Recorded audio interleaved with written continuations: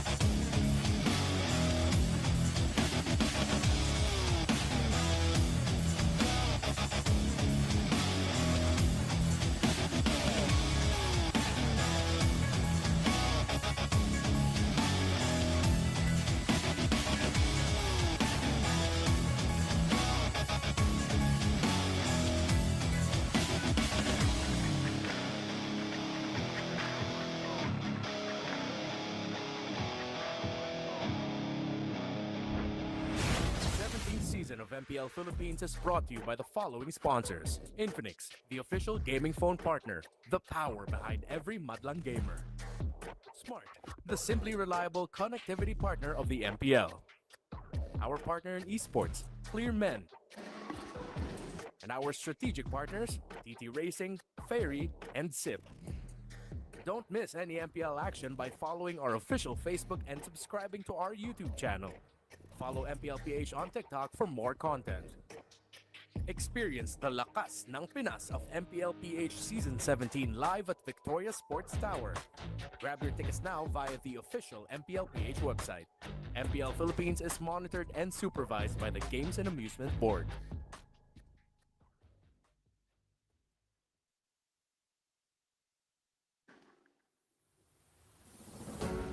Has been written, legacies have been forged. At ngayong araw, magbubukas ang panibagong yugto. Maligayang pagbabalik sa tahanan ng pinakamalalakas sa buong mundo. This is MPL PH Season 17.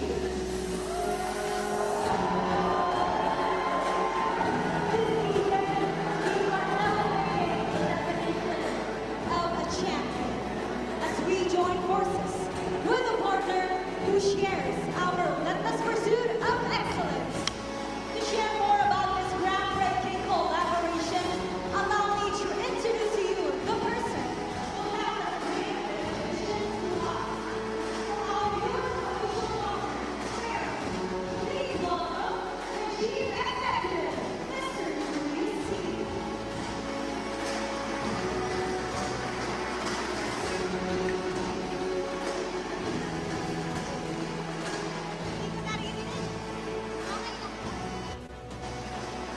Thank you.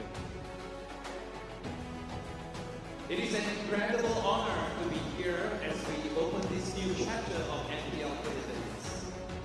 For years, the global stage has been dominated by the legends the league produced.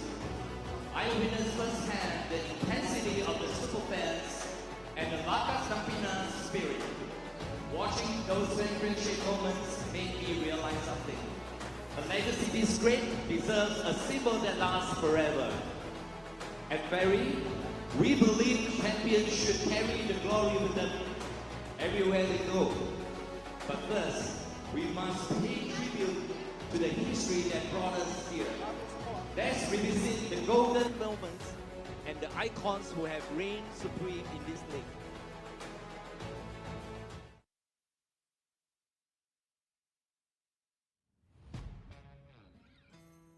Yeah. Let's go. Signal Ultra! Angel! Red Esports Blacklist International! RST! Blacklist International! Echo! AB Blacks! Team Liquid Echo! Ang kampiyon! Fanatic! Onyx! Philippines! Yeah. Warrior back to back champions! Team Liquid Philippines! Seeing that history, that passion and the grind, it all leads to this. Championship after championship, the Philippines has proven its dominance, and we are here to finally put a ring on it. Today, I'm thrilled to officially announce Ferry is the official championship jury partner of MPL Philippines. To the players and the teams competing this season, the stakes have changed. From this moment on, you aren't just playing for a title. You are playing for a permanent mark of your history. Every season crowns a champion, but only the best will earn the right to wear the gold.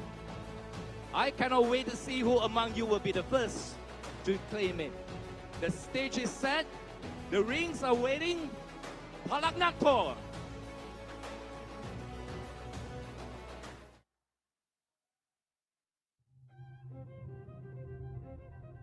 Ano na gagawin ko neto? M7 champion na ako. Lah, andyan pala kayo?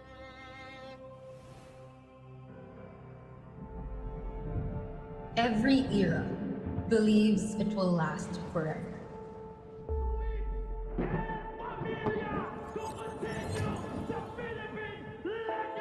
Prophecy is not fake. What if destiny can be fought? The future must evolve. Then we'll decide how. Fear gives prophecy its power. Every era ends, but legends decide what comes next. It's going beyond.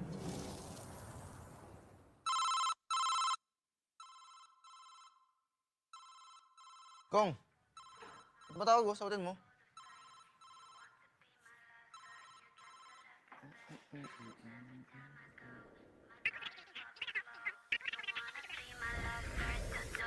Balak na ito.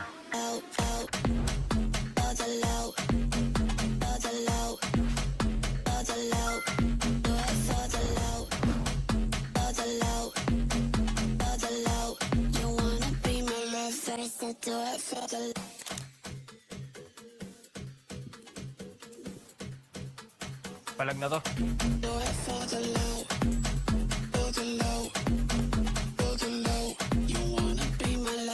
So do it for the low.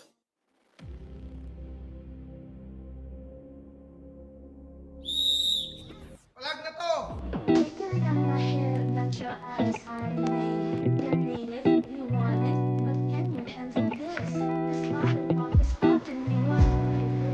Balag na to.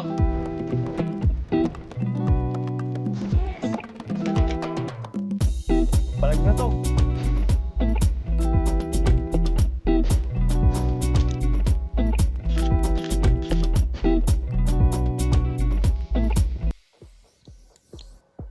Palag na to!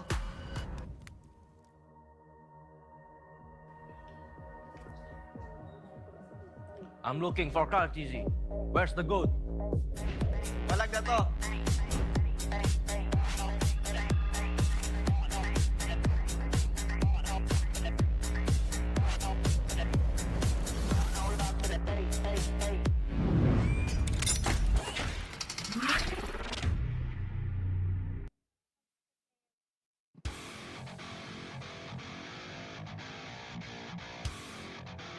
They're back on a collision course.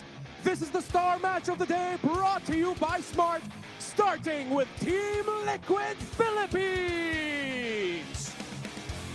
A titan in the EXP lane, the Apex Predator, Sanford.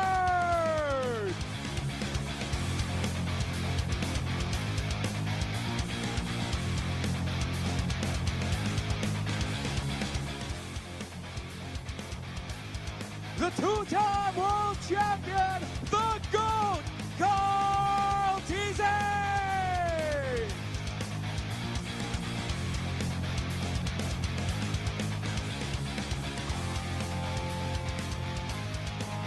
He's cold-blooded and calculated, the lone stallion, Saji!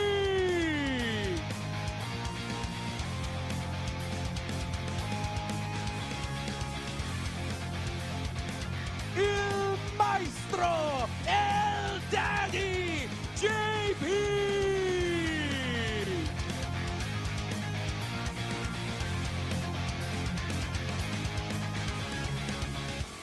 Stepping up on the plate, making his MPL debut in the gold lane, Daiki!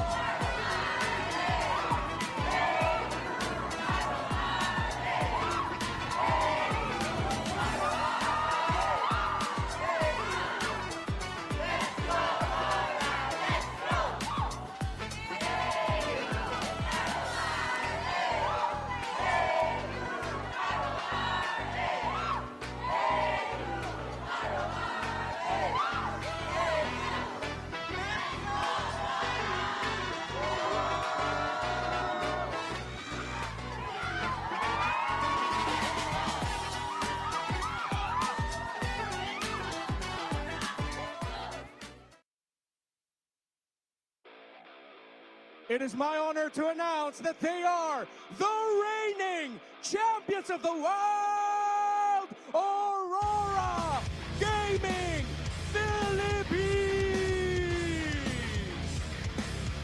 The most decorated EXP laner in history, Mr. Consistent Edward!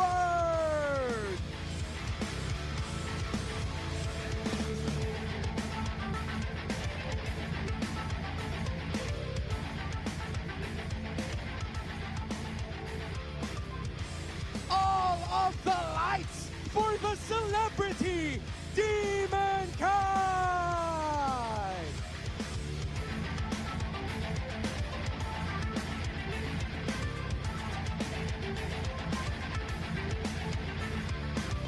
The wizard in the mid lane, US!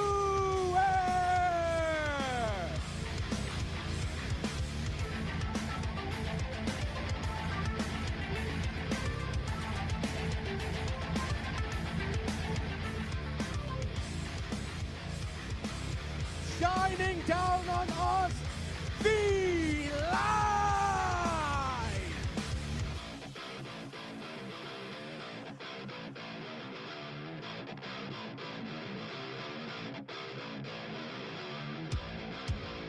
Packing heat in the gold lane, Dominkai!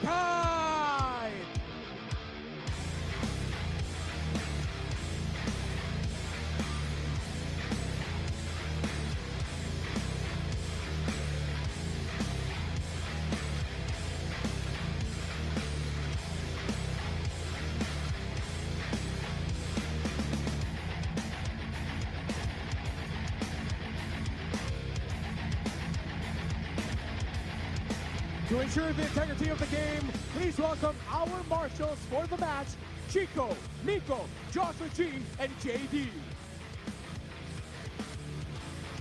And our head referee is Seth. Leading the charge for Team Liquid Philippines is Coach Snap, and the mastermind behind Aurora is Master the Basics.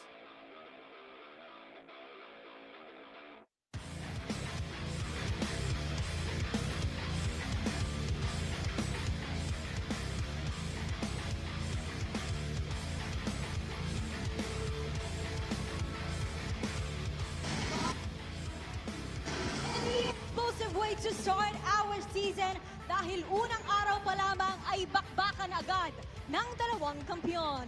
Live from the MPL Arena, this is your very own Odin, and with me are two new fresh faces to join the lead. MPL Arena, let's give it up for Denise and Thea! Hello, hello, hello, MPL Superfans! I am Denise Botasancho at grabe pa na ang energy dito sa bago nating arena. Excited na akong makakwentuhan kayong lahat. Sa True Denise, hi everyone! I'm Thea Franco, ang magdadala ng aksyon at mga kwento sa inyo from the sidelines. Starting with our epic rivalry. I'm so excited to share the stage with you girls. Indeed, a new venue, fresh faces, but same hunger for glory. Welcome to the 17th season of MPL Philippines. Palag na to!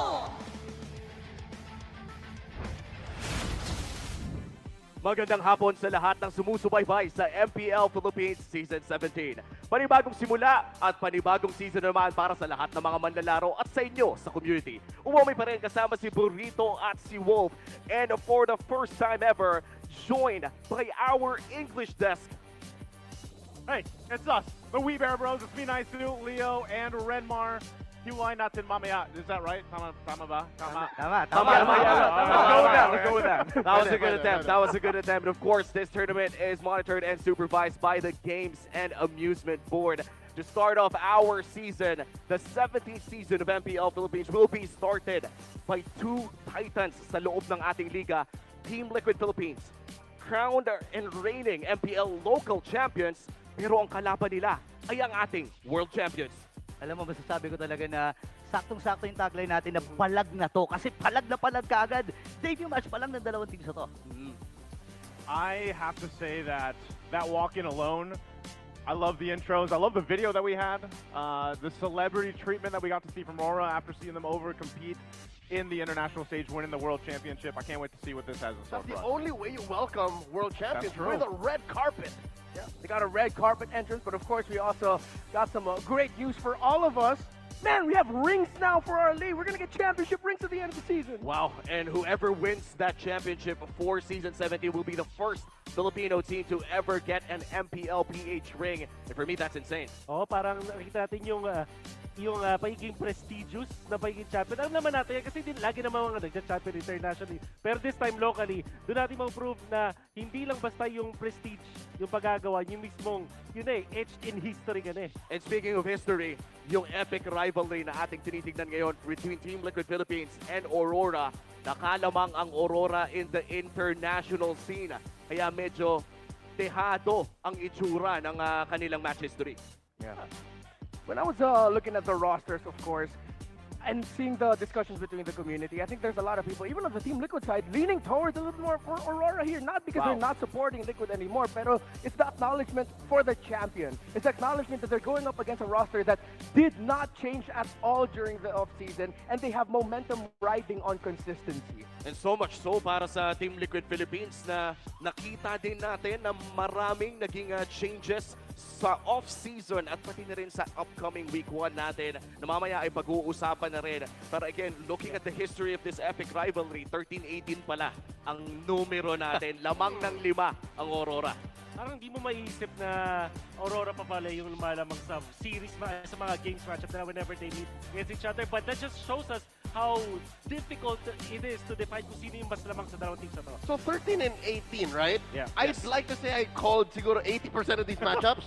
In my head, lamang yung Liquid, pero Aurora pala. Oo nga eh. Alam mo kung babalikan natin yung Season 16 na matchup na ito, napakaganda talaga. Alam ko hindi nga naka-isa ng serye ang Team Liquid against Aurora sa regular season and even dun sa upper bracket, di ba? And again, isa sa mga talagang nagbigay ng pasabog para sa season na to ay ang ating mga imports. Looking at Aaron Shiki Burrito, ano ba yung naging journey niya sa 8 taon na meron siya dito sa loob ng ating liga? Ben, hindi rin naging madali ang journey nito. 2 beses siya dumaan sa MDL Season 8 and Season 9. Pero ang maganda, pagpasok niya sa MPL, men, debut MPL championship kagad. Burrito, maraming salamat sa pag-summarize ng career ng isang tinatawag na untouchable. Simula pa lang nung kanyang unang championship win sa Brawl in Bandung, na humaling na ako kay Aaron Shiki. Promise, ako ang #1 hype man ni Aaron Shiki noong M6. And napakaganda din naman kasi ng performance niya. Siyempre, kinaklaro na rin natin, this is also posted sa page ng Team Liquid Philippines mismo na due to pending administrative requirements ay hindi po pwede maglaro si Aaron Shiki para sa ating week 1. Medyo malungkot si Leo doon. Yeah, it's okay, Leo. But it's not just Leo. I myself was excited to see Aaron Shiki start off here on week 1. Hopefully, maybe down the line. But it's good to see that we get a good reminder of the journey that Aaron Shiki had. Oo. And exciting kung makita man natin siya in the future. Pero sa ngayon ay si Taiki ang ating makikita. And exciting din ang future ng manlalaro na to. His debut game in Season 17. Pero speaking of the game, pag-usapan muna natin yung mga naging malaking changes papasok dito sa Season 17. The biggest one, syempre, nasa upper left side, Marcel, the sole photographer na ngayon, ay available na. Pwede nang piliin at pwede nang iban. Pero, pansinin nyo yan na yung, siguro yung last time nakikita nyo may kulay. Itong hero na to, mababan na yan all throughout, especially because of how good it is. We have experts how strong it will be, and I really doubt na mapipili siya in the first few games natin because of the fans. But of course, ang pinaka-interesting na pag-usapan din is the adjustment. I think the summary of this is, masaya mga mid-lane mages. We can expect Valentina to be picked up a lot. And of course, yung mga magugulat tayo like Valir as well as Bale. Possible na makita din natin. Yeah, and to help summarize what we could potentially see for the meta heading into week #1, thank you for the Seaball Asian Games qualifier tournament, because we got to see a snapshot there. If there are 3 teams I would like to thank for what we could potentially see in the meta, it's Alter Ego from Indonesia, it's Aurora Turkey, hello Harley, and of course Aurora as well for showing us that the tanky fighter jungler jungglers, may spot pa rin sila sa meta ngayon. Pwede pa sila piliin, and that influences a lot of the picks. Hence why, throwback to the past, as you mentioned, Valentina, Eve, Farsa, sila pa rin ang magiging priority alongside potentially Valir in the mid lane. And this is super exciting dahil bukod sa mga changes na nakita natin sa loob ng ating laro, ay may mga i-discuss din tayo ng mga changes naman na nangyari sa sistema mismo ng ating mga pagpili ng mga mapa. Dahil bali-balita ko ay hindi na tayo random dito. May strategiya na involved sa pagpili nito. Yeah, parang yung priority ngayon ng mga teams is mag-master ng mga maps. Dahil kung ikaw ay home team ngayon, pwede mo nang piliin kung ano yung mapa na paglalaro nyo for game number 1. Ibig sabihin, hindi lang site ang pipiliin ng mga teams, but they also have a chance to choose kung ano yung mapa. And then, para sa game number 2, yung away team naman ang pipili, pero hindi nila pwedeng piliin yung map na nalaro na. Now, if ever napupunta tayo sa isang game number 3, magkakaroon tayo ng randomizer for the 2 remaining maps, ensuring na hindi pare-parehas yung mga map paglalaro natin for 3 games. At ibig sabihin nito ay hindi na tayo makakakita na lamang tayo ng randomizer kung umabot nga ba ito ng game 3. At para naman sa best of 5, Renmar, ano ba yung major difference na mangyayari dito? Yeah, well, for games 1 to 3, pretty much the same as BO3. Tapos, pag-abot sa game number 4, yung map na hindi pa napili, yun yung magiging mapa for game number 4. Then game 5, we say hello to the randomizer that loves broken walls na completely random. I mean, it is completely random. It just seems like broken walls naging paboritong mapa. That's true. And looking back sa ating mga last seasons, no, parang natikman naman na ata ng lahat ng mga teams yung mga bawat mapa natin na dynamic.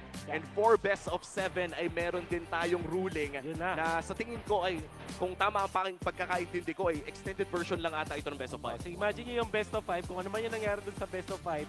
Pero pagdating na ng game number 6, kung sakaling umabot man sa game number 6, we will reset all of the maps, tapos randomizer pa rin. Ganun yung mangyayari for the remaining 6 and 7 games kung sakali. Oo. And yung mga dynamic maps po natin, of course, ay 4 pa rin naman yung pinagpipilian. Wala pa tayong yung mga nakita natin during Golden Month. Hindi naman yun applied dito sa ating liga ngayon. So making sure 4 lamang ang ating pwedeng makita. And looking towards this upcoming game for Team Liquid Philippines and Aurora Gaming, hindi na natin mapagkakaila na ang laki ng pressure na hawak ng isang manlalaro. Let's name that player. It's Daiki. Yeah, Daiki, I think, is going to be the one, because of all the build-up that we've had in the preseason leading into this, you know, and I think for a lot of even the international viewers that would have been tuning in to this specific match, they're going to see Daiki play. And I think that's an important thing that we have to take into consideration when we watch TLPH. Confirmed, Daiki will be playing. As much as it pains me, we will not see the untouchable in action, but this is a ray of hope. You remember Teddy Cutie from the qualifiers? Ang lakas-lakas ng Liquid doon. Sila yung nanalo nung SeaWorld qualifiers for Aichi Nagoya in the Asian Games later this year. So who's to say Daiki can step up to the plate to do exactly what Teddy Cutie did, maybe even better. Yeah, and just to clarify yet again, and I know there are some viewers who are potentially asking, Daiki, Teddy Cutie, not the same person. So this is not going to be the same guy that you saw from the qualifiers. Daiki, different dude. Welcome to the MPL. Wow, welcome to the MPL, Daiki. Ang kanyang katapat ay walang iba kundi ang newly reigned world champion na si Domeng kahit sa loob ng Aurora Gaming. Napakalaki talaga ng pressure kay Daiki na mag-perform ngayong gabi. Oo, napag-uusapan naman ito. Even sa social media, no, pinag-uusapan, sino ba ang may pinakamalakas na gold laner ngayon sa ating season, no? And isa sa mga usapin, itong wala iba kundi itong si Domeng, kahit nabanggit mo nga, nakakakuha na ng championship. Hindi lang yan, even you din, no, nagkaroon na rin ng championship. And ang maganda dito, mainit pa tong team na to. Kumbaga, andun pa sila sa punto na kaka-world champ lang So pwede nilang i-apply or gawin kung ano man yung mga application na ginawa nila ng M7. Pwede nga ating sabihin na yung doubts, yung mga asterisks palagi kay Domeng, kahit parang na-apply din sa lahat ng mga players dito. Parang for the lineup of Aurora, laging silang dinadoubt. Pero once na nagkaroon sila ng championship ng M7, doon na malakas talaga sila. Pero narinig na natin ang ating signal. Ang ating papalapit na epic rivalry ay kailangan ma-achieve ng mga teams na ito ang kanilang Infinix keys to victory. Wolf, ano ba ang kailangan nating tutukan? Ang tututukan nyo dito is yung strength ng isang team na dapat counterin ng kapila. So, for example, para sa Aurora, kailangan nilang manalo sa XP lane matchup. Draft-wise pa lang, they have to focus on that. So, ano yung ibig sabihin nito? Kailangan, when it comes to their hero counters, medyo mas lalamang dito ang hero para kay Edward para hindi makapwesto masyado itong si Sanford. And now, you also have to be fast-paced dun sa 4-1 play para makapagawa sila ng space for their goal. And yun naman para sa Team Liquid Philippines. Now, for Aurora, ito baliktad. Parang nagkabaliktad ng konti, pero para sa Aurora, kailangan nilang gawin is don't let Carl Tizzy farm or catch up when it comes to farm. Pag napanood niyo yung sa Seabowl qualifier, si Carl Tizzy hindi makakuha ng first turtle pero bigla out of nowhere, same farm na siya dun sa kanyang katapat. So if you're Aurora, if you want to win the early game, kailangan bantayan mo rin yung farm ni Carl Tizzy. Yeah, okay. So just to clarify though, so we just switched it up a little bit in terms of the picks, in terms of the keys to victory. And with everything that you've said, it feels like it's going to be an EXP lane focus here. Oh, wow. When we talk about Turtles 1 to 3, you're looking at how the EXP laners are handling the lane. Did the opposing mid laner go to your lane, gank you, and deliver a first death early? That's going to be an important question.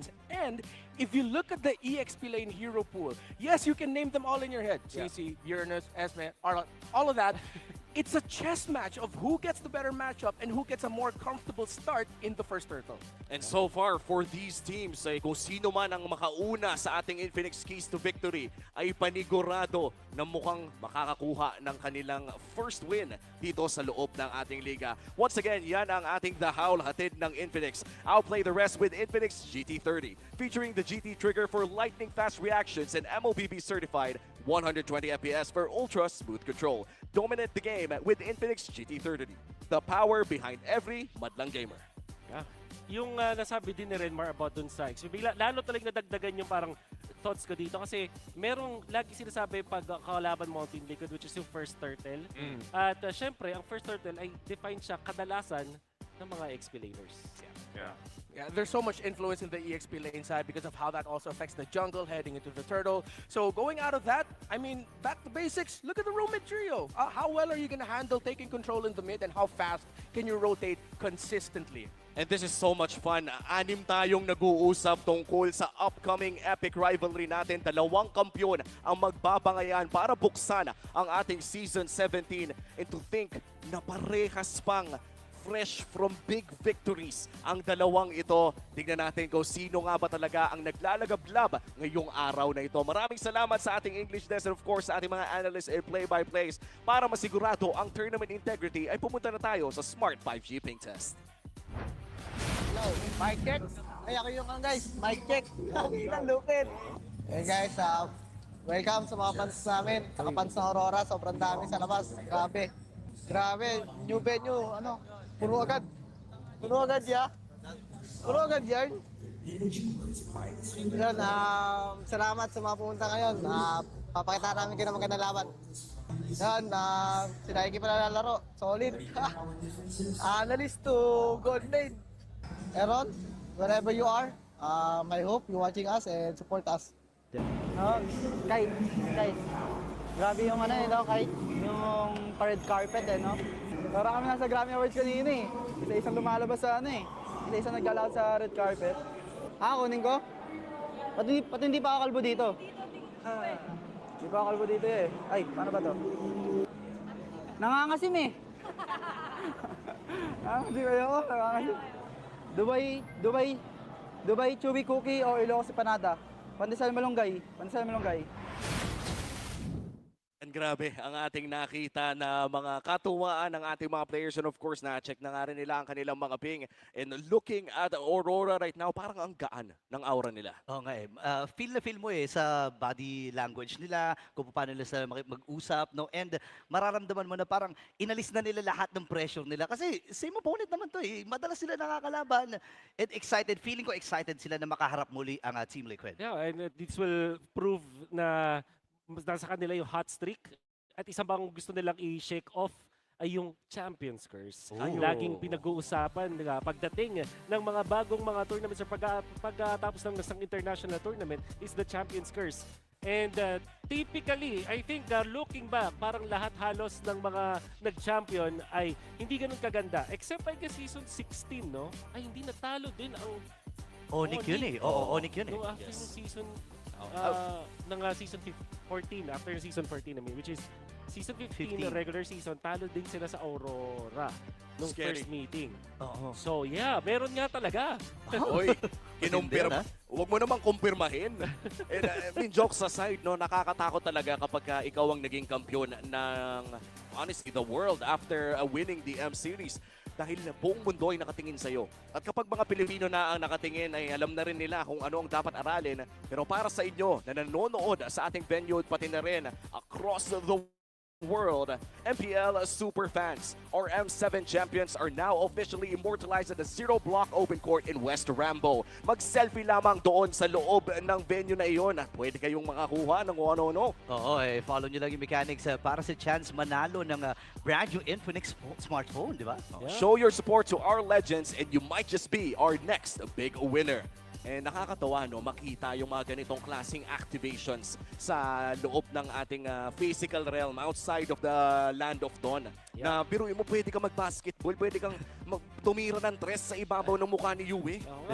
Pwede ka nga mag-wall climbing dito eh. Nakita natin eh.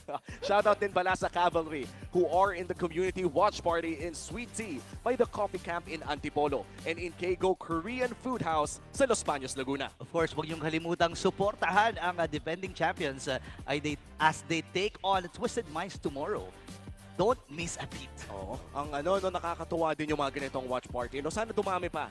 If I'm being honest, man, feeling ko dapat bawat syudad ay siyempre kung nasa QC ka, mas maganda na manood ka sa ating venue. By the way, Victoria Sports Tower. Masarap manood dito. Malawak at mas malambot ang upuan. Ayun, siyempre, ang sarap i-flex. Tsaka ibang-iba vibe no, dito sa Victoria Sports. No? And mararamdaman natin ngayon kung gaano kalagablab itong laban na to. Kasi, men, Team Liquid, Flying Clouds ang pinili. Yeah, they did choose Flying Clouds at kung tama pagkakakita ko doon, blue side din ang kanilang pinili. So, watch out for this. And siguro sa mga hindi nakakalam, maybe we can say this once every day, may home team kasi na tinatawag, which means sila yung nasa kanila yung parang most of the advantages. You can choose the side dun sa first game, tapos ikaw din makakapili ng mapa for the first game. And then for their next outing sa second leg, dun na sila magiging away team naman. So Aurora naman yung home team, the next one. And sino ba yung nagde-decide kung ano yung home team? Well, ito yung mga nakadepende sa performance nila the season prior. That's true. And ngayon napapasok na tayo sa ating drafting phase na pag-usapan natin kanina sa ating 6-man panel na by the way, unang beses natin ginawa ay mga mid-lane changes. May mga Holy Crystal nerf at pati na rin yung mga hero na mukhang hindi na maiilawan pero hindi ko pa nakikita si Marcel, Papi. Ay, oo nga no.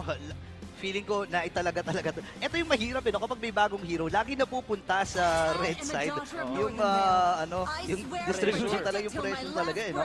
Okay, so this is scary. Open na Valentina, Jushin, and Marcel. If you're Aurora, are you willing to open up the Marcel in favor of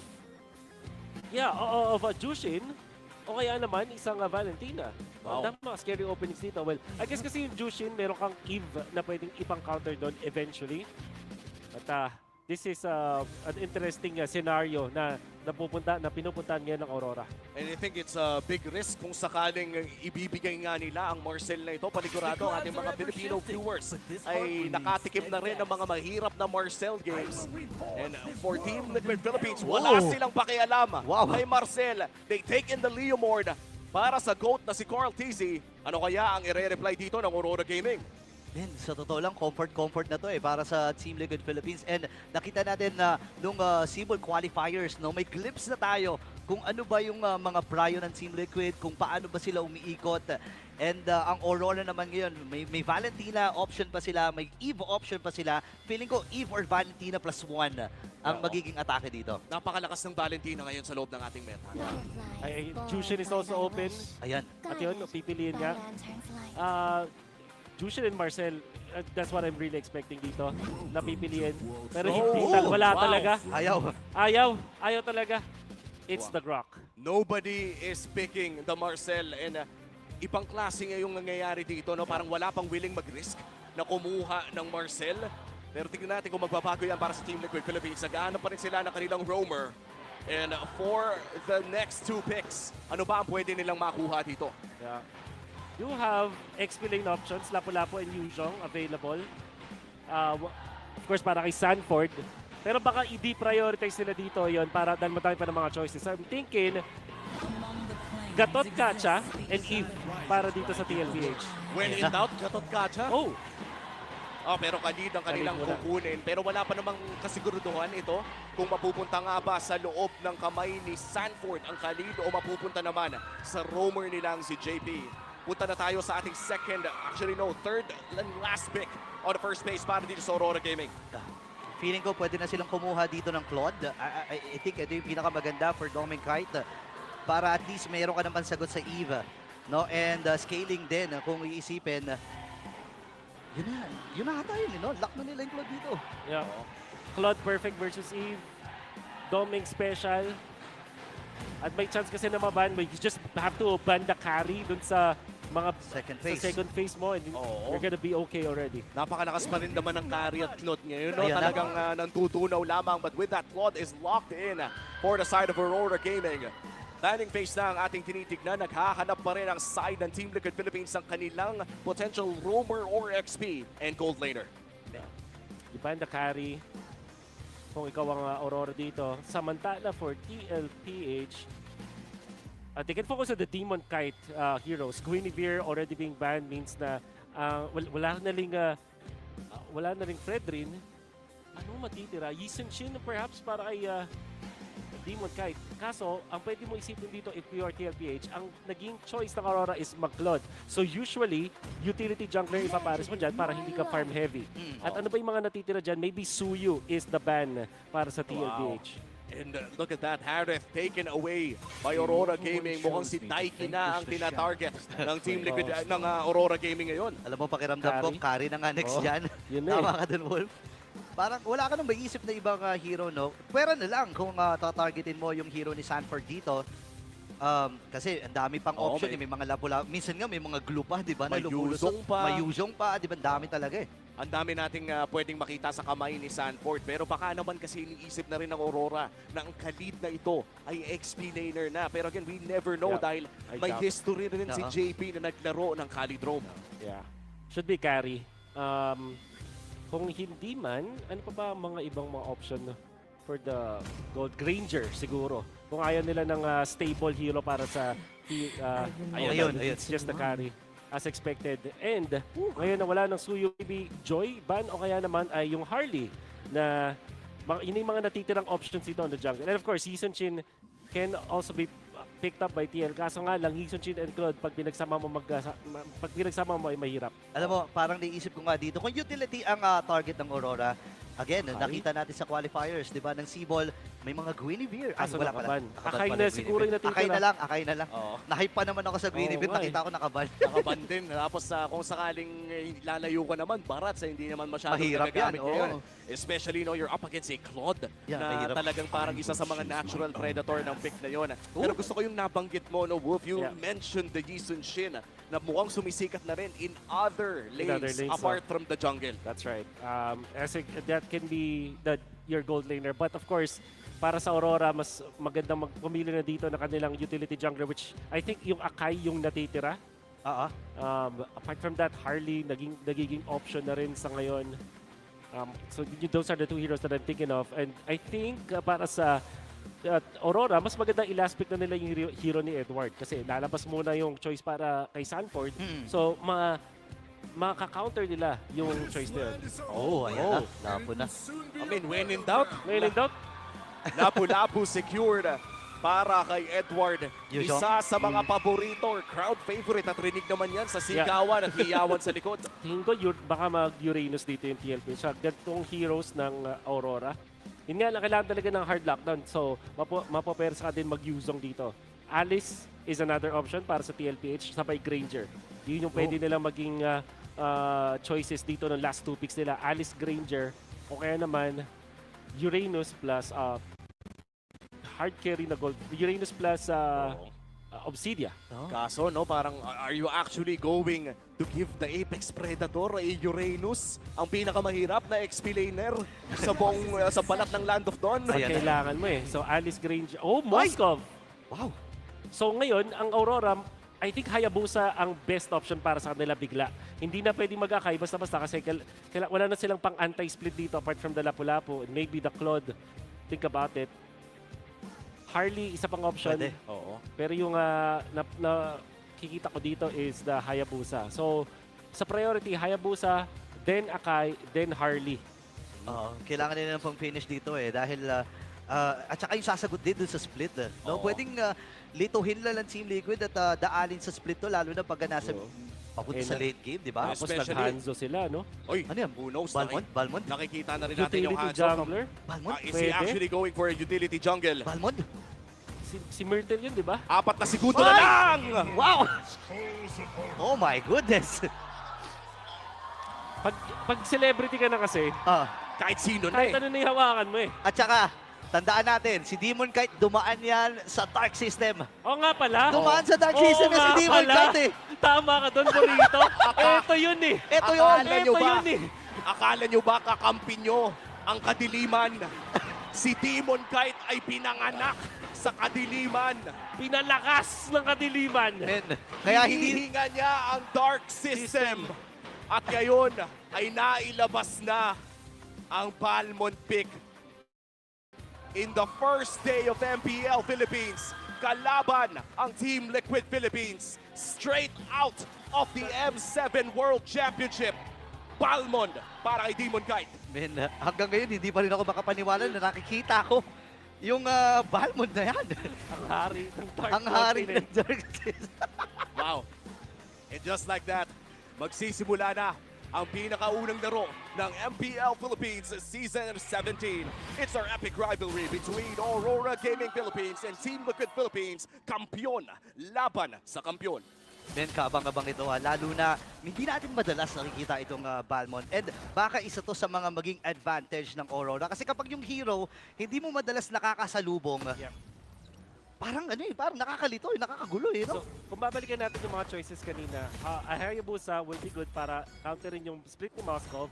Pampatay din siya dun sa Eve and many times against the Leomord. The next option was the Akai para meron kang heavy spin for additional stun. But Aurora chose to go for the Balmond kasi parang in-between siya nun. So wala siya nung stun pero meron siya ng AoE damage. Oo, pero napakasakit talaga ng early game damage naman na nanggagaling dito kay JP. And so far, no, mukhang ang kalakasan talaga ng Balmond ay napakahirap niyang i-invade. Oo. Lalabanan ka kasi at lalabanan yan. And hindi rin biro, hindi mo rin super tadyado kasi yung damage nung mga ikot-ikot na yan. Lalo na, masasabi ko, hindi ka nung kabilis mag-farm as compared sa isang Leomord. Pero papalag din talaga, hindi magpapabata, kumbaga. Talagang napakataas na standard kasi nung pag-farm ng Leomord. So I understand why you were saying that. Kaso yung Balmond is still a very fast jungler to me para sa kung utility jungler basis. Tapos meron ka pa no lethal counter retry na sa ngayon, yung first kill retry kasi ng isang Leomord, ang hirap na din talunin. Pero kung may lethal counter ka to go with it, yun. Meron ka talagang pwede isabay dun sa retry mo. Binigyan ng OG. Oo nga Yan ang OG combo dati sa retry. Op. Wait lang, may wall din, si Light. Pero pwesto na sila, 4 na segundo para sa unang pagong. Mukhang mauuna dito ang Aurora. Oo. At kontrolado na ng Aurora ang River. And mukhang mahihirapan pumasok ang Team Liquid Philippines. Maliban na lang, of course, kung makakapag-level 4 para Doming Kite, medyo nalulugi kay Taiki. At papalagan pa ata. Ay! Nirikolan na pa! Wait lang, may mga pag-recall pa na ginagawa. Yui ngayon, yung mga kalahati. Bago naman yung nahahawakan, Edward, tumamba na. Pero sa likurang bahagi, si Demon Kite ang pinupuruan. Pero si Sanjay na maaalam din. Ang baba na nabuhay ni Demon Kite. Siya'y mapapatay ni Carlito ngayon. Sasama na SOD! Si Kite. Tumama ang SOD. Sasama ba si Daiki? Yan ang katanungan. May bilis si Duwede, bibigbilin. Sa iba ng likuran. Pero si Carlito ay nakadalawa na. Pero ang pagong ay hindi pa rin. No way! Nakatatlo na si Cortez. At si Sanmo nagtatapos. Wow! Clutch play mula sa The Goat. Paano nga ba nangyari yun? 7 deaths across 2 teams nung nangyari. Kaya kaya naka 3 kills doon si The Goat dahil doon sa paggamit niya ng kanyang first kill. At yung idea nila is to go for the Balmond. Actually, sinacrifice nga nila si Sanji doon sa exchange na yun. Pero mas nakakuha sila na mas maraming kills. Oo, at mukhang ipagpapatuloy ng Aurora ang pag-take ng first turtle na to. Round 2 na ang kanilang call. Edward, kumalunan ako, hindi ata makakagalaw si Carlito. At siya'y natunaw na kagad mula kay Messi. Kung saan nila nakadalawa na. Pero sa likod ng bahagi naman si Dimmer Gate mamaalam din for the second time. Si Sanji ngayon ay kailangan umatras sa baba na kanyang buhay. Edward with a triple. Pwede pa magkaroon ng isa. Grabe yung suntukan ng dalawang kupunan na ito. Si Sanford looking at that sustain. Kaya niya atang tibayan ang kanyang sarili para makaalpas pa. Men, 3 minuto pa lang lumilipas. Pre, 11 kills na to. Wala pang 4 na minuto, Burrito, as you said. 11 kills across the board. At hindi pa rin natitake yung first turtle. Wala pa rin nakakakuha. Wala pa rin nakakuha. At this time, yung dalawang junglers natin will decide to take their own farm. Kasi ang laking bag, ang dami nang nawala sa kanila. Let's find this being a 3-2 kill score para kay Cartizi. Back-to-back deaths, tapos hindi siya nakakuha ng second cycle ng mga minions niya. Hindi ganun kaganda. Kaya mas pinukusan nila kumuha dito ng War Axe. Now it is available.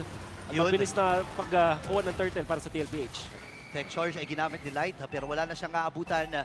Napagandang pagliko nito para sa Team Liquid at sila yung may hawak ng maliit na kalamangan dito. And looking at Edward, no, near perfect, or in fact, almost perfect na KDA para sa kanya. 5-1-1 on this Lapu-Lapu. At siya din ang pinakamayaman kung ikukumpara sa mga ilang miyembro ng larong ito. Pero hindi naman ganoon kalaki ang ating gold lead. Honestly, parang dead even nga ata tayo dito eh.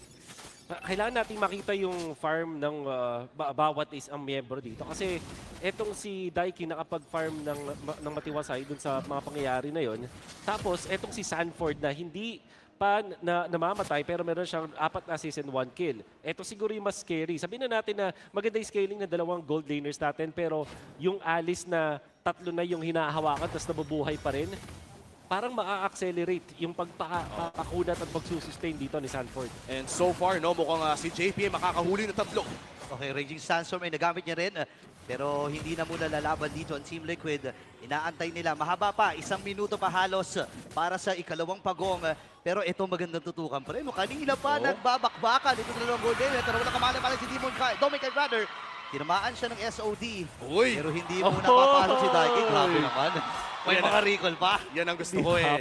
Hindi magpapadaig. Yung mga gold laners natin, hindi nawawala yung spiciness eh.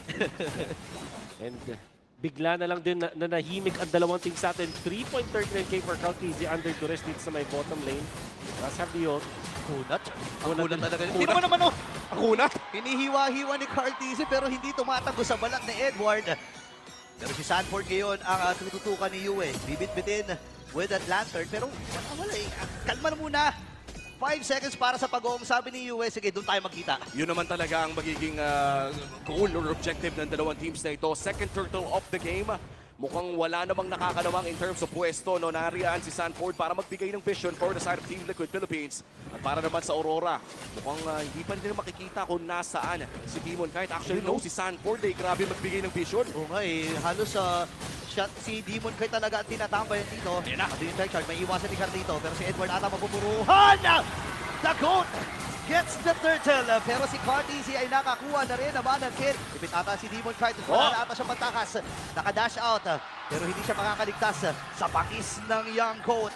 Pero hindi pa ata sila tapos. Tumama yung SOD. Sumama! Sasama ata si Daiki. And hindi na nga muna, nailapag yung River Manipulation. Doming kayo sa may gilid. Pero pa siyang blazing duet. Oh no! Pero nabigpit pa rin ni Yue. Pero hindi tinantana ni Daddy JP. Itong si Light, mabibitbit din. At doon yung crowd. Carl! Ready to pasok. Doming Mike ay umatak sa red with a flicker. Pero si Carlito na naman. Iniisa-isa ang Aurora. Makakabakas pa. Look at that shaking and breaking, ladies and gentlemen. At naago pa nga yung purple bomb. Si Sanford ay napakatibay lang talaga. Ina-outplay ng PLPH ang Aurora. Ultra extended team fight. Pwede bang pa-breakdown nun, Bull? In 1 minute and 30 seconds, Womi, nakakita tayo ng mataas na impact mula dito kay Carl TZ the GOAT, getting that retribution na matulis pa rin, matalas pa rin. Mula dun sa, nakita natin performance mula dun sa Seaball, still with the hot hands, Carl TZ. Then they transferred into that purple buff. Carl TZ was minding his business, napunta sa kanya yung teamfight habang gusto niya mag-invade ng purple at nakakuha pa siya ng isang kill. Sabay gamit ng walls para ma-outplay yung mga members ng Aurora, shaking and baking mula dito sa Leomord. At yun nga, nakatakas pa afterwards, not with the brute force breastplate, and this is a massive lead for TLPH. The rotation coming out from Dominkite, unfortunately, ay hindi masyadong maganda para dito sa Aurora dahil of course nakakuha sila ng isang kill doon kay Sanji, pero nakakapag-farm si Daiki, hindi mapigilan si Cartesi, at ngayon si Sanford na rin ay nakapag-scale na. At ang sarap ng buhay ni Daiki, no? Tumatama yung mga SOD pero parang wala pa tayong nakikita na kinakanabit niya pabalik para sumama. At dahil dyan, naging matiwasay ang pagpa-farm ng Moskov on the side of Team Liquid Philippines. And by the way, kung hindi nyo nakita kanina, huling beses pa na napik ang Balmond na ito ay Season 10 pa at ginamit ito ni Carl TZ. Okay, isipin mo yun, di ba? Napakahabang panahon na parang ang sinasabi ng Aurora dito, sige, try nating ibalik. Actually, kung isipin mo, Season 1 nga lang ng MLBB. Nandito na si Balmond. So talagang literal na OG ang inilabas ng Aurora, no? Tsaka hindi naman nagbago masyado yung mga skills ni Mechanics, Balmond. Nagbago lang ang itsura, nagkaroon lang ng glow up. Again with the First Lord ay mukhang pwepwestuhan na ng Team Liquid Philippines ito. Lamang silang tatlong tipo kontra Aurora Gaming. Pero with 3K gold leads, kaya pa rin kasing tumingfight eh. Yeah. And it's mainly because of yung power spike ng Aurora sa ngayon gamit yung Balmond at itong Lapu-Lapu. Lethal counter nandyan pa rin, tapos may Queen's Wings at War Axe naman itong si Edward. So kung usapang palag lang, kung palag kaya itong Lord na to. And then if you factor in yung Blazing Duet na ngayon, 2 items naman na ito si Daiki, there is a chance actually for them to contest. And a big item pickup as well para dito kay JP with the Chastised Pauldron na babagal ang pag-atake dito ng isang Claude mula sa side ng Aurora. Pero tama ba ang aking nakikita? Skypiercer pickup para dito kay Yue. 10 minutes in. And this is very interesting. Sisimulan na ng Aurora ang Lord na ito. Well, nakakalahati na kagad. Sanford, hinahanap niya kung nasaan si Dominkite. Pero si Yue sa bimod na likuran, napalalim na talaga ang Team Liquid! And Team Liquid na kill. Nakuha na nila dito si JP. At siya dito, napakababa. May 10% na buhay. Kumama ang SOD ng Daiki. Ito na ang kanyang unang pagsama. Kaya lang si Yue, ako naiista ka na kagad. Yung Pearson nakakakuha lamang niya. Dominkite versus Daiki. 1v1 lang ito. Wala daw tutulong. Walang tutulong, walang tutulong. Walang tutulong, walang tutulong. Pero kinalmahan lang, kalma lang. Daiki versus Dominkite. Ito yung mga bago nating abangan. Pero flicker in! Hindi pa tapos. Si Carl TZ, napa-flicker at na-force ito para kay Yue. Wow, and nakakagulat din. Daiki on his first game dito sa MPL Philippines. Bumiflicker forward na. Wow. Tingin ko, hindi yata nila nabilang or I don't know if it's just a forced flicker doon kay Yue or hindi nila masyadong na-communicate yun.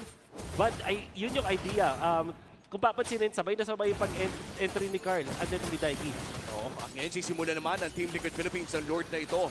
On the other side, Aurora Gaming looking for a way na makapasok muli sa Lord pit pero mukhang mid-lane wave muna ang kanilang aasikasuhin.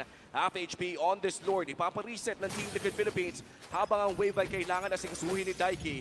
Buff muna ata ang call ng parehas na jungler pero nariyan na si Demonkite sa Lord na ito. Kalahati na ito pero si Sanford ay abante. Nauna na kasi Edward. Kaya lang nanakapan ang Lord! Oh my goodness! Slide is down. Nandun yung break si Lord malaki Dominkite. Carl! Si Carlito ang batang kambing ang nakakuha ng Lord. Sanji with the kill. Kailangan mag-atrasan ng tatlong natitira para sa Aurora. Reset lang ang kanilang i-call. Actually, pwede mga silang gumawa dito kung gugustuhin nila. Pero pipigilan na mura ng Aurora ang kanilang gigil. Massive adjustments mula sa TLPH. Inulit ng Aurora yung initiation nila. But that time, walang flicker coming out from Light nor kay Yue. They still try to go for the fight kahit wala pa yung mga battle spells nila at dahil doon na-punch nila TLPH. Sanji was kept intact, nakapag-ulti with the RWM. At syempre, hot hands mula kay The GOAT, Carl TZ. Inunahan nila dito yung Grak at may bonus pa. Kasanggaan nila ang langit sa time na yon. At syempre, nakita mo naman yung drive-by rating na yun. Mula kay Carl TZ, hot hands talaga. Mainit pa rin ang retribution para dito sa Team Liquid Philippines. Pero magandang pagdepensa ang ating matutunghayan mula sa Aurora Gaming. Hindi man lang umabot doon sa second tier turret. Pero makakakuha naman ng marami ang Team Liquid Philippines.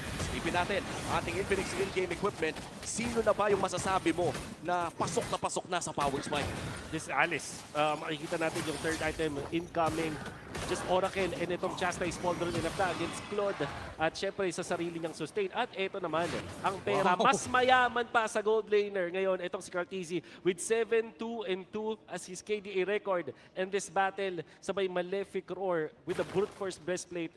Napakahirap na niyang kontrolin. 50% resilience din kasi yan.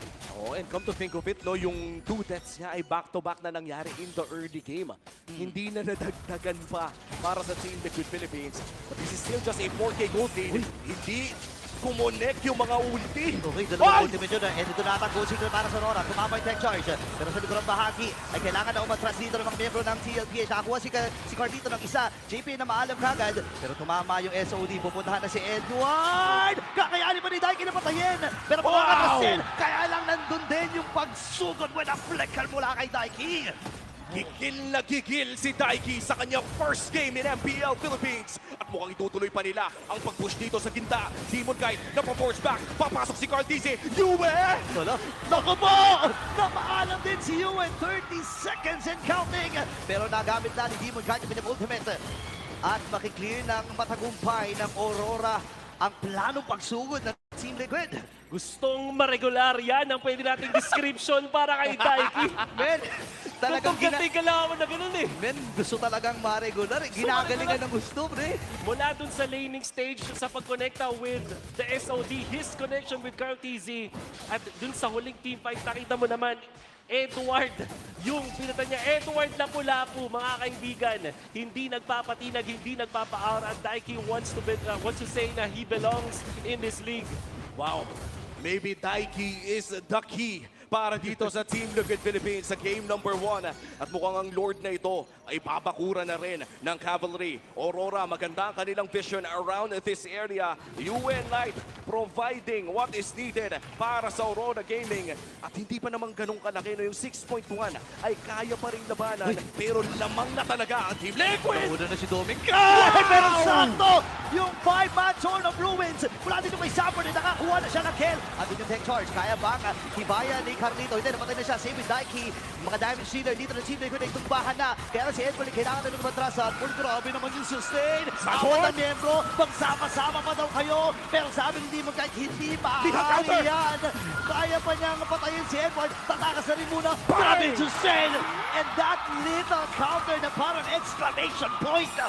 1-4-3 ang naging presyo. Walang jungler ang Team Liquid Philippines. Si Sanji ang hinahanap ni Yue. Maaangat pa niya? Makakatakas naman pala. At mukhang itutuloy ng Aurora Gaming ang Northern na ito. 5 segundo para kay Daiki. 4 para kay Carl. At mukhang tuloy-tuloy na nga para sa Aurora. Diretso na ata to. 2 miyembro lang ang natitira para sa Team Liquid. Sapat na daw si Yue at itong si Light Tech Charge. Pero pang sugod lamang iyon para hindi nga naman makalapit. Sakto din yung SOD pero si Dominic na kukuha doon. Sabi ng Daiki, sige, rundown nga tayo. JP umahabol pa rin. Si Demon Knight, napakababa na ng kanyang buhay. JP hahabol pa ka dito. Naarangan! Grabe yung harang ni Light. Flicker na gamit din. JP with a flicker. Pero si Dominic makakaalpas. Grabe yung habulan! 20 segundos para kay Yue. May malaking wave dito sa gitna. Pwedeng ilaban ito ng Team Liquid Philippines. Pero mukhang makiklear naman pala ito ng Aurora Gaming. May Lord pa na paparating. Wolf, ano ba ang mga pwede nating makita sa larong ito? There will be natural pushes para sa Aurora dun sa dalawang gilid dahil hindi siya pinansin ng TLPH. But my, oh my, Aurora! Yung control. At eto na naman, may ginagawa na naman si Light. Napag-control namin niya. Siya rin yung dahilan kung ba't maganda yung initiation para sa definition ng patay ng Aurora, si Carl TZ at si Daiki, the fight prior to that. And although maganda ang pinakita doon ni Sanford going for the backline throw of Ruin doon sa may 5, the sustain that he had will not be a factor para sa hari ng Dark Continent na si Demon kahit na lethal counter is HP based. Wala siyang pakialam sa kunat mo at sustain mo. Basta umabot ka dun sa threshold, talagang dadakdakan ka sa muka. Dito ang Demon Kite. Ito ang Aurora Gaming, may Lord doon sa may bantang itaas. The defense side ng Team Liquid Philippines. This is marginally one of the lowest gold lead na makikita natin. Pero si Dominic Kite ay mapopoke na naman. JP medyo nakulong. Sanford ay makakakuha ng konting sustain. Pero mukhang magdedepensa naman pala ng Team Liquid Philippines. Ang Torre doon sa may bantang itaas. May kwento elemento pa sa gitna at sa baba. Pero mukhang ang Aurora ay may pasensya sa ginagawa nila. Yeah, grabe. Alam mo, ang tagal ng pagtitiis ni Doming Kite. Ngayon nagbubunga na, sumasakit, tumahapdi na rin. Even si Daddy JP Brain, hindi na niya kayang tiisin no? Sasaktan na. Sasaktan na And I think yung pwestuhan ni Yue, yung i-comment ko so far dito para sa Aurora. And to think na nagsimula siya dito with 2 deaths, kaso yung kanyang performance naman when it comes to initiations, nagbibigay sa Aurora ng paraan para manalo dun sa mga defense. Strength of the Zushin is, kahit ikaw ay isang mid laner, pwedeng ikaw yung bauna. At yung ginagawa dito ni Yue, para siyang nagsisilbing vision at unang nag-engage para sa Aurora. That makes it so na itong si Light, tatama yung kanyang ultimate. At kung sinabayan niya ni Edward, makikita siguro natin dito sa replay. Wow. Ganda ng Throne of Ruin. Edward going in. At itong, in-skip talaga nila si Sanford. Mas inuna nila doon si Cartesian, and of course, nandun si Light para kontrolin ang The Goat. Yun naman talaga, no? Kapag yung Alice nakapasok na, medyo wala naman na kayo magagawa dyan might as well go in for the next big target. In 18 minutes in, yung 6K gold lead na nakita natin mula sa Team Liquid kanina ay nabura all the way down to 700. At silipin natin ang ating Infinix in-game equipment. Mukhang papunta na sa lock item ang halos lahat ng mga players natin for this game. Makayaman ni Cartesi. Daiki, nagbenta na ng boots, hindi pa kompleto. Okay, going in for the Rose Gold Meteor. Kanya-kanyang choice. 6 items na ngayon. At dahil wala nang lamang dito ang TLPH, anybody's ball game na to. At as long as Demon Kite is alive, there is always a chance na gumawa ng lethal counter, ret replay. Tapos puno din yung mga battle spell ng Aurora. Tapos bakit Destiny ba yung nakita ko doon? Wala kay Yue? I'm not sure, Moma. Check natin mamaya. Sakit na napaflicker po si JP. Oh my goodness, napakahapdi. Ito yung sinasabi natin kanina, talagang bumabaon na lahat ng mga bala na meron si Doming Kite. JP ngayon, round 2, andun yung ultimate mula dito kay Yue. Hinahabol si Sanji, mabibigbit. At tinulata yung signal mula sa Aurora. Nagamit yung winter ground at nabitbit din si Sanford. Kaya lang si Sanji ang nauna. Kaya mabibitbit din si JP Pop yung immortality. Doming! Pero si Carlito sa likod. Nakuha ka agad yung damage sila ng Aurora. Nakakabili ng immortality dito si Carlito. Ganun din naman si Edward. Si Carlito ay haharangan. Pop yung immortality, makapag-buy-in silba. Kaya lang parang wala ata siyang pang-buy-in silbre. Andun si Daiki. Tama yung SOD! Mamamaalam din! 7 seconds session! Tumpa na rin itong si Yue. Dalawa na lang natitira mula sa Aurora. Pero si Demon Kite ayaw tantanan! Ayaw tantanan! Ni Sanford mga kaibigan! Nililigaw lang habang papunta na sa base dito at Team Liquid Philippines. Magandang harap mula kay Light! Pero si Demon Kite ay namatay din. Napakataas na death timer dito ng Aurora. 10 seconds! And si Light na lang ang natitirang mag-isa. Sabi ni Daiki, sige na, tapusin na natin ito. 5! Kaya pa niyang ma-depensa. May harang siya na gagawin. Buhay na si Doming! Mabuhay na rin ito si Doming. Replacing the win siya na gagamitin. Pero sa mata para maklear ang lahat ng mga wave. Yes, sir! Naklear ang lahat ng wave. Oh!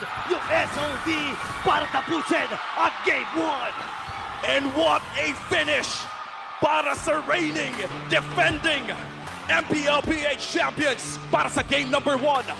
Ihanda ang kontrata, ihanda ang jersey, ihanda ang uniform, ang sapatos, lahat na. Daiki. Ni-regular. Pwede nang irregular talaga. But of course, alam naman natin, nasa lineup naman talaga siya ng TLPH. Wow. When it was announced. And if you're a rookie at ganito kaganda ang first game mo, you'll be so proud of yourself. Hindi nagpakita ng kahit anong takot. Unfaced against the world champions. Unfaced against Edward.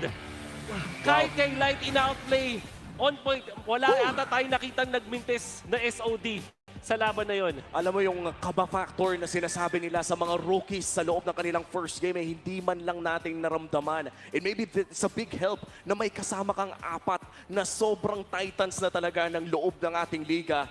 And for that, congratulations, Daiki and Team Liquid Philippines for winning game number 1. Pero syempre, best of 3 ang usapan natin dito. At mukhang tuloy ang ating epic rivalry. But still, a great win para sa Team Liquid.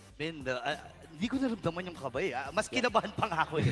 Doon sa, Ikaw ba yung sa totoo kinabahan? lang, mas kinabahan pa nga ako sa mga pwestuhan, sa mga galawan and Daiki, man. Yeah. Isipin mo 2 minuto pa lang, piniplexa na kagad si Domeng. But you can see that in that last clash, ang idea ng Aurora, I think it was a sound strategy. Hanapin mo dun si Sanjay. Siya naman talaga yung magiging centerpiece ng damage output coming out from Team Liquid Philippines. However, Counties, he picked up his own. Oh! And of course, ayun na, first game, MVP kaagad. Daiki. Wow. Ano size ng jersey niyan? Anong size? Ano size ng jersey niya? 5'1". Paisukatan na nga. Paisukatan na nga. Baka hindi pa nakatahi yung pangalan sa likod. Itahin nyo na. 5-1-5 in our game number 1, by the way. MVP Daiki in his first game in MPL Philippines. It's so hard not to hype this guy. At this point, syempre everybody had doubts. Kapasok ng loob ng MPL Philippines, ang pinakamahirap na liga ng MPL Philippines na manalo. Yeah. Kalaban mo pa, Aurora, men. Aurora yun, no? And I'm so curious na naka-fighter emblem. Apparently, itong si Daiki. And of course, yung ito yata yung 100% accuracy dun sa kanyang SOD. May isang team fight pa dun sa late game. 2 beses na naipatama yung kanyang mga SOD. At he is really careful on the trigger. In this particular game, ang ganda talaga ng performance ng Moscow na to. Hindi natin din pwedeng tanggalin yung importance ng ginagawa ni Sanford in the early stages. And then eventually, Carl TZ with the ever so sharp na retribution. Dire-diretso yung nakikita nating performance wala kay Cartesi na hindi siya natatalo sa mga retrihan.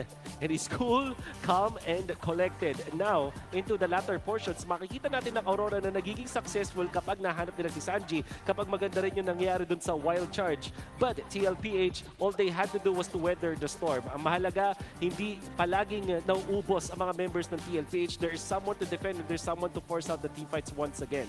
Oo, and nakita natin no, na sumubok man ng Valmont ang side ng Aurora Gaming ay gumana lamang ito I think once or twice against that Alice pickup. But this ending sa loob ng ating game number 1, akala natin ay makakadepensa pa. But with an SOD and Doming Kite not just being able to, actually wala na kasing placing to wit na gamit na. Alam mo yung napapansin ko dito kay Daiki na maganda paggamit yun ng SOD. Hindi mo siya, hindi yung gitna yung kailangan tumama mismo.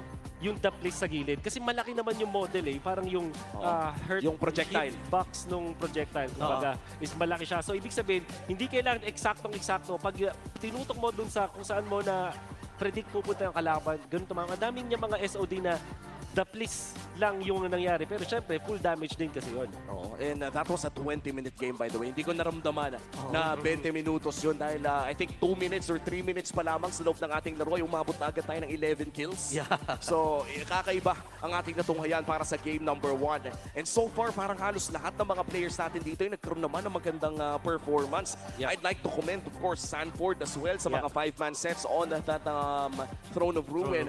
And of course, yung pinaka, I think Yue also played spectacularly dito sa larong ito. Kaso nga lang, syempre ay naging mas maganda ang play ng Team Liquid. Kung ang nakita natin mula sa TLPH na nag-standout is yung gilid tapos yung kanilang jungler, ang standout naman sa Aurora is yung mid lane duo nila, which in this case is Light as well as Yue.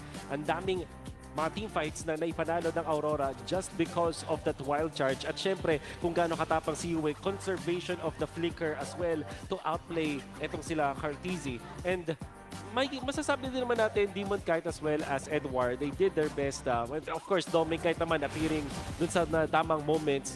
But in the end, etong napaka-close na laban natin was won by TLPH, the team that had the better retribution and the stronger positioning afterwards. Oo. Again, yung retribution nga ni Carl Dizzy, almost all of our turtles were 50-50. Correct me if I'm wrong. Halos lahat ay pinaglabanan talaga. At nakita natin na naig pa rin ang GOAT sa kanyang retribution. And to dominate the land of Dawn, you need a connection that never lets you down. From scouting rotations to tracking the pros, stay online and in the zone. Yan ang ating Power All 99. Yeah, power up with Smart Power All 99. Get 10 gigabytes of data for MLBB and your favorite apps plus only unlimited FB rather. Calls and texts, share every GG moments with Smart, the simply reliable partner of the MPL. At yan naman talaga, no, simply reliable din talaga si Carl TZ doon sa ating game number 1 with all those retributions. Parang ako kasi hindi ako jungler eh. Parang nakakakaba lang na pag 50-50 lagi. Ang hirap hindi sisihin yung sarili mo pag di mo nakuha eh. Mayroong interesting thought dyan si Carl TZ. And it's more like, parang ano mo siya, parang yung shot call na yon or yung pag-retry nga, magandang, maling term yung, yung CC na word. I think yung term na mas ginamit niya is accountable na paninindigan mo. Parang ikaw yung magte-take over, so you have to put confidence into yourself. Pag walang nangyari at hindi nyo nakuha yung retry na panalo, maghanap ka ngayon ng solution for that agad-agad. So it's more of accountability and problem solving, not really dun sa actual na pag-retry. Oo. And yung retribution, no, na naging malaking factor din sa loob ng ating game number 1 ay sana makita natin naman on game number 2 kung saan magkaroon ng magandang kompetensya ang dalawa natin jungle. Pero sa ngayon ay magpapahinga muna tayo sa napakainit na action na ito. Bisitahin muna natin ang ating MPL Arena dahil meron nata tayong malupit na bisita. MPL players ang nagniningning dito sa Victoria Sports Tower. We have our very own star, Janine Berdin. Grabe yung star. Yes. Hello, Denise. Hi, guys. Mga super fans. Hello po. You are a star, Janine. Maraming salamat. You got to visit the first day of the season 17. Ano ba yung nilook forward mo for our first matches of this season? Well, sobrang crazy lang first of all kasi yung the past few years, parang nanonood lang kami sa YouTube, tapos pinapanood na namin yung mga matches, tapos ngayon nakita ko na talaga yung isa nagta-tournament, and wild to be able to witness and meet the players, so it's really cool. It's so cool to be a part of this, and all the super fans are just, like parang rallying for their teams, their favorite teams, so it's really fun. I love ML personally. Personally, I'm so happy to see MPL stars and our OPM stars collide. And I've heard Hanabi fan ka raw. Yes, Dark System si Hanabi, pero no. Hindi na kami marunong. Okay, so paano nagsimula itong kwento mo of being a marksman? Hanabi. Well, wala. I mean, kasi nag-ML ako, tapos so parang other games kasi parang medyo same yung playstyle niya. So, dun ako na-hook talaga. And I just like Hanabi. I just love her. And her skins are cool. So. Like, do you somehow resonate with Hanabi? No, she's just really cool to play. Like, her skills are really easy to use. So it's like my kind of play style. I'm more like erratic, and I just go wherever on the map. So she's helpful in that kind of play style. Parang ganon. I play casually, guys. I'm not a pro. Okay, you play casually with friends? With friends, yeah. A lot of my musician friends too. We play a lot during gigs. This one. Naglalaro lang kami pag nasa backstage. Yeah, a lot of musicians, no? MPL fans, ML fans, ML players. Yeah, well, since nandito ka na sa Victoria Sports Tower, watching MPL Season 17, may mga dapat pa ba kaming abangan? Janine Berdin? Well, maybe may something kaming niluluto na MPL. So abangan niyo po yan. I'm very excited! So, thank you so much to all the super fans who support Mobile Legends and MPL. Yeah, she's cooking. She's cooking something. Well, you sent a short message. Do you want to say more to our MPL fans for this season? Ano bang dapat nilang abangan? Well, abangan natin yung mga laban kasi grabe, alam ko everyone's excited and there's a lot of new things to expect. So, yun lang guys. Wuhu, MPL, laban, Pilipinas, bulag na to. I hope you guys felt that excitement from our very own Janine Berdin. But for the meantime, let's turn it over back to you guys. Maraming salamat, Denise, at sa ating bisita na si Janine Berdin na isang musical guest na naman ang ating nakita dito sa loob ng MPL Philippines. At nakakatuwang makita na naglalaro din talaga ng ML ang mga ganitong klaseng stars sa ating Filipino community. Sa totoo lang, halos lahat naman na talaga naglalaro ng MLBB. Mga tricycle drivers, lahat of all ages di ba? Kaya nga, na-excite na ako kasi mukhang mag-perform ata, di ba, eventually. At tingin ko, sasabayan na ni Burrito sa pagkanta yon. Ay, hindi. Gigitarahan ni Wolf. Gigitarahan ni Wolf, tapos backup vocals mo, Burrito. Paano si Womi? Anong participation mo doon? Taga-sayaw lang sa likod. Interpretive dancing. So, depende sa lyrics niya yung sayaw na makikita nyo. And by the way, sobrang hindi ako marunong sumayaw. Para lang Just so you know. Para lang alam nyo. Di talaga ako marunong. But jokes aside, nakakatuwa nga na parang every week ata ay meron tayo mga special guests dito sa loob ng ating venue. So, kung hindi pa po kayo nakakasecure ng inyong tickets dito sa MPL Philippines Season 17, nandito na po tayo sa Victoria Sports Tower in Quezon City. So kung taga-QC ka, malapit ka lang dito, parang ang saya na 5 minutes away lang ay nandito ka na. Parang si Wolf. Masaya? Si Wolf. Masaya si Wolf. Mga taga-Norte, shoutout sa inyo.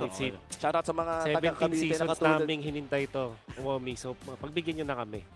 Bakit ako yung sinasabihan mo? Nung nasa Makati tayo, malayo pa rin naman ako. Etibak to pre.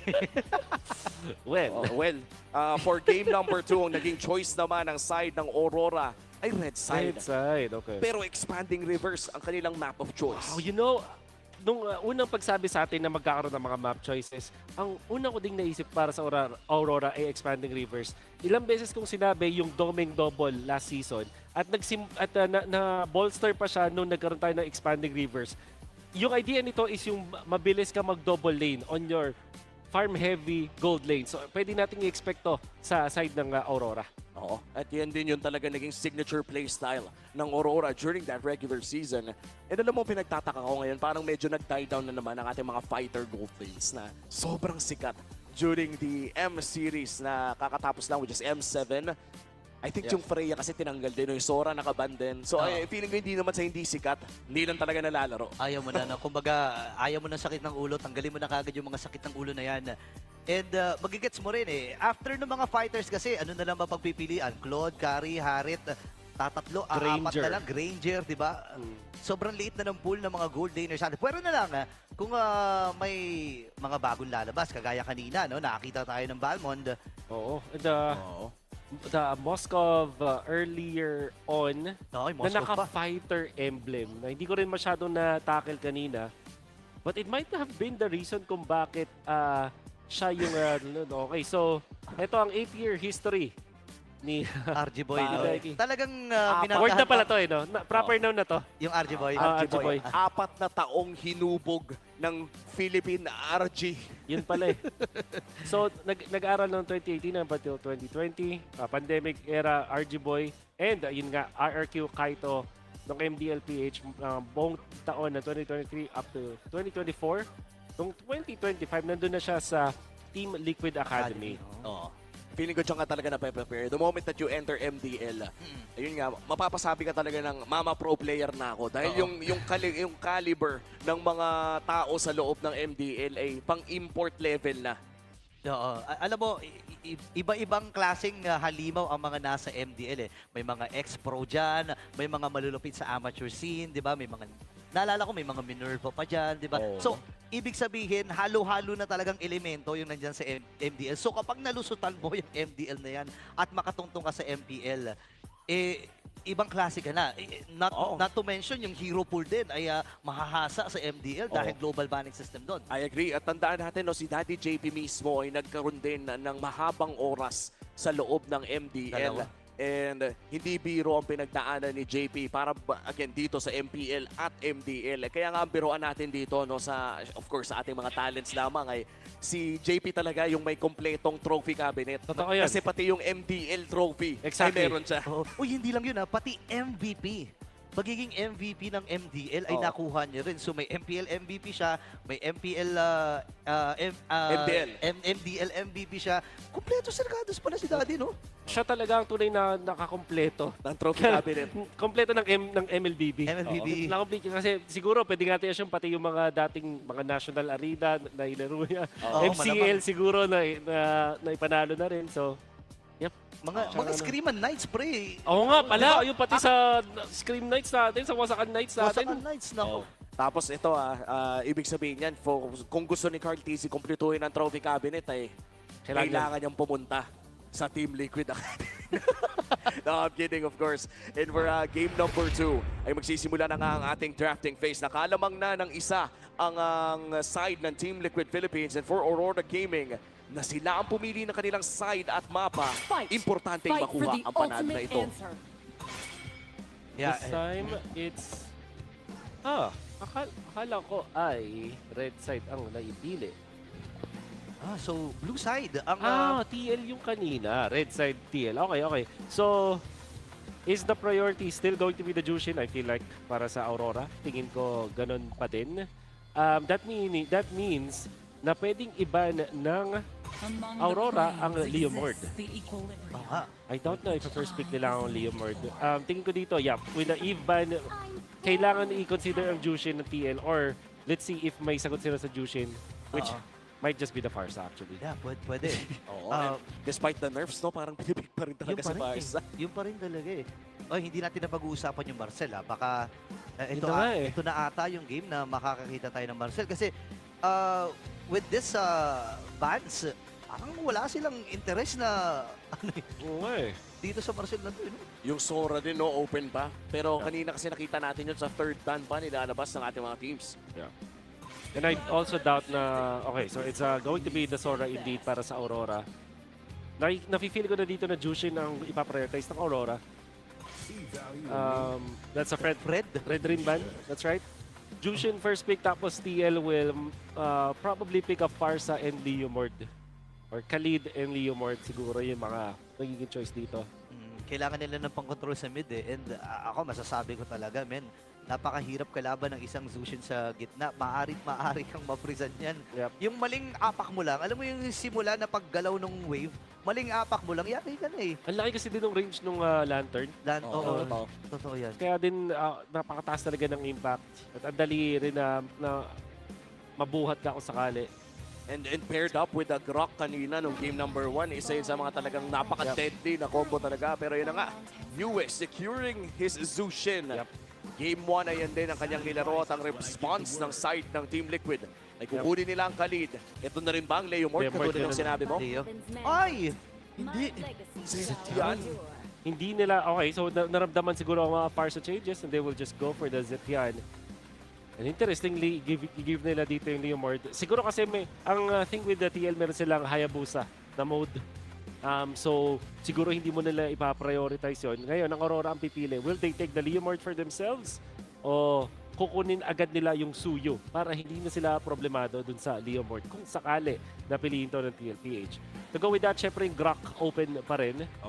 There's a big chance na kunin pa rin ang Lapu-Lapu and back siya open. Isa sa mga special dito ni Demon. Kahit naalala ko tuloy ng mga amateur scene, isa to sa mga signature hero talaga ni Demon. Kahit isa siya sa mga unang gumamit ng backsha, Tingin ko, ito na yata yung time na mag-Yison Shin ng TLPH. Consider nila yung Yison Shin. Aangat sa priorities nila instead of just the Leomord as their choices. Ang dahilan is, ito yung Yison Shin na ginagamit ng TLPH laban sa backsha from seasons prior, and also may magandang synergy siya with the Zetian. So there's that option. At syempre, doon pa rin yung Leomord. Maganda rin naman ang synergy ng with Zet. And yung Grok nga din, maganda bang kung sakaling ibigay nilang XP lane Khalid to, tapos pwede pa silang mag-Grok, ang dami nilang pwedeng i-set up. Pero parang layo, no? The last time that we saw Khalid was XP was nung bagong release. Ayan na. Pero glue muna ni Sanford ang kukunin. So kumpirmado na ang ating mga lanes. Napaka-honest ng ating draft ngayon. Kaya nga siguro ang idea dito ng TLPH is pinarioritize yung Lapu-Lapu pick ng Aurora. Ang in-expect nila doon is uubusan si Sanford ng mga counters doon sa Lapu-Lapu at ayaw nilang maubusan ng option kung sakaling ganun yung mangyari. So they just chose to pick up the glue ngayon. So ang pwedeng iba na TLPH is mga hero ni Light, Grok. It's gonna be on top of the choices. And maybe Cho. Grok and Cho, the bands. Kalea, yun. Kailangan nila ng panghuli dito kung titingnan mo based dun sa 3 heroes ng Aurora. Kailangan nila ng sasabay dun sa Zushin Tsaka yung magsisimula. Yung magsisimula din. Yung magsisimula kasi sa kanila, as of now, it's either the backsha or the Lapu-Lapu. Pero ang problema kasi sa dalawang to, telegraph. Kumbaga halatang halata kung kailan sila papasok. And wala pa yung gulat factor na hinahanap natin mula sa Aurora. Kaya mga hero dito. I'm thinking kung magbaban ng Moskov or maybe even carry ban para sa Aurora. Ang mangyari kasi fourth pick, ayun na nga, carry man. Fourth pick kasi, umuuna sa fourth pick yung TLPH. At malaking sakit sa ulo yung carry kung sakali. Although pwede siyang piliin ng Aurora, yung the fact na nasa red side yung TLPH means na wala silang pang deal with dun sa carry, kaya binan na lang din nila. So dito, I'm expecting Grok or Cho na ban for TLPH. And with that, no,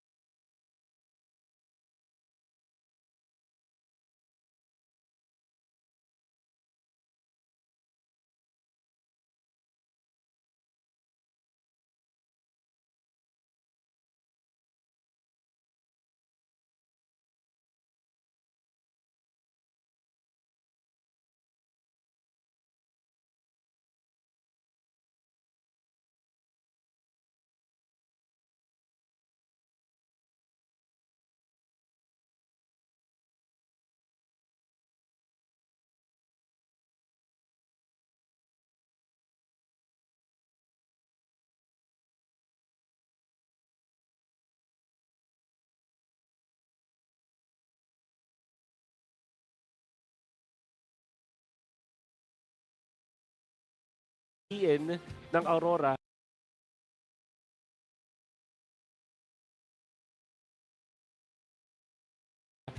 yung the fact na nasa red side yung TLPH means na wala silang pang deal with dun sa carry, kaya binan na lang din nila. So dito, I'm expecting Grok or Cho na ban for TLPH. and with that, no,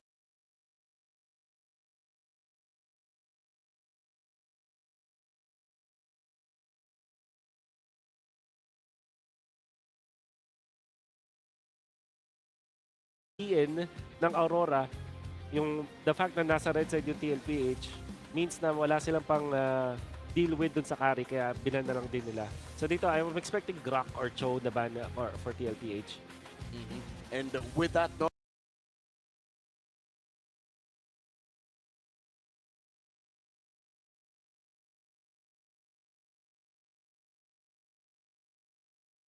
Presence of the glue alone does a lot of things badly. Oh, does a lot of great things that make Aurora's lineup look bad. Yeah. But the thing is, we have to respect the fact that Aurora are playing comfort. It's a better tight game for Aurora. Yeah.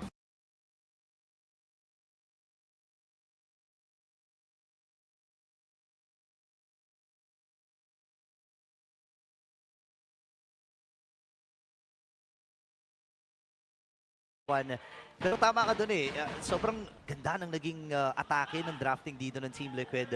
Nasagutan nila lahat ng mga pointers, no? Kumbaga kung meron silang checklist, na-checkan lahat. Oo. And ito na natin yung binabanggit nyo kanina, no? Yung kapag ka nagkamali ka ng tapak, may chance talaga na mabalibag ka ng parang ganun lamang. Big pokes coming in from Yue. Pero again, wala pa namang lethal. Demon Kite, slide poke mula dito kay Juersang, battle spell. At School kasi yung Aurora yung nag-zit yan sa EVE nung M7 World Championships. But this time pinapakita ng TL na kaya din namin. Ayun yung yung nakakainis na pag binuhat mo, tas may passive pa, itong zit yan, ikaw pa yung matutulak palayo kung ikaw yung Jushin. Oo. Siguro downside lang eh, medyo matagal ang cooldown nun. So, may option ang Aurora na basagin ng tuloy-tuloy yun. Ang bilis sa kanila eh, Demon Kite, isang damba lang, si Light, kahit dikitan lang si yan. Edward. Even Edward, di ba? That's right. So, feeling ko, Sanji magiging mindful siya dito, no? Kung paano niya ma-maximize yung passive na meron siya. Oo. And so far, Demon Kite naghahanap na naman ng play sa mid lane. JP ay mahaharangan ito. 20 segundos bago lumabas ang pinakaunang pagong natin. Parang ako lang ba, parang sobrang stable ng game na to kumpara sa game 1. Ang sakit ha. Tingnan natin kung stable pa ba. Kasi critical ang buhay ni Light at mapipilitan siya mag-recall. 8 seconds para sa pagong at Bagang pagpwesto para kay Demon Knight at kay Edward. Iba talaga yung laro ni Doming kapag nakaharit siya. Ramdam mo yung comfort at nakakalamang siya ngayon against this Claude. Pero ang first turtle ay hawak na ng Aurora. Pero lamang naman sa pwesto ang Team Liquid Philippines around that river area. Right, no access pa sa kanyang ulti. Pero si Yui ngayon, naubos na yung shadow Okay, pina-Crimson Beacon lang. Pero nagamit na rin yung Fear of the Phoenix. JPA mga ngalahati. Sanford ay isasama na rin. Level 4 na ang pares XP. At hahawakan pa rin ito ng Rora, ha? Itutuloy na nila ang pagong half HP. Sanford nagbibigay ng vision. Sino makakakuha ng pagong? Demon Knight pa rin! Ang nakakakuha ng pagong. Atras muna si Carlito. Ngayon bibit-bitin si Demon Knight. Flicker for JP. From JP. Pero hindi pa tapos! At doon naman yung mga combo mula dito kay Light. And first blood ay mapupunta kay Mr. Consistent. Wow, the turtle and the first blood. Mukhang nakalamang ang Aurora doon. And if you think about it, TLPH, lalong-lalo na kay Cartesi, meron siyang ultimate ng mga moments na yun at level 5 din siya. So nakakapagtaka na mas pinili niya dito na hindi ipap yung kanyang ultimate at doon. Dahil doon natalo siya ng Retribution. Credits din kay Light pati na rin kay Edward. Keeping on stunning itong si Cartesi, pinahirapan talaga ang Liquid. Ayun na, Shadow Kill ay nagamit. Kaya lang, oh my God! Buti na lang nakapag Shadow out pa ito si Carlito. Sakto yung pasok ni Yue. May ipit ata si Daiki. Nako, 4 ang miyembro mula sa Aurora. Ang kumuyog kay Daiki. Welcome to the MPL. Pero hindi pa tapos kasi si Sanford ay pinipigilan lamang itong si Edward na agawin yung purple buff. Nahihirapan ata si Carlito dito. Ayaw tantanan ni Edward dito sa tagpong ito. Pero sasanib, flicker, sakto din para kay Edward at hindi magtuloy-tuloy yung combo mula dito kay Sanford. Hindi pa tapos. Oh my goodness. Tuloy. Ayaw magpaawat nito dalawang. Talagang palag na to eh. Every part of the map ay naglalaban ng Aurora and Team Liquid Philippines. Pero so far, nakikita natin na maliit na kalamangan para sa Aurora Gaming. And it's because of Light. Mula dun sa 2 minutes 30 seconds, nagkaroon siya ng ultimate. Siya rin yung kumontrol kay Cartesi. Constantly na-stun after the shadow dun sa contested turtle na yun. At dun sa pagdating dun sa pag-invade ng Aurora, nakuha pa nila yung orange buff dominance by actually utilizing yung tech charge para i-knock up si Cartesi. Afterwards, nung tinry ni Daiki na mag-blazing do it play, napaangat siya at na-slow ni Yue. Tapos, yung Earthen Rampart, sobrang sakto para pigilan si Daiki. Ako, wala katapatakas dito si Sanji. Alam nila na freeze yung lane, napilitang lumalim dito ang Team Liquid sa gitna. At walang nagawa si JP para iligtas itong si Sanji. Nagkamali lamang ng tapak at mukhang nagkamali din ng tapak dito si JP. Pero nice fighting mula kay Doming Kite. Walang shadow dito si Carlito. Pwede nilang sa matali na pagkakataon. Nagamit na rin yung shadow kill. Pero makaka-shadow out. Mapapatay din siya dito ni Doming. Hindi pa tapos sa pananalasan ng Aurora. Pero dadating na rin itong si Demon Knight. Pagtutulong-tulungan si Daddy JP. Flicker in a force na rin. Grabe yung pang-agresibo ng Aurora dito, Controlled aggression ang nakikita natin mula sa Aurora. Mukhang mag-i-invade na rin sila. Sanford trying to defend that orange buff pero mukhang makukuha pa rin ito ng side ng Aurora Gaming. Grabe. Nahihirapan na ang Team Liquid Philippines. And ang naging choice ng bans ng TLPH, Kalea and the Cho. We said Grok and Cho, and now nakikita natin kung gaano kalakas ang impact nitong si Light. Siya na naman ulit yung nagpaangat doon kay Cartesi gamit yung first kill ng isang Grok. Siyempre, kahit malayo yun, kahit hindi mo maihampas sa pader, ang mahalaga yung knock-up, enough na yun para magulo yung isang Hayabusa. And sa ngayon, Hayabusa is 2.7k. Mysteriously, same farm as the Baksha. Yeah. Pero kung titignan natin, si Doming naman ay currently 3-0. Wow! Direct shot sa likod! Patay si Carlito, ladies and gentlemen! Di pa tatapos dito ang Aurora. Pipilitin bitbitin si Sanji. Nahihirapang gumalaw si Sanji dito. Lagi napipress yung wave. Hindi siya makapwesto ng maayos at malayang pagkuha ng Torres sa middle para sa Aurora Gaming. Grabing target lock naman mula kay Light. Si Carl T, nakareserba na pre. May pangalan na yung tech charge. Nakalagay Carl TZ. Pinirmahan ni Light dito. And nakita natin na sobrang on point. Pati yung first kill ni Light, nakakonekta niya palagi dito kay Cartesi. And Cartesi is already 3 deaths in this game. Expanding Rivers really showing us how masterful Aurora is in this map. Oh, at ngayon si Daikino makipag 1v1 kay Edward. Kanina no game 1 ay natutunaw niya ang lapu-lapu na ito pero mukhang si Carl ay tutulong sa kanya. Kakapi ng quad shadow at papasukin na nga nila. Okay, nasolo ni Edward to pero hindi pa rin mapapatay ni Carlito. Kaya lang ito na ang responde. Light and Yu ay papasok na. Demon Kite with the turtle. Nakita. Pero si Carl TC, kaya niya mag-quad shadow. Pero andito na rin si Sanford and JP. Ipit ata sila. Sakto yung Earth and Rampart. Carl TC ay bibigyan muna ng space ni JP. Pero sabi ng Aurora, hindi, walang space! Pupuntahan namin ng orange back mo. Ginugutom talaga si Carlito, men. Gutom na si Carl. At lumalaki pa nga ang gold lead ng side ng Aurora Gaming. Almost 6,000 at makakuha pa. Oh! Ayun na yung check shot. Sakto nilamaan! Patay na naman ang batang kamping. Gayon din naman itong si JP. Naging kapayaran si Light. Pero okay na okay lamang para sa Aurora. Ipitin si Sanford dito. Mapaforce yung kanyang flicker. Grabe. Tuloy-tuloy ang Aurora dito. And Light nung nakita niya yung TL sa TL PH target lock ang ibig sabihin. Wow. Hindi pinipigilan. Ay, lagi niyang napipigilan itong si Carl TZ na makagawa ng kanyang mga nagagawa pag naglalaro siya ng isang Hayabusa. Grok is not typically the hero that you would look for to control ang isang Hayabusa kung gaano kadulas ang hero na to. But Light is just so much on point. Carl TZ is already at 4th death.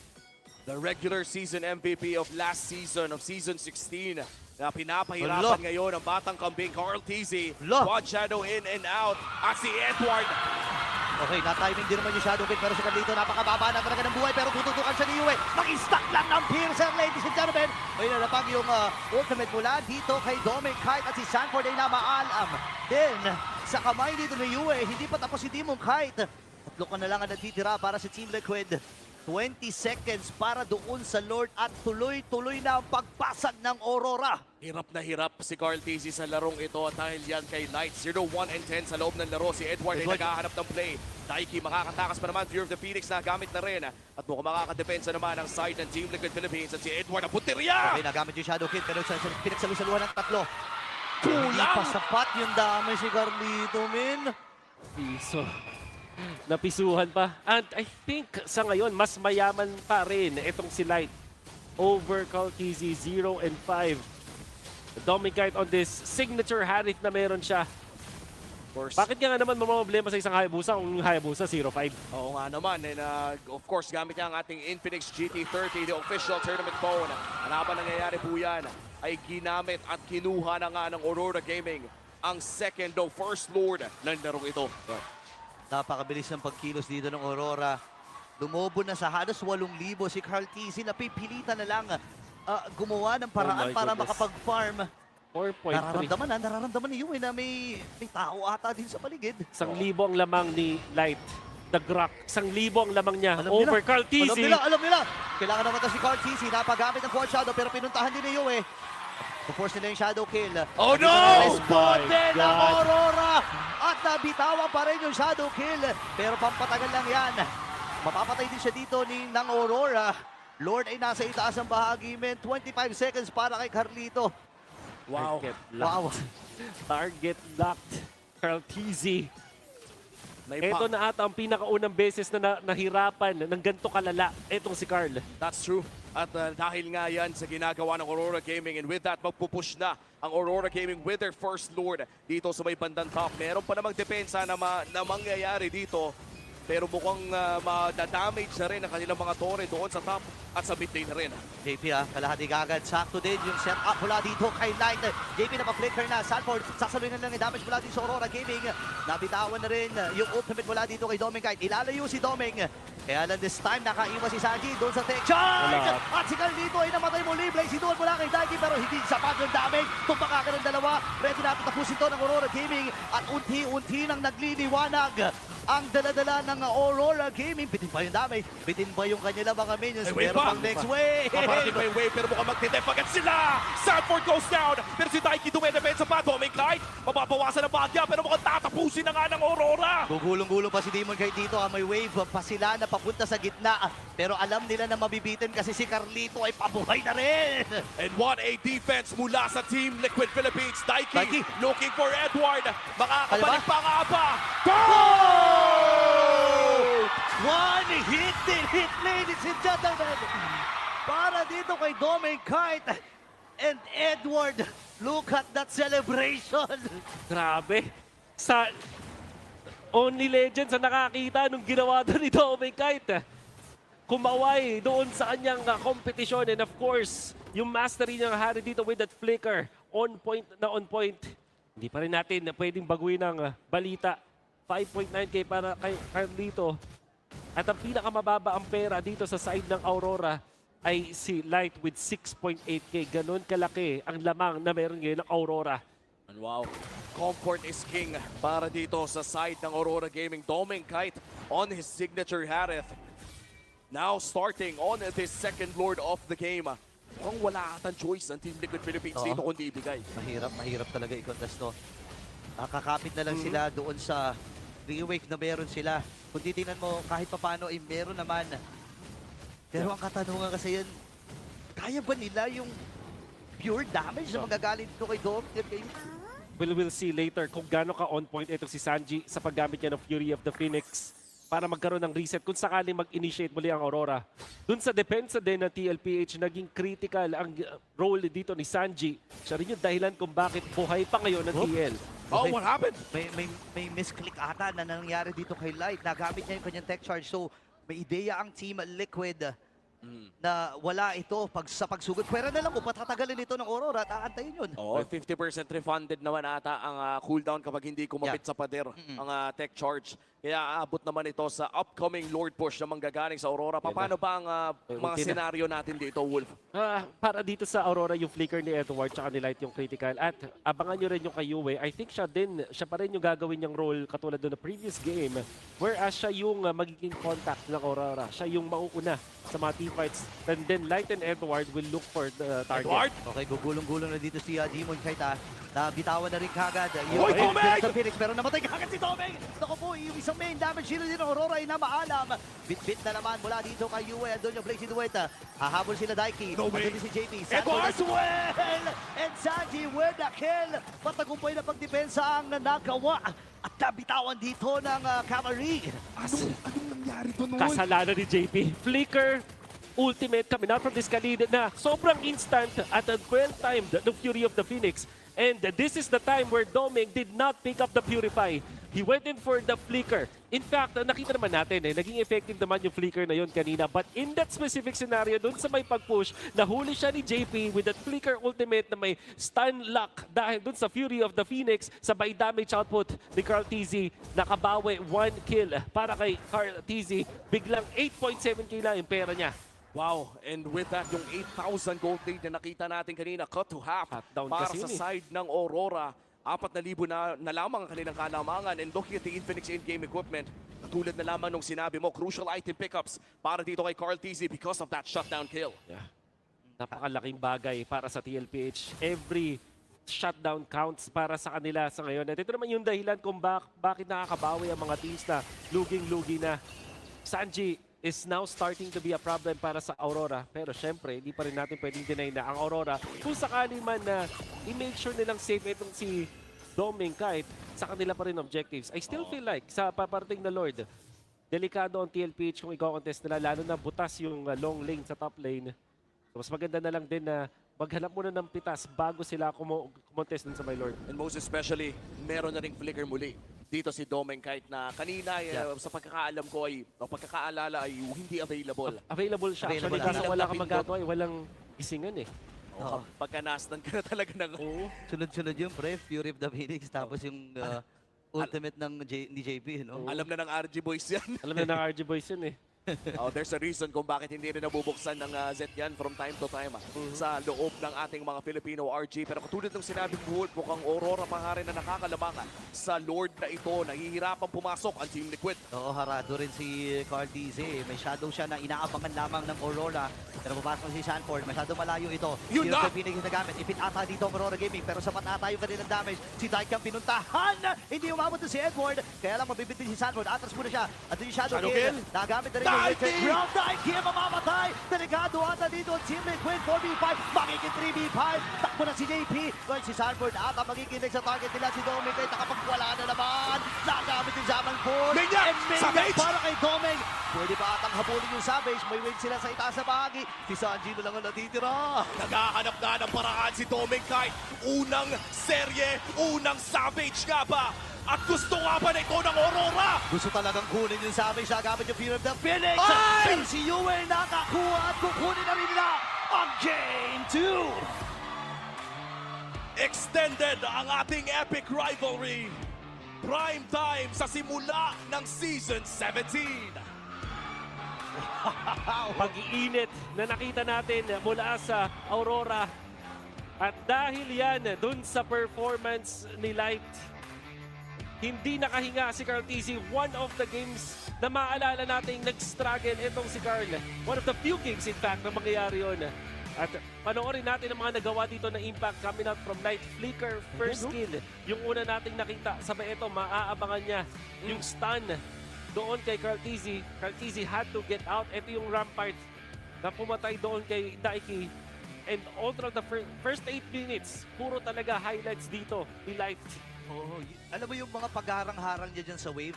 Yun yung isa sa nagsimula Nagsimula doon sa kahirapan din ni Sanji, bukod doon kay Cartesi. Hindi makatawid. Ayan, talagang target lock, pre. Target lock, kumbaga pag TL Cartesi. Ito pa, may isa pa. Ayan, ipit. Grabe. Ipit na ipit talaga. And for the first few minutes, as you said, Wolf, ibang klase na naging performance dito ni Light. And for Team Liquid Philippines na ang tagal bago nakahanap ng bawi, nabawi din ng Aurora yung bawi ng Team Liquid Philippines. I did feel like wala talaga silang karapatan na kumontes ng mga times na yun.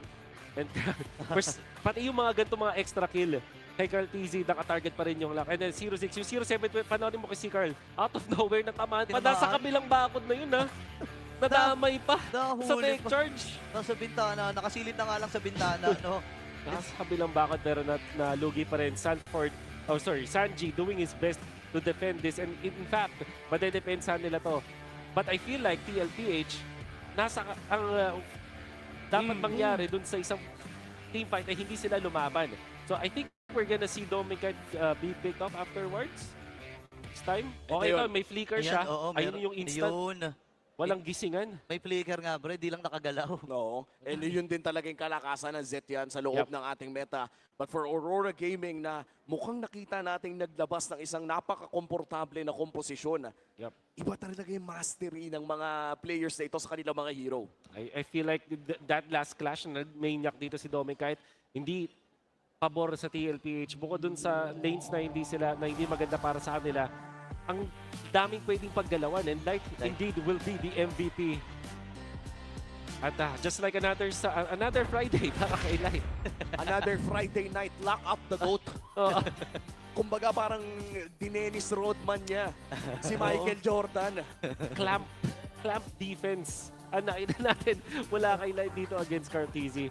At syempre, last pick na Glock, we also said na ito yung pwedeng i-ban din naman ng side ng Team Liquid. And I think na nung last pick dito yung Hayabusa against sa Harith, kinabahan na talaga ako para sa Aurora. But Light said, hindi, ako bahala. Kung hindi magiging factor yung isang Hayabusa, ibig sabihin, free game to para sa isang Harith, which it was. I think 0-6, 0-7 before getting that first break. Napakahirap talaga ng laro na ito para kay Carl Casey. At malaki ang epekto ng light pick na Grok na ito. This is the second game na nakapag-Grok siya. Mukhang nakapag-warm up na after game number 1. No, ang daming mga moments dito. Di mo naman yung mga tech charge dito ni Light. And even yung mga Earth and Rampart na sobrang timed, di ba? Parang dito unti-unti na nababaliw. Ayan, no, tinan mo naman. Napilitang lumalim si Sanji para lang abutin yung wave niya at nagulungan siya sa gilid dito ni Demon Knight. Ibang klase yung synergy, no? Talaga yung tipong tiwala na lang na may susunod sa'yo kung sakaling ibabato mo. And look at that. Medyo kung maaga yung Fury of the Phoenix, siguro nagbago pa. Pero how do you even react sa ganong klaseng play na gagawin ni Light? And with that, extended yung series natin, pre. And yung recent update din kasi sa Grok is CC immune ka while utilizing the tech charge. Ito yung most recent. So this happened I think second half ng regular season ng season 16. At pero ang daming nawala sa kanya ng mga skill immunity. Nawala yung sa first skill, sa second skill. Pero yung ultimate, while it was happening, dun ka CC immune. And who would have thought, sobrang mas maganda pala yung naging epekto nun. Mas gamit na gamit palalo si Grok. Oo. And yun naman kasi talaga, no, you pick the rock for the tectonic charge and siguro kung creative ka sa mga earth and rampart mo, yung makikita mo rin yung epekto. But for this game number 2, hindi na talaga natin mapagkakait na isa si Light sa mga mastered na talaga ang hero na ito. In entering Season 17 ay mukhang handa ang ating reigning world champions na patunayan sa buong mundo na kaya nilang hawakan ang trono. Alam mo, sobrang nagulat nga ako sa naging reaksyon ng Team Liquid dun sa pambuburos ko dito ng Aurora Gaming. And ramdam din natin yung hirap no? Simula't simula pa lang dito kay Cartidi. Hindi yung dahil sa lagi siyang tinatao ni Light. Kundi dahil after nila mag-clear ng wave, pupuntahan yung farm. Kumbaga hindi siya tinatambayan ni Light dito. After mag-clear ng wave, tara US, sumama ka sa akin. May pupuntahan lang tayong kambing. May mission tayo dito. May mission tayo, may pupuntahan lang tayong kambing. Meron nakatask sa akin na gagawin ko lahat para magawa yun. And actually, this was really one of the best examples of yung isang game na may naka-assign sa'yo na kailangan mo gawin at naging successful ka. And to think na nagawa niya against a player of the caliber na ni Carl. Note ngayon, not just locally dito sa MPL Philippines, kundi all around the world sa loob ng ating English broadcast. By the way, katabi lang natin doon. And this is very interesting dahil ngayon na 1-1 na tayo, pag-uusapan na ng mga tao. World Champion versus MPL Philippines Champion. Tabla na naman dito sa ating serye. And based doon sa pinag-usapan natin na rules ng mapa, tama ba ang aking naaalala na randomizer na? Randomizer ang ating Random. Pero sino pipili ng side? That should still be the home team. So in this case, it will be Team Liquid Philippines. Tapos, ang natitira is Broken Walls and Flying Cloud. Yung mga damo. Dangerous Grass. Dangerous Grass.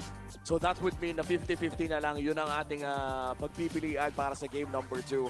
And so far, game number 3.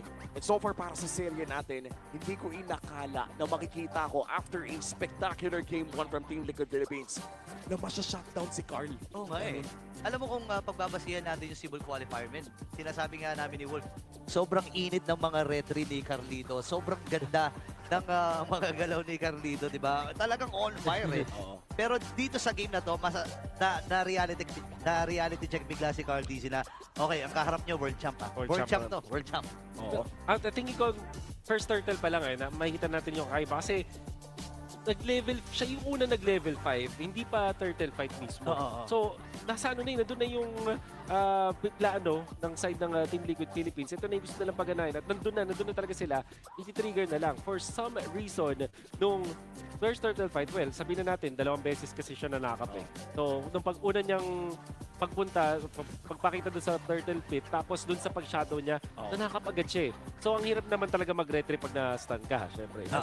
Hindi mo nga mabibito dyan. So, I think that's still credit doon sa nagawa ng Aurora. Pero, the fact na hindi siya nanalo doon sa unang retry battle, kahit level 5 siya, doon na natin masabing may something doon sa performance si Cartizzi. And so far doon, mukhang napuno na naman ang ating MPL Arena para sa pinakaunang araw. Super fans, did you know men are 5 times more prone to dandruff?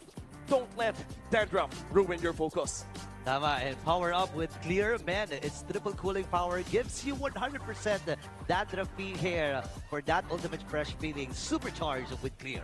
Yan na rin ang unang chance nyo makita kung gaano kalupit dito sa venue natin. Uy!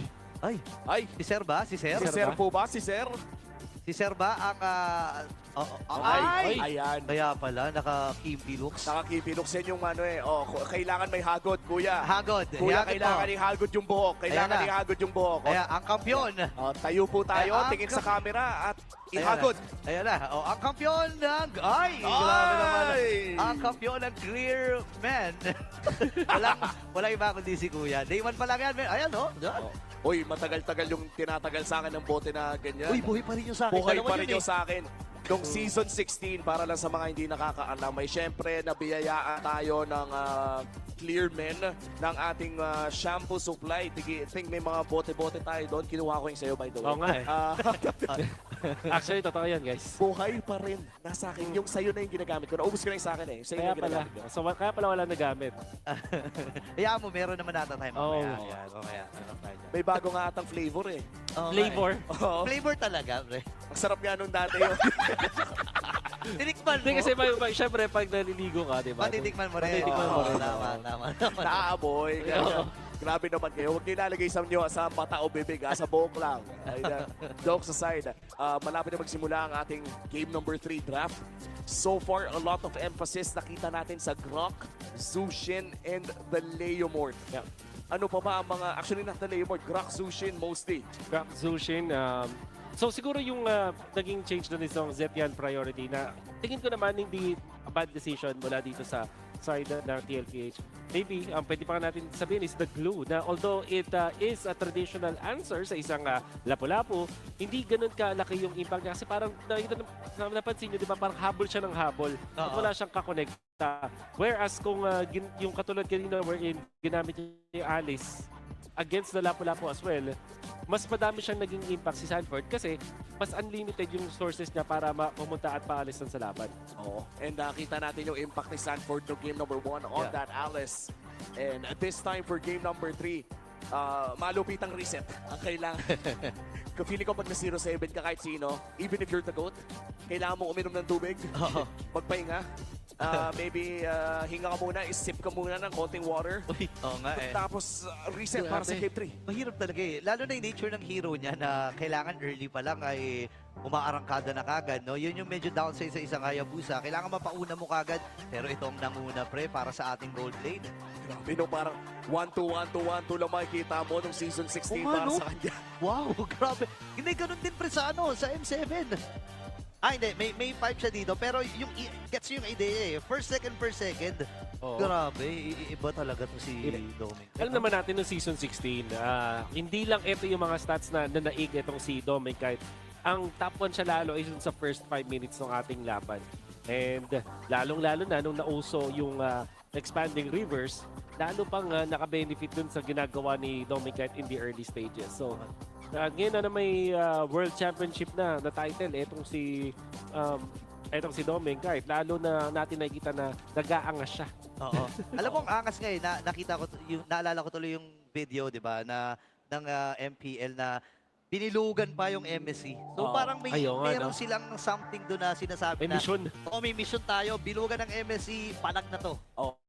Tapos para naman sa Team Liquid Philippines, so where is the GOAT? Where's the GOAT? Palag na. Atas na sagot, palag na to. Oo, and totoo naman, hindi naman nagbago. GOAT pa rin naman, even if hindi natapos yung Golden Road. Nariyan pa rin naman ang mga achievements ng Team Liquid Philippines, mas lalo na yung 4 na to. Alam mo, may mga usap-usapan nga sa social media na buti na lang, parang ginagawang katatawanan na buti na lang hindi daw nakuha ni Carl TC yung Golden Road kasi baka daw magretiro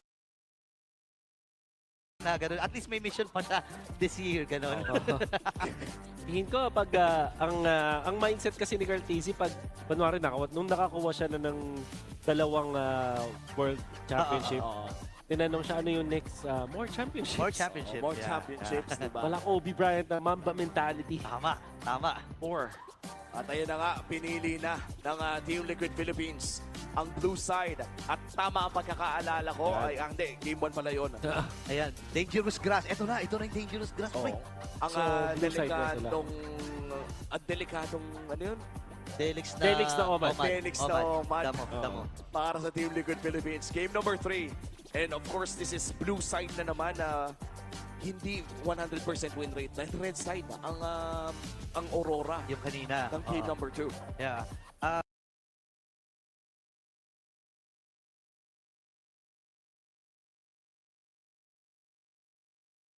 Eto magbabago na talaga. Hindi technically magbabago yung mga hero kasi pag mga ganito, lalabas pa rin ang Hilda, lalabas pa rin ang Khalid, lalabas pa rin ang Grok. Siguro, mas maingat na mga sides lang, lalo na sa gold lane. Kasi ang dami ng damong nakapaligid eh. Tingin ko, ang mas magandang baguhin dito is yung Jushin. Meaning to say, dapat hindi na siya ibigay ng side ng Team Liquid Philippines. Either kunin na nila for themselves or iban na lang straight out. Kasi 2 games nang sobrang ganda ng performance sa UE. That's true. And even on losing games, talagang maganda ang pinapakita ni UE sa pagpasok natin ng game number 3 ng ating epic rivalry. Mukhang tatanggalin na ni Coach Snap ang box siya na nilaro ni Demon Kite kanina.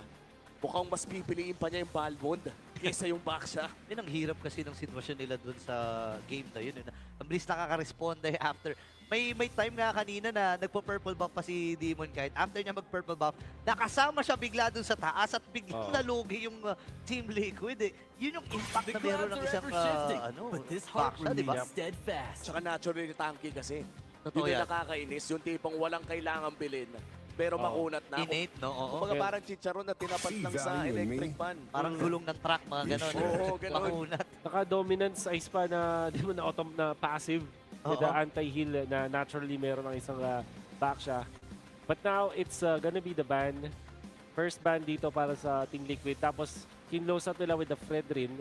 Whereas, para dito sa Aurora, di pa rin ibibigay yung Sora. And mukhang Jushin pa rin yung pag-aagawan ng dalawang teams na to. Oo, ngayon ata ay may tsansa ang Team Liquid. Pero na lang kung aalisin to ng Aurora. Pero kasi pag inalis nila ito, may mga mau-open dito na maaaring makuha ng TL. And so far, wala pa talagang bumapansin kay Marcel. Marcel, no? Wala talaga. Talaga, eh na Eve ang tatanggalin. Oo. Hindi mo parang rewarded mag-Zushin first pick ang side ng Team Liquid dito? Ayun na.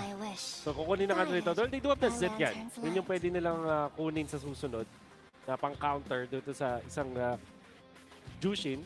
Yun naman din ang nakita natin na trend eh. Siguro Grok and Z yan na pwede kunin or Grok and Parsa ba? Ganon? Lapu-Lapu siguro. Grok-Lapu ang kunin dito ng Aurora. Kasi I doubt na kukunin nila yung Leomord as their first 2 pick. Guinevere is available by the way. Ay, nga. So pwede palang Gwyn and Grok. Gwyn and Grok or Gwyn and Lapu. Grabe yung control niyan, pre, ha? Kung iisipin mo, yung Farsa kasi parang ang hirap din talaga i-shoot dito no, kung iisipin. Mahihirapan sa isang Zushin. Pero Grok, nakaba ang pipiliin nila. Leomord and Grok. Oy, nilabas ang kabayo and for the third time, this series, Grok secured para dito kay Light.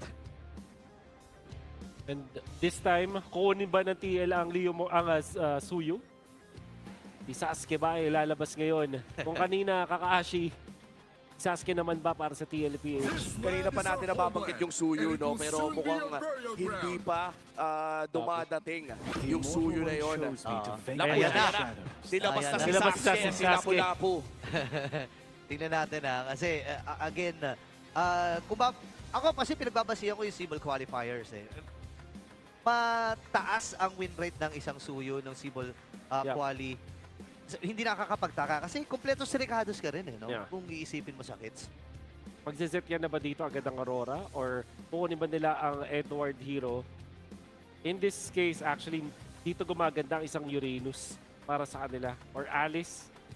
Ang thing kasi is mababan yung dalawang heroes na yun na TL. For sure, kung sakaling hindi nila kunin. At the same time, parang gusto mo ring makuha na yung Zetyan. Kasi yun din, ganun din naman yung scenario, mababan yun. Parang hindi yun, ha? Arlot. Wala pang masyadong kakombo dito. But Edward Arlot pa rin kasi, so di mo rin naman masisisi. And itong Edward Arlot na to, parang highlight reel. Ito yung hero ni Edward para sa akin na pang highlight reel talaga. Halos parehas sila ni Sanford sa ganitong klaseng hero. At palitan lamang ng Lapu-Lapu kanilang makikita for this game number 3 as we head on to the second banning phase. Naghahanap pa ng potential roamer and gold laner ang parehas though for the side of Team Liquid Philippines. And para naman sa Aurora ay naghahanap pa sila ng kanilang mid laner and potentially their gold laner. Pili ko Z yan, isa sa mga iniisip nila dito kung kukuha ka ng mid laner. Pero ito na, nirespeto na pre. Nirespeto na ang comfort ni Domeng. Inalis na Harit.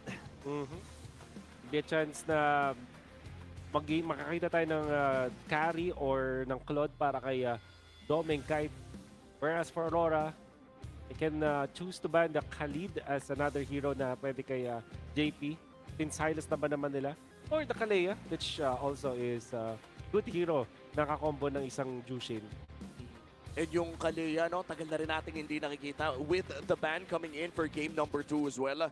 sana makita natin ulit kasi medyo exciting talaga yung mga nakikita natin yung Tsunami Slam na mga plays mula sa mga pros natin. Especially yung flicker combo nito na ang layo talaga ng range. And with that, the Khalid ay tatanggalin na ng side ng Aurora Gaming. At for Team Liquid Philippines, wow! Akimi ang tatanggalin nila. Pinapersa nilang mag-zep etong si Yue. Kaso meron pa nung mga iba like Lilia is now available. Yung Valier, di ba na nakikita na natin. Actually, Valentina is not so bad of an option dito para kay Yue. Pwede siyang i-last pick. Ang dami niya kasing hero eh. So pwede ngayon, since carry Claude yung natitira, mag-carry ka na if you're Aurora. Oo, last pick na lang, no? Kailangan mo kasi isipin yung laning eh. Doon mo, Or Granger. kailangan mo imagine yung laning sa gitna eh. Paano ka makakasurvive sa isang set? As a Zushin. Alam mo maganda yung Zep Arlot eh. Kasi may easy stack. May easy stack but they go for the Farsa instead. And this will prompt the TL na pwede sila mag-Moskov pa rin. Bumalik sila sa Moskov. And then Gatot Kacha. Oo, pang-cancel din, no? Tsaka pang-taunt doon sa Leo board. Very smart choice para yung Team Liquid Philippines if ever they do secure ang Gatot Kacha na iyon. And of course, yung Moskov ni Daiki na nagpakitang gilas ng game number 1. Ang tanong na lamang, no, parang after that game number 2, parang naku-cool down kayo. Kung sobrang init mo ng game 1, para kang sinabuyan ng tubig ng game number 2. Sila yung nag-carry. And I think it's smart para hindi ka na magkakulad do. I think honestly mag-Granger dito ang Aurora. Para masagot nila dito din yung carry. Ano kaya magiging choice para kay Domeng kahit? Kaya bago. Namiss ko yung Iritel. Random lang. Iritel, no? Namiss ko lang. Wala sila mag-Moskov. CC Goldman na naka-vengeance against this carry might make sense. Pero parang mapapawasan na kanilang endgame. Ayan na. Shoutout kay Lux. Si Lux. Plakadong-plakado na si Domeng kahit dito. Legit to tingnan natin. At tagal na nating huling nakita itong Leslie na to, no? Yung matchup kasi Claude and Leslie. Yun yung counter. Yun yung counter kasi sisipain mo lang para masira yung Pero ito kasi carry to eh. Kung poke lang, parang papalag naman. Pitik-pitik. Oo, kung pitik-pitik. Tsaka I think isa sa mga pang-counter, yung first skill, kung sakali makita mo, ulti, first skill takbo. Mawawala ka. Wala ka. But there are many questions and many answers na maririnig natin. Pero sa papasok ng ating smart star match of the night, ang ating epic rivalry between Team Liquid Philippines and Aurora ay magpapatuloy dito sa game number 3. Dalawang kampyon at isa lang ang babangon sa pagkapanalo dito sa game number 3. I'm interested kung ano ang mindset dito sa Leslie. Kung usapang range lang dun sa gold lane, syempre lalamang dito yung Leslie. At marami siyang way pang outplay. Kung sakali mag-commit kasi ang isang carry with the ultimate, meron nga siya nung way para maging invisible. At mawawala syempre yung mga atake doon ng isang carry. Pero you still have to think about the dive. Kahit si Sanji dito ay pang dive. At 4 na members ng TL ay pang dive against the Leslie. At kung ikaw ay si Domeng, mahirapan ka din dito. Parang nabubuli pa nga dito si Daiki. Well, sa lane talaga lalamang dito yung Leslie, I feel like. Pitik-pitik, no? Kaya nga si JP ay napilitan na rin kagad na mag-react. May Aray ko, napaka-hot point talaga ni Light. Aray ko. Napilitang ma-force yung rebit. Dito ni Daddy JP at level 1. And may iiwan. Ayan na, nawala. May maiiwan siya mga wave dito. Oo, at kailangan hawakan ito ni JP. And sa tingin ko mahihirapan if ever nga na i-poke siya ng paulit-ulit. Pero may dagdag na alalay na pupunta. Sanji already in the vicinity. Buhay pa naman yung dalawang siege cart na inaabangan. I like this control na nakita natin mula sa TLPH. Of course, you don't want na mawalan ka ng mga minions. Pero dalawang lang yung nawala kay Daiki. Tapos nakita niya yung dalawang cart. So, he's not that far behind. Pero yung Leslie na napag-snowball, nakakatakot yan. Ayun na si Carlito, sasama na rin. Abutan dito si Light. Buti na may pananggalang na bato. Dito ang Aurora sa bottom. 10 seconds para sa unang pagong. May bakbakan kagad sa itaas. Kalahati si Sanford. At mapipilitang mag-regen, no? Oo. Pinahinga lamang ni Edward ng bagya at mukhang first turtle ay hakawakan na nga ng side ng Aurora Gaming. Papunta na rin si Yue at si Light Sanji, still level 3.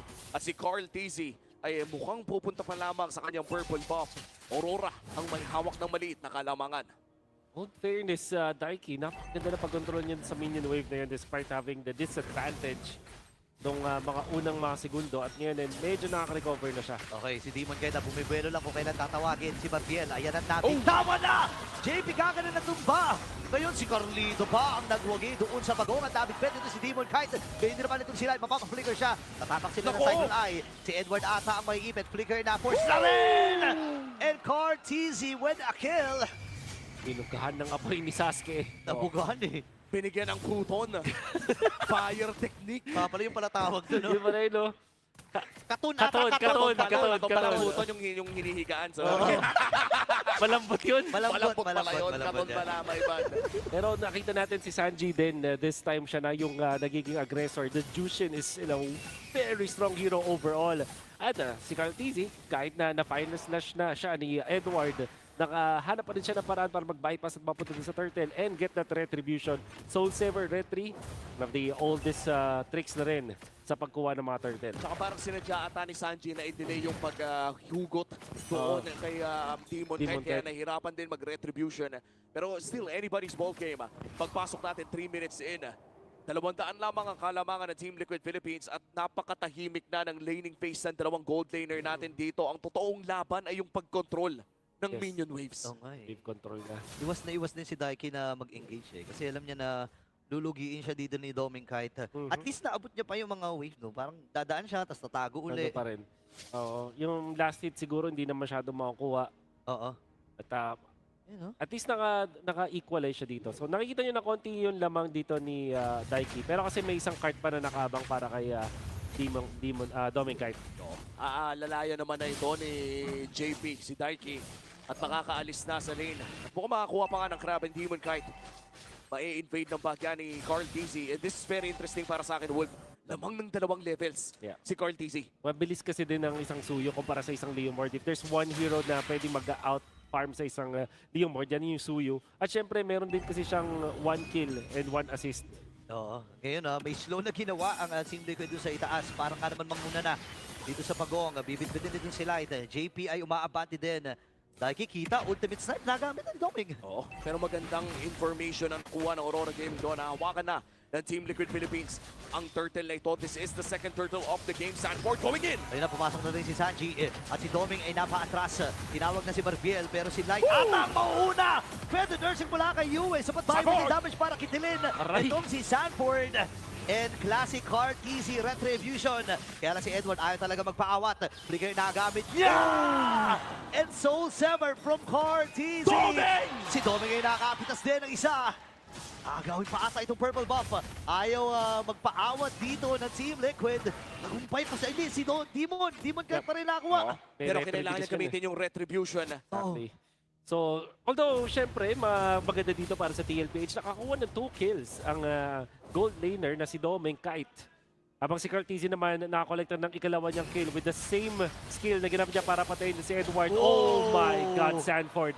Nagtawag ng tropa si Carteezy at siya ang nanaig. Akala kasi 1v1 lang, ibigay sumama si Sanford, vertical pa atras si Carteezy. Ang sabi kasi 1v1 lang, biglang dumating yung tropa, pero hindi naman kasi masisisi. No? At this point, Sanford on this lapu-lapu, kahit ba na-nerf na yung cooldown ng bravest fighter, napaka-worth it pa rin na mag-commit ng ganun. Babaguhin mo lang naman yun is timing. And naiintindihan na ng mga XP lane. Oy! JP, tumalon. Para lang ma-secure nila yung pwesto doon sa bottom. Pero re-react na rin itong si Yue. Alam niyang di makakancel itong si Yue. Pwede siya mag-feathered airstrike. There is no ult at yun. Piniscout na rin. Doming Kite. Okay, go. Okay, umabde Okay, si Daiki ay napurong. Kanina pa napupuruhan to, pre. Binabaril pa rin. Iniibunan. Binabagsakan ng kung ano-ano. Pati yung crack nung level 1, ayaw talaga siyang pag-farmin. Big rotations mula sa pares sa komunal. Dito sa may bandang ibaba, makakadepensa naman ang side ng Aurora Gaming. Pero dudugo na ang kanilang tore. 10 seconds ng konti. Susunod nating Pagong. Ito na ang pinakahuling pagong. Sino ba ang nakakalamang dito? Well, you can say easily na si Cartesian bukod dun sa Soul Saver tapos Retribution, lamang din siya sa levels 11 to 8 kumpara dito sa kay Demon Kite. Sanji, ipit ata siya dito. Kailangan niya nagamitin yung beacon. Yun na nga, bibit-bitin ito si Lai. Oy, solo! Pero may solo kill na nangyari ito sa bottom! Doming Kite, ladies and gentlemen, 3-0-0. Napatay na itong si Daiki. At ang masama pa nun, na-burn yung flicker. Yeah. Nung carry at tuloy ang pagkuha ng pagong para dito sa Aurora. 4v5 ito Tinawag na si Barbiel. JP ngayon, gagamitin yung kanyang revitalize. Isasakripisyon natin isang yung kanyang sarili. Pero agawan ng retribution! At ang goat ang nanaig. At takas muna si JP. Buti na nga doon pa si Edward. Kakayanin ba makalpas? Hindi. Nakakuha na dito ang Team Liquid. Guard? Si DJ papasok pa. Flicker from Yue. Naiwasan niya yung burst mula doon sa Soul Saver. At yung sakit! Queller, napakahapde. Vertical muna dito si Carlito. Pero doon si Edward! Wala nga lang tao doon. Hindi tumama yung final slash. No reset on his passive. Pero napakadaming battle spells na na-burn doon, Wolf. Sino ba ang nanaig ngayon na 6-6 ang ating score? I think that's still Aurora dahil nakakuha ng kill dito yung mga importanteng heroes nila. And of course, si Doming kahit na nakapag-farm dire-diretso. Ayun na, binitbet ang Crimson Uy, Beacon. uy, Ako, grabe na pa, pa dun nice sa pass. Bisiled. Oh my goodness, alam nila na wala ring flicker si Doming eh. What a pass! San duo! Nakita natin doon, on to Sanford, stun. And in-underestimate din ng Aurora, nag-overstay sila doon. Kahit Jushin lang yung nakita nila at hindi nila alam kung sino yung paparating, they should have respected that. Yun nga, masyadong madali yung pinakita doon ni Sanji for this team. Wow. Years of synergy mula dito sa San Duo. Inaliyup ni Sanji at dinaktak ni Sanford. That is, I think, the first death para dito sa Leslie na side ng Aurora Gaming. And that is a shutdown kill. Dahil dyan lulobo ang kanilang kalamangan, 3,000 na ang hawak ng Team Liquid Philippines kontra Aurora Gaming. Pero katulad ng pinag-usapan natin kanina, hindi pa naman ito yung klase ng gold lead na hindi kaya tuming-fight. For sure. Kayang-kaya to. Yue, nag-invest na rin sa Divine Glaive kasi nararamdaman niya rin ang hirap butasin ng mga barikada dito ng TL eh. Ang maganda din kasi sa lineup ng Aurora, napakarami nilang stun with this Arlot and this Grok. Kapag merong nahuli at only Sanji having the Purify para sa TLPH, it means na pwede silang i-follow upan ng long-range attacks mula kay Doming, pati na rin kay Yue. Oh, slight poke para dito kay Sanji. Nasakta ng side ng Team Liquid Philippines pero hindi naman ata sila magbaba kung mapepuwersa na mababak. Aurora Gaming ay kahit pa may kalamangan ng Team Liquid Philippines in terms of gold, ay nakakahanap sila ng mga butas sa pwesto. At mukhang itong Leslie na to ay historic din para sa game dahil na-debut na muli after Season 13 kung saan siya din mismo yung naglaro kasama ang Minana Evils. DR pa sila nun eh. AR ba o DR? DR. Yun eh, AR eh. Ito na, 11K yung buhay ng Lord. Like ngayon ay bumibelo, inaabangan na si Cartesi. Andun yung final slash, pero sapat ba yung damage dito ng Aurora para makakuha ng isa? Doming ngayon ay papapatras, Sanji nakakuha na rin ang kill. Sanford na ba yung ipit? Siya ata maging sakriso, AOG. Boom! Sa ball si Doming Kite! Crucial pick-up mula dito sa Team Liquid. Nakadalo pa itong si Sanji. Tutuloy sila dito sa gitna at makakakuha na naman ng tore. Daddy JP going in with the clutch taunt at tuloy ang kanilang pag-push dito sa may bandang mid lane. Hahawakan naman ata nila, slide poke mula dito sa Earth and Rampart.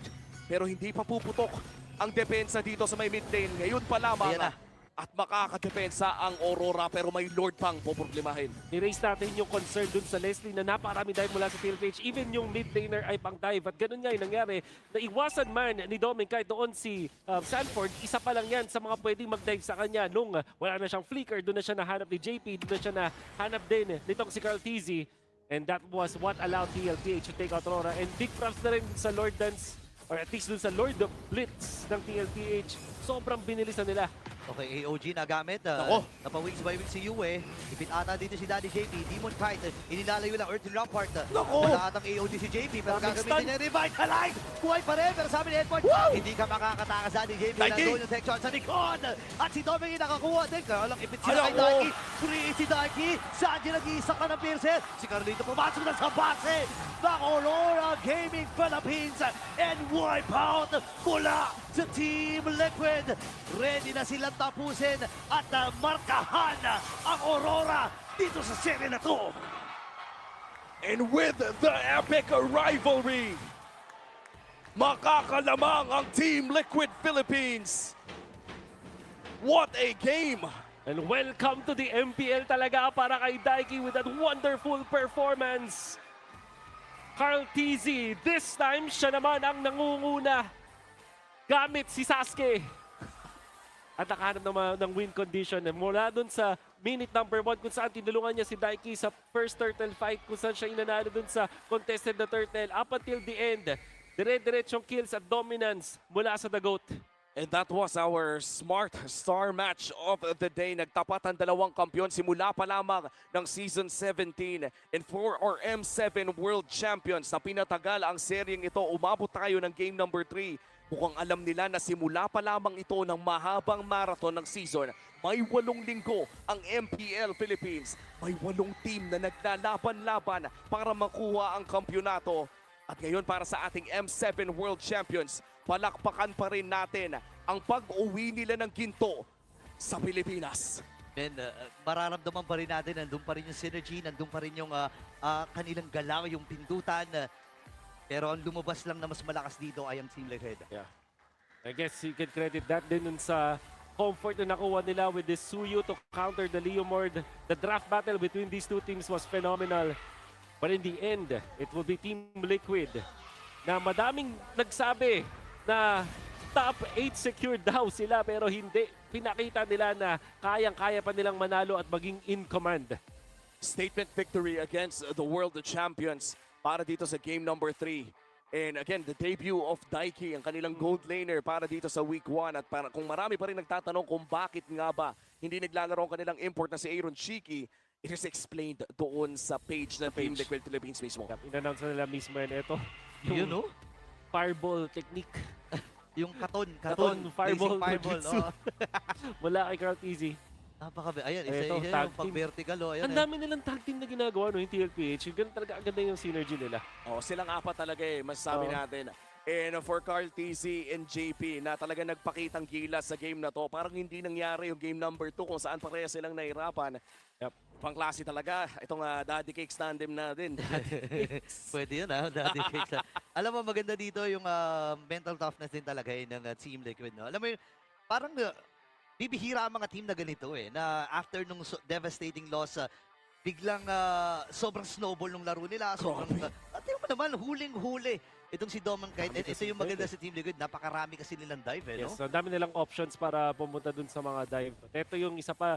Although na-punish si JP, nasa gitna na ng battlefield itong si Doming at kahit saan siya tumingin at lumingon, napapaligiran siya. And so far, nakita natin kung gaano kalupit ang mga manlalaro natin. Kaya na magkakausapin natin ating winners. The cavalry, it's now time to make some noise for Team Liquid Philippines! Maganda ang simula ng laban para sa cavalry at ngayon may bago tayong kasama sa kanilang lineup. Daiki, welcome to TLPH and of course, debut mo rin dito sa MPL Philippines. Magandang naging sabak nyo, world champions agad ang inyong katapat. At nung game 1, nag-MVP ka pa, anong nararamdaman mo ngayon? Okay lang. Wala, okay lang. So sobrang prepared ka ba for this? Kasi nakita naman natin yung statement ng inyong team na parang biglaan ka rin napasabak ngayon. Ano ba yung preparations mo going into this match? One-day scream. Grabe, napakalakas naman ng one-day scream. At merong binubulong si Coach, parang may gusto ko daw i-shout out.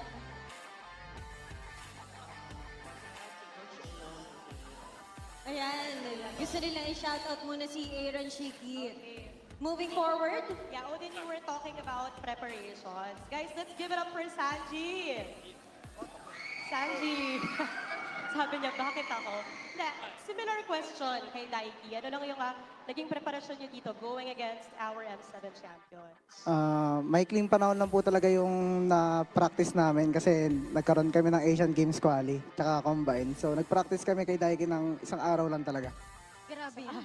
Tiktikan talaga ang naging mga araw ng TLPH before we started a new season. Ano ba yung mga changes na pinagdaanan nyo going through this new season, Coach? Dahil bago ka rin sa kanilang team. Coach Snap, everybody. Yeah. Bago sa TLPH, Coach. Welcome, Coach. Naging mahirap ba for you na mabuo yung chemistry with the team? Honestly, sa totoo lang, mahirap yun na sa una. Nabigyan niya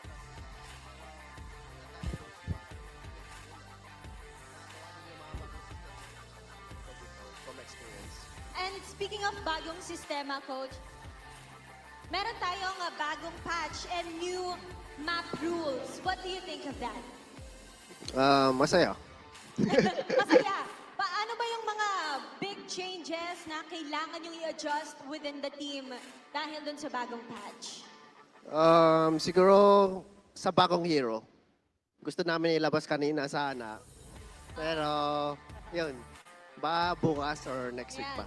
Mukhang aabangan natin kung kailan lalabas si Marcel. I believe hindi pa siya natin pwedeng gamitin, pero mukhang excited lahat ng teams makita yon sa loob ng battlefield. Yeah. Carl TV, ito naman, no? Kanina, naging dikdikan yung second match. Kamustahin ko lang, no? Paano yung naging buwelta nyo para manalo kayo against Rora? In-adjust lang po namin yung drafting namin kasi tingin ko medyo nagkamali kami sa drafting ng game 2 kaya sobrang nalugi talaga kami. Very crucial lang. Naging Yes, and they acknowledge kung ano yung kailangan nila adjust, and thankfully for them nanalo sila ng Game 3. But right now, bago tayo bumalik sa ating casters, live natin i-reveal kung sino ba ang ating match MVP. Let's take a look at the screen. And that is Carl TZ, the GOAT. The one, the Oo. only. Carl TZ, our GOAT. Siyempre, alam natin na sobrang naging busy ang inyong mga araw coming here into this match. At siyempre, galing din tayo sa World Championship na hindi natin inasahan yung resulta. Bakit ganito kalakas ang start ngayon ng TLPH? Tingin ko po kaya ganito yung start siguro dahil nag-freestyle lang kami, bahala na sa ginagawa namin kasi wala naman talaga kami practice and nag-work. And I think na-enjoy nila ang kanilang first day of the new season. Once again, give it up for your match winner, Team Liquid Philippines. Yumina, take your bow. They are going off the stage with one match win. Denise, alam mo, napakagandang start ito, lalo na for the Cavalry. They are rejoicing right now for the win of TLPH. I think, Odin, it's just very rightful para sa ating unang laro ng ating bagong season. Very intense game. Pinakaba tayo kanina ng Aurora at ng Team Liquid. At mukhang ang kinabahan din ang ating mga audience. And to break down what happened in that match, balik na muna tayo sa mga casters. Casters, palag na to. Maraming salamat sa ating mga hosts at pati na rin sa Team Liquid Philippines na mukhang pinuking na rin kung kailan nila ilalabas si Marcel. Okay. Next week daw, abangan nyo na. Or baka sinacycle lang din tayo. Pwede yan. Pwede din. Pwede din. And bukod sa ating match MVP na si Carl Tizzy, ang ating game number 3 MVP ay walang iba kundi si Sanji na pinawian si Yue gamit ang kanyang Zushin. Yes, and I think ang isang proof sa series na to is maganda ang hero na Jushin talaga. Kahit sa napakaraming nerves at adjustments na Jushin is still the top. Kasi kahit naman yung game number 1 where it was won by TLPH, nakita pa rin natin na magandang performance ni Yue at madami pa rin siyang na-achieve for the team. Specifically for this game though, hindi na nabigyan ng mataas na emphasis itong si Jushin dahil nakikita natin yung Leslie pati na rin itong Suyu, pero yung ambag dito ni Yue katulad ng mga, ni Sanji na yung mga knockups na yun ay nagiging importante. Ito yung dahilan ba't na outposition dito si Edward and then Sanji, pinigilan niyang makarespo dito si Yue with that flick, with that ultimate na rin. Tapos, that also allowed JP to get the heads up play para makuha doon si Leslie. At hindi pa yan, pati rin dito, pansinin dito si Sanji doon sa may right side na pinipigilan itong si Grap na makarespo, getting the kill, tapos hinahawakan pa yung ibang members dito ng Aurora. The impact of the Jushin, basta nakalagpas ka doon sa early game doon sa laning stage, napakataas din talaga agad. Oo, and yung Zushin impact na nakita natin hindi lamang mula dito kay Sanji but across the 3 games of our first series of MPL Philippines Season 17 ay kailangan talaga i-take note ng mga teams dahil mukhang, as you said, Wood, despite the adjustments, the nerfs on this hero, ay first pickable pa rin siya dito sa loob ng ating liga. Para siyang Fredrin ng mid lane. Ay, pwede. Sakto din kasi di ba sinabi mo yung ban na Eve, parang mas lalo sila na-incentivize na kunin yung Jushin. So, yeah, completely agree. Parang yung problema dun sa Jushin is parang pag pinili mo tong hero na to, ang dami niyang nabubuksan dun sa ibang mga lanes. Kaya nga sabi mo, di ba, Fredrin ng mid lane. Kasi ganun na ganun yung nagagawa ni Fredrin. Pwede ka magpalit-palit dun sa XP lane choices mo, pati dun sa mga roam choice mo. In this scenario do, yung Suyo, masasabi ko na hindi pa to yung parang isang hero na first pickable. Ginagamit lang talaga siya pag napili yung Leomord sa kabila. Oo, and as you said, yung farming speed ay isa sa mga pinaka-importanting parte when you look at the Leomord matchup. And si Suyo, sa pagkakaalam ko, siya din ang hero, record holder sa M6 ng pinakamabilis na power spike. Granted, iba pa yung XP sa jungle nun. Iba pa rin naman ng mga timers. Siyempre, yun yung mga King Kong timers, di ba? Sabi natin, yung mga pattern. But yeah, the Suyo generally, hindi naman din talaga bumagal siya. So, I'm just talking about like the relation of the junglers dito, Omi. So, sabihin na natin hindi si Suyo yung absolute na pinakamabilis dun sa jungle itself. Pero pag kinumpare mo siya sa isang Leomord na mabilis na altogether, ang nakamatch sa kanya is the Suyo. And interesting to makita sa mga susunod pa nating match dahil hindi naman dito nagtatapos ang ating mga laro sa araw na ito. Mamaya lamang ay makikita pa natin ang mga ilang bigating teams ng MPL Philippines. Pero bago natin pag-usapan yan mamaya, ay balikan muna natin yung mga moments sa loob ng laro sa Infinix. Mic check. Walang makaalis walang flicker no? Tara G, magsabi ka kayo sa Leslie Report. Sige, walang flicker. Tara G, go natin to G. Flicker ako G ha, walang flicker. Walang second skill. Tara G. Mag-isa. Kaya patayan. Dito pa ako. Jemay. Pre, pupulis lang talaga ako, pre, ha? Expect nyo talaga wala ako sa clash. Ako na bahala sa sarili ko. Okay, boy. Problema ko. Flicker Leslie. Hindi matama yung parso. Yeah, boy ako. Flicker Leslie, pre. Leslie, pre. Kompo ko. Wala flicker. Patay. Kaya pa ako. Kaya po G. Kaya patay. Nice board. Ako bahala sa Leslie. Nice board. Patigilin mo lang po. Second ka? Hindi ka binagsakan lang. Bigay. Boy ako, kalma. Repeat. Boy. Walang bilis. Walang bilis. Tara. Walang bilis. Sa akin. Wala kasama Grak. Leslie, walang flicker. And the ball. End the ball.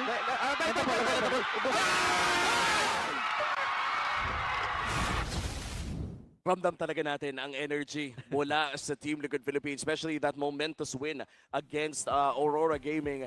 Siyempre, biruin mo unang laro against the M7 World Champions ay nakaisa kayo. Alam mo, ang nakakatuwa pa si Carl TC, ugali talaga ni Carl TC to Hindi niya man sinasadya, pero nakakapag-flex siya bigla. Oo, sa dulo I think yun din kasi yung mahalaga. Kailangan mong palakasin yung loob ng mga kakampi mo. Tama.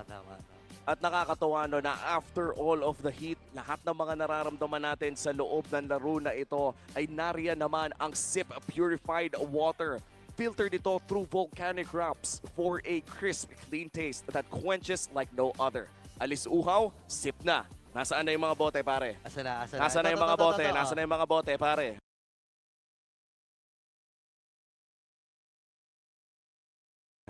Cheers. Kanina pa umiinom to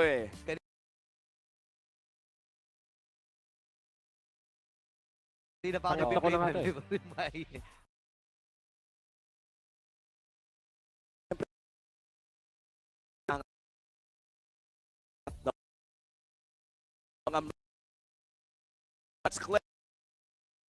teams this is 2 by T.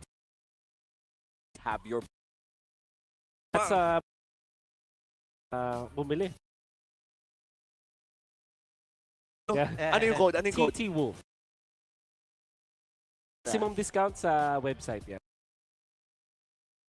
Yan, at in-apply ko yung code mo ay I got your back.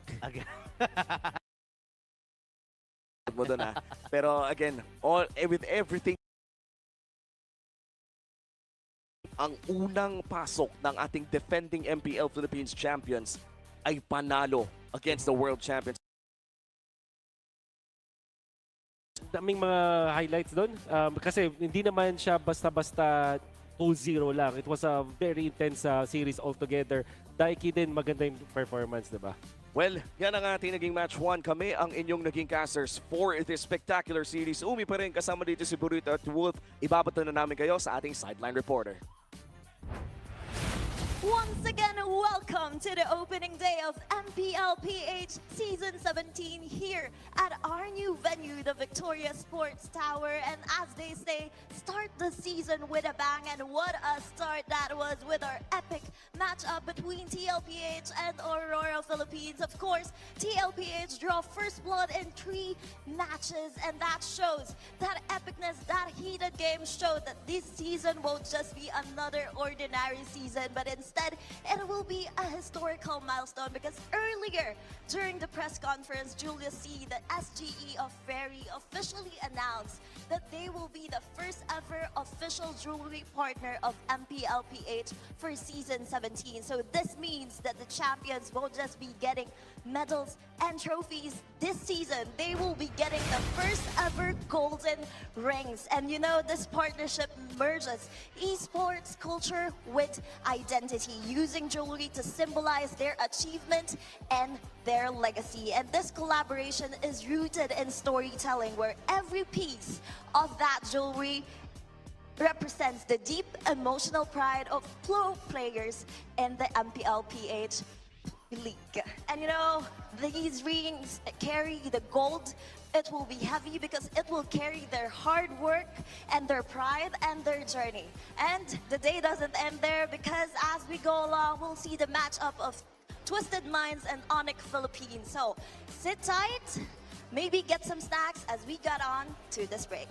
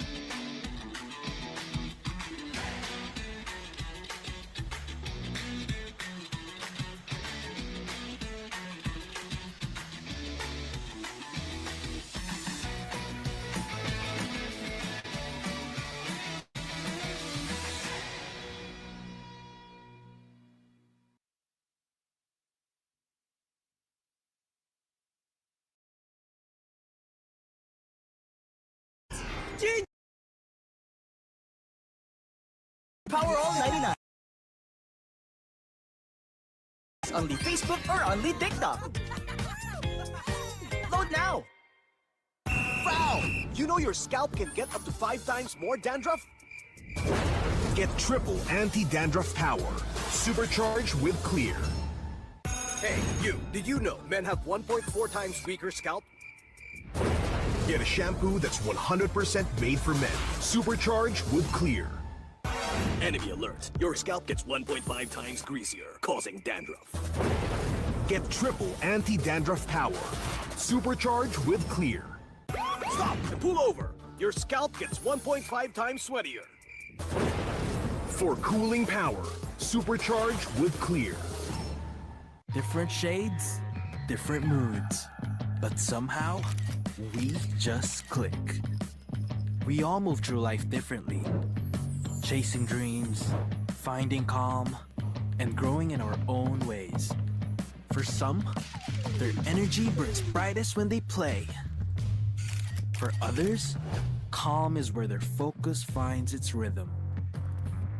And for a few, growth simply happens when the mind is at ease.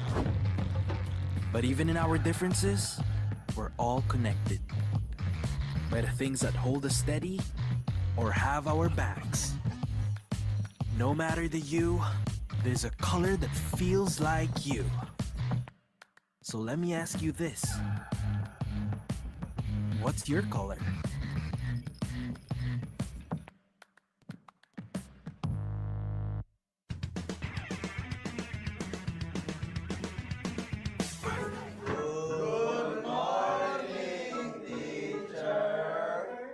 Class, may new student tayo. Let's all welcome sa Vero! Okay, so meron tayong pop quiz. Please get 1/4 sheet of paper. Ma'am, 1/4?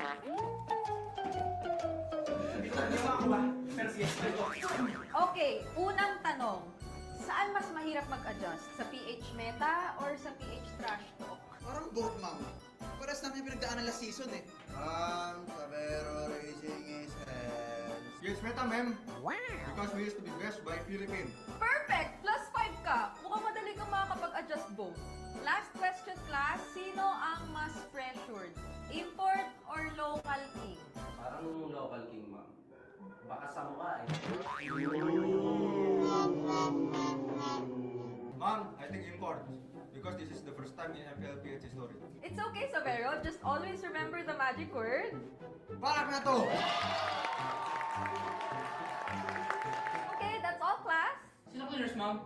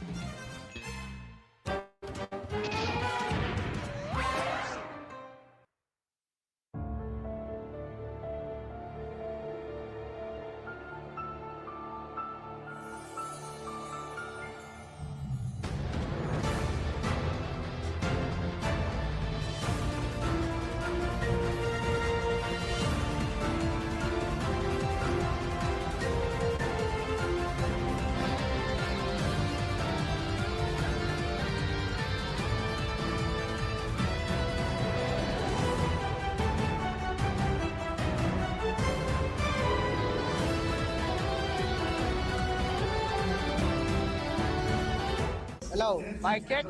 Ay, ako yung guys, mic check. Ang lupit. Hey guys, welcome sa mga fans namin. Saka fans ng Aurora, sobrang dami sa labas. Grabe. Grabe, new venue, puno agad. Puno agad ya. Puno agad yan. Yun, salamat sa mga pumunta ngayon. Papakita namin kayo ng magandang laban. Yan, sila yung pa nalalaro. Solid. Analyst to gold lane. Aaron, wherever you are, I hope you're watching us and support us. Guys, grabe yung kahit yung red carpet no? Parang kami nasa Grammy Awards kanina eh. Isa-isang lumalabas sa isa-isang naglalakad sa red carpet. Kunin ko? Pati hindi pa ako kalbo dito. Hindi pa ako kalbo dito eh. Ay, paano ba to? Nangangasim eh. Nangangasim ba ako? Nangangasim. Dubai chewy cookie o Ilocos Panada. Pandesal malunggay.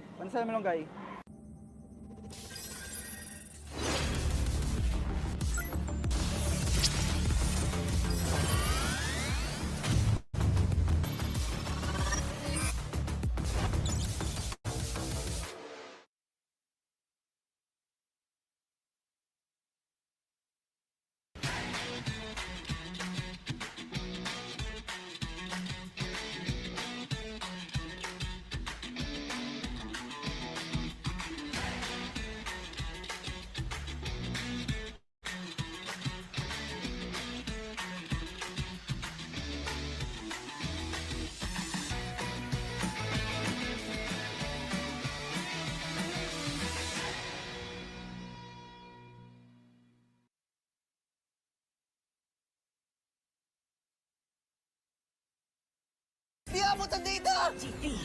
GG, bro!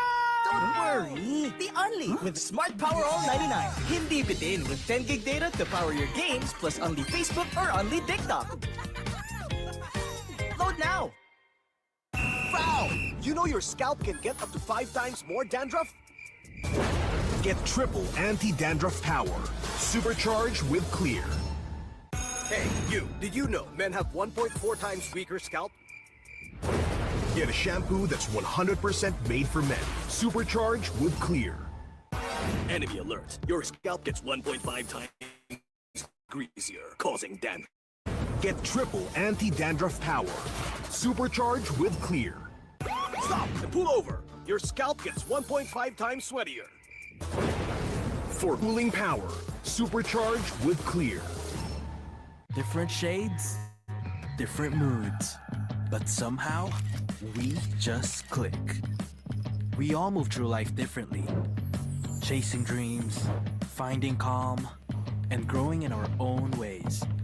For some, their energy burns brightest when they play. For others, calm is where their focus finds its rhythm. And for a few, growth simply happens when the mind is at ease. But even in our differences, we're all connected by the things that hold us steady or have our backs. No matter the hue, there's a color that feels like you. So let me ask you this. What's your color?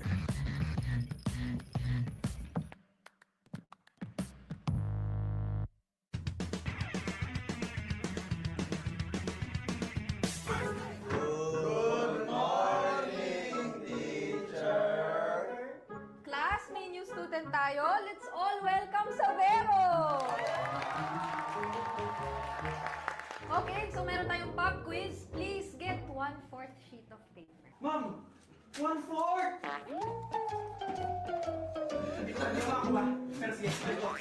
Okay, unang tanong. Saan mas mahirap mag-adjust? Sa PH Meta or sa PH Trash Talk? Parang both, ma'am. Paras namin yung pinagdaanan last season eh. Sabero Racing is hands. Yes, Meta, ma'am. Wow! Because we used to be best by Philippines. Perfect! +5 ka. Mukhang madali kang makakapag-adjust both. Last question, class. Sino ang mas pressured? Import or local king? Parang local king, ma'am. Baka samurai. Ma'am, I think import.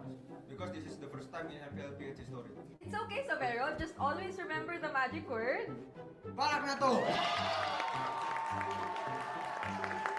Okay, that's all, class. Sino cleaners, ma'am?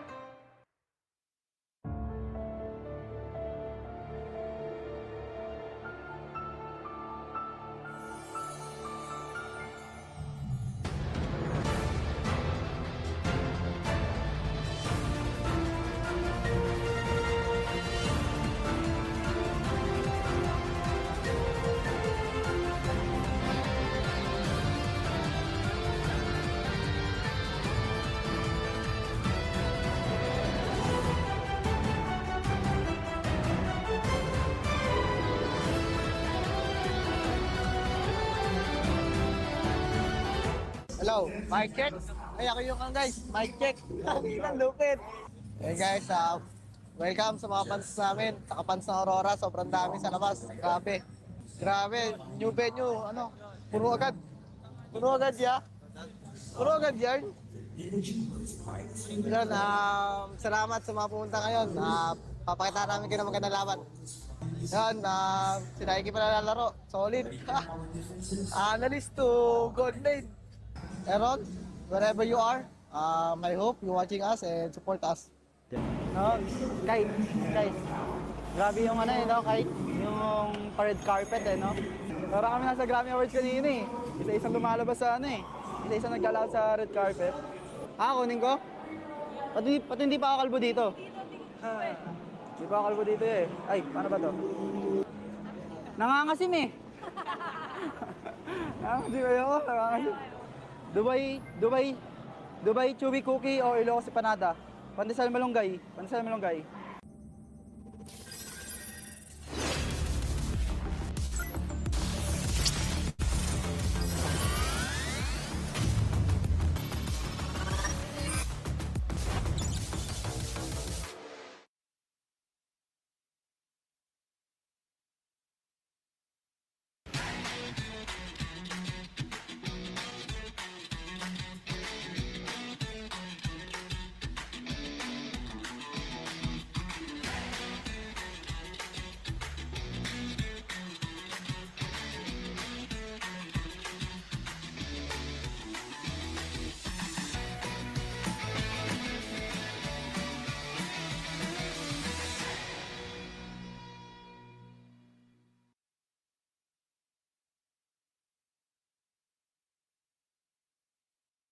Di abutan dito! Defeat! GG bro! Don't worry! The only with Smart Power All 99. Hindi bitin with 10 gig data to power your games plus only Facebook or only TikTok. Load now! Foul! You know your scalp can get up to 5 times more dandruff? Get triple anti-dandruff power. Supercharged with Clear. Hey, you! Did you know men have 1.4 times weaker scalp? Get a shampoo that's 100% made for men. Supercharged with Clear. Enemy alert! Your scalp gets 1.5 times greasier, causing dandruff. Get triple anti-dandruff power. Supercharged with Clear. Stop and pull over! Your scalp gets 1.5 times sweatier. For cooling power, supercharged with Clear. Different shades, different moods. But somehow, we just click. We all move through life differently. Chasing dreams, finding calm, and growing in our own ways. For some, their energy burns brightest when they play. For others, calm is where their focus finds its rhythm. And for a few, growth simply happens when the mind is at ease. But even in our differences, we're all connected by the things that hold us steady or have our backs. No matter the you, there's a color that feels like you. So let me ask you this. What's your color?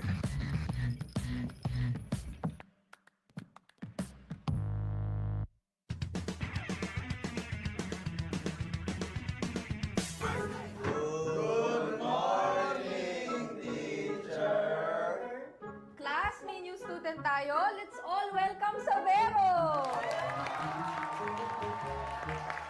Okay, so meron tayong pop quiz. Please get 1/4 sheet of paper. Ma'am! 1/4!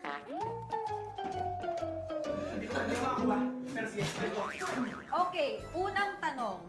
Saan mas mahirap mag-adjust? Sa PH Meta or sa PH Trash Talk? Parang both, ma'am. Paras namin yung pinagdaanan last season eh. Sabero Racing is hands. Yes, Meta, ma'am. Wow! Because we used to be dressed by Philippine. Perfect! +5 ka. Mukhang madali kang makakapag-adjust both. Last question, class. Sino ang mas pressured? Import or local king? Parang local king, ma'am. Baka sa mukha eh. Ma'am, I think import. Because this is the first time in MPL PH history. It's okay, Savero. Just always remember the magic word. Balak na to! Okay, that's all, class. Sino cleaners, ma'am?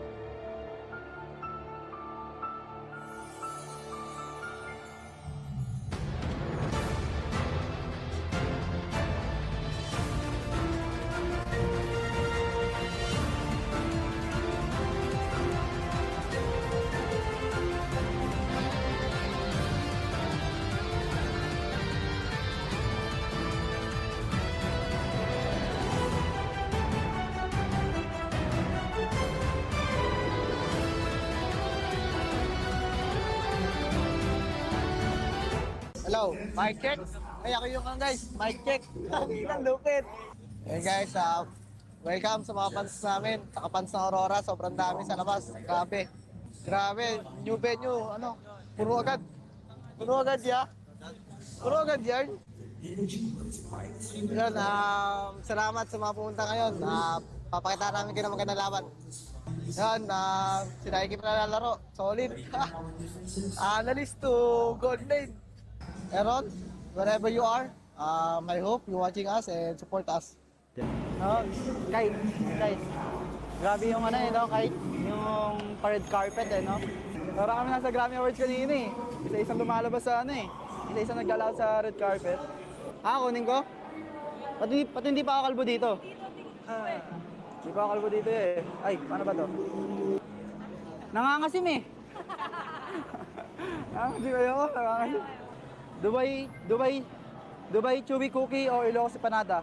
Pandesal malunggay.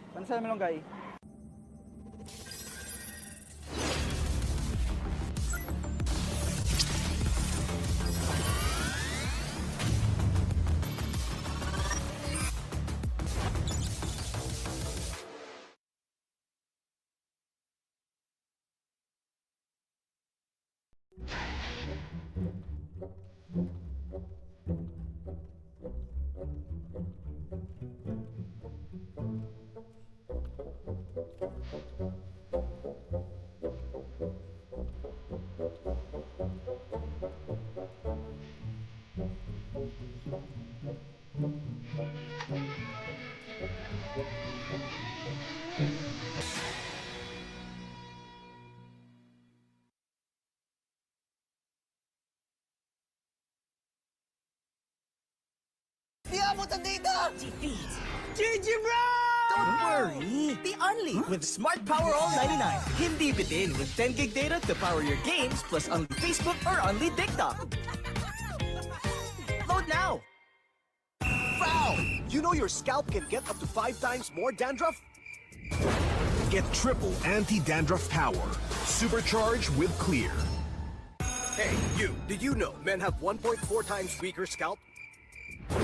Get a shampoo that's 100% made for men. Supercharged with Clear. Enemy alert. Your scalp gets 1.5 times greasier, causing dandruff. Get triple anti-dandruff power. Supercharged with Clear. Stop and pull over. Your scalp gets 1.5 times sweatier. For cooling power, supercharged with Clear. Different shades, different moods. But somehow, we just click. We all move through life differently. Chasing dreams, finding calm, and growing in our own ways. For some, their energy burns brightest when they play. For others, calm is where their focus finds its rhythm. And for a few, growth simply happens when the mind is at ease. But even in our differences, we're all connected by the things that hold us steady or have our backs. No matter the hue, there's a color that feels like you. So let me ask you this. What's your color?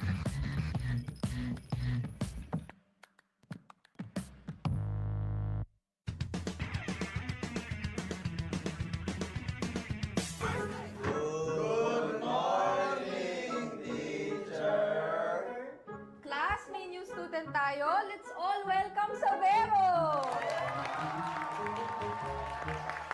Okay, so meron tayong pop quiz. Please get 1/4 sheet of paper. Ma'am! 1/4!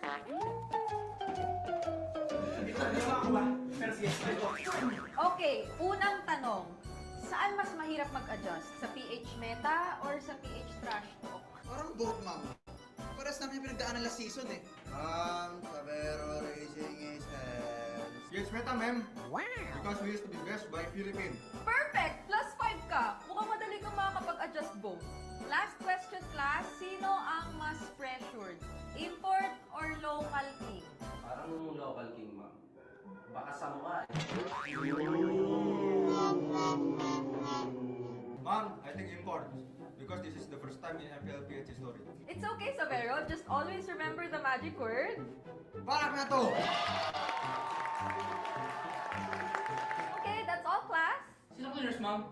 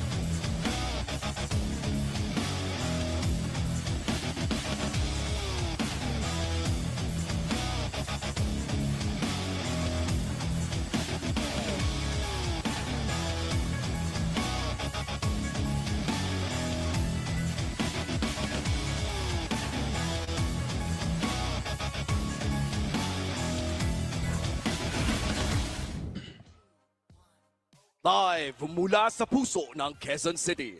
Narito tayo ngayon sa Victoria Sports Tower para sa opening day ng MPL Philippines, kung saan magtatapat-tapat ang mga pinakamalalakas week in and week out. Magandang hapon sa lahat ng sumusubaybay ng MPL Philippines Season 17. Narito muli kami para i-discuss ang mga malupitang laban natin. Uwami pa rin kasama si Burrito and si Wolf. At ngayon makakasama din natin walang iba kundi ang English panel. And it's us, once again, the We Bear Bros here for the English panel. We'll be dividing it up later on. It's me, Leo, Renmar. But right now, it's all of us. Tama naman. Tayo. Hindi siya mali. Hindi siya mali. Napakadami natin dito at nakita na rin natin kanina yung mga pwedeng interaction na ngayon lang magiging posible. Yeah. Kaya ko lang sabihin, since we're all together, ngayon, We Bear Bros na rin kayo. Yes. Ay, maraming Well, salamat. thank you. Thank you. so much. It is a honor na mapunta sa ganitong klaseng lugar na We Bear Bros na rin kami. At dahil nga nagkaroon tayo ng mukhang mutual na palitan, nagkaroon din tayo ng isang plot twist na may golden trade. Ito yung tipong off-season na sobrang ingay talaga. Oo, sobra.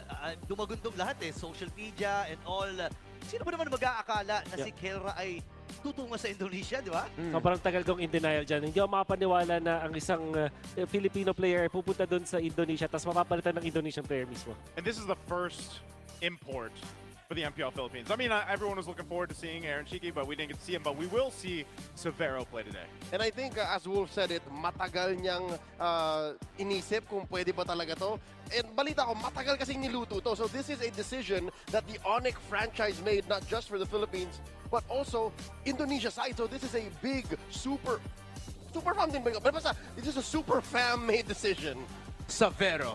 Ang ganda na lang sinabi nyo, yun na lang sasabihin ko eh. I mean, yun ang country ko. At this point, Severo is indeed the first playing import mula sa Indonesia patungo dito sa ating liga. At kung pasabog man ang nakita natin mula sa Onyx Philippines, ito kay Severo na ngayon nakatutok ang camera sa kanya. Bisitahin natin ang huling 8 taon niya papunta kung nasaan siya ngayon. Yeah, started apparently sa Onyx Miracle. So this is different from Onyx Prodigy.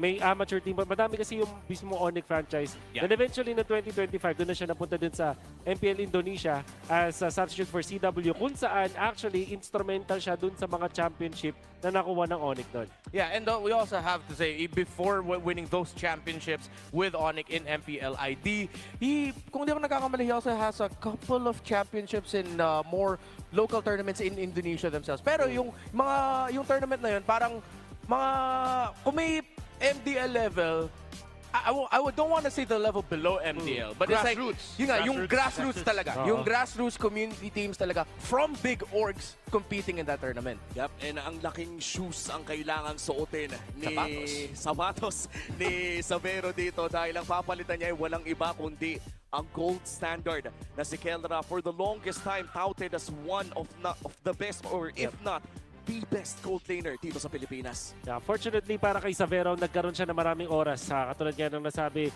ng English panel natin is ito yung pinag-isipan at niluto pa ng Super Fam. And I think that this training started late into December, pero syempre right after nung nakita natin na M7 mula sa Onyx. So they had the time to actually do this. Yeah, and para sa akin, isa sa mga favorite qualities ko ni Severo is he's a very dependable gold laner. He seems like that type. I wouldn't see him as I'm the guy type of gold laner, pero you can count on him to give a good performance. Well, before we continue with Severo, balikan muna natin ang kwento ni Kelra. Pumunta tayo sa video na ito. Ayun, masaya ako dito sa Indonesia ngayon and sobrang excited din ako matry yung scene dito sa MPL Indonesia. Pero syempre, hindi pa rin mawawala sa akin yung nami-miss ko yung PH and yung MPL PH tas mga teammate ko doon. Pero so far, sobrang masaya naman ako dito kasi para sa akin halos same lang naman yung Onyx PH saka Onyx Indonesia kasi pares lang parang pamilya, masaya. Kumaga, since nandito rin dati si Coach Sheb and si Kyrie, feeling ko na ano rin na rin nila yung culture na dapat pamilya, hindi parang tropa lang gano'n, magkatrabaho. Kasi sa Pinas, gano'n kami. And yun, so masaya naman ako dito and excited ma-try yung scene dito. Ma-advise ko lang kay Sabero, siguro kailangan niyang, kung sakali mang dumating yung point na siyempre, as a player or as a team, hindi mawawala yung matatalo ka or matatalo isang beses, ilang dalawang beses. Kumbaga, pag dumating man sa point na natalo or natatalo, wag siyang madadown and mas mahalin niya yung pressure and yakapin niya yung pressure na mga sinasabi ng tao kasi hindi mo maiiwasan na maraming masasabi sa mga tao eh.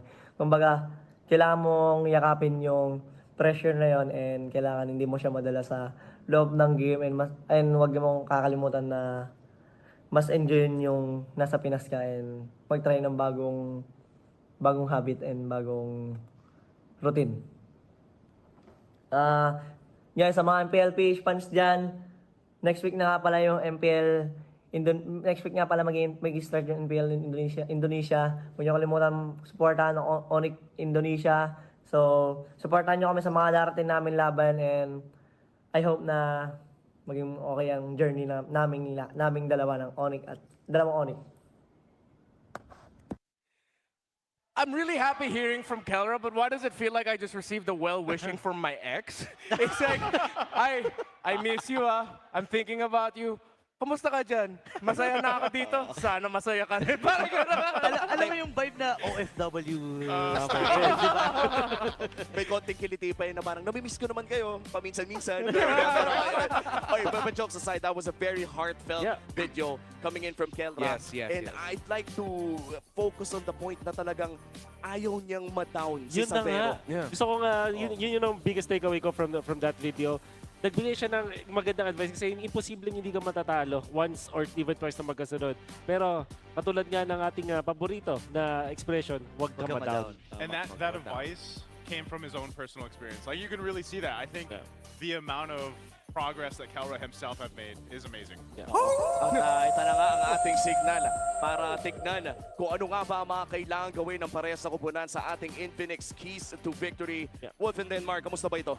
Ang napapansin ko dito sa Onyx para matalo sila ng Twisted Minds is they have to focus on what happened during sa Cebol qualifiers wherein pwede nilang i-force na ma-deprioritize yung hero ni King Kong. So ibig sabihin, pwedeng hindi perfect yung makuwang hero ni King Kong kung ibaba nila yung mga priorities tapos ipupush nila dun sa mga pangit na heroes dito si King Kong. And also, if they protect their jungle in the early stages, kasi mahilig mag-invade itong mga tropa natin mula sa Onyx, they will have a better shot in the early stages. Yan ang keys to victory para sa Twisted Minds. Now for Onyx, basta hindi sila manalo dun sa mid-duo matchup, dun pa lang sa draft, ang laking bagay na nun. And also, they can leverage their strength in force team fights. Diba, napanood natin dun sa Cebol qualifiers. Kahit lugi ang Onyx, tinatry pa rin nila mag-force ng team fight at dun sila nananalo. Yeah, if you're Onyx going to this matchup, you have to expect Twisted Minds are looking at MP the King and going, King go wild. Do whatever you want. So if they lose the mid-duo matchup in the draft alone, how are you going to do that? You're going to make it so much harder for yourself to try and stop MP the King. Build King Kong to stop MP the King. Yeah. And King Kong and MP the King are the two people na kailangan talaga nating panoorin dito. Nakita natin sa pinakauna nating serye kung gaano ka-importante yung mga retribution for their teams. And that was a Clash of the Titans na nakita natin, kampiyon labang sa kampiyon.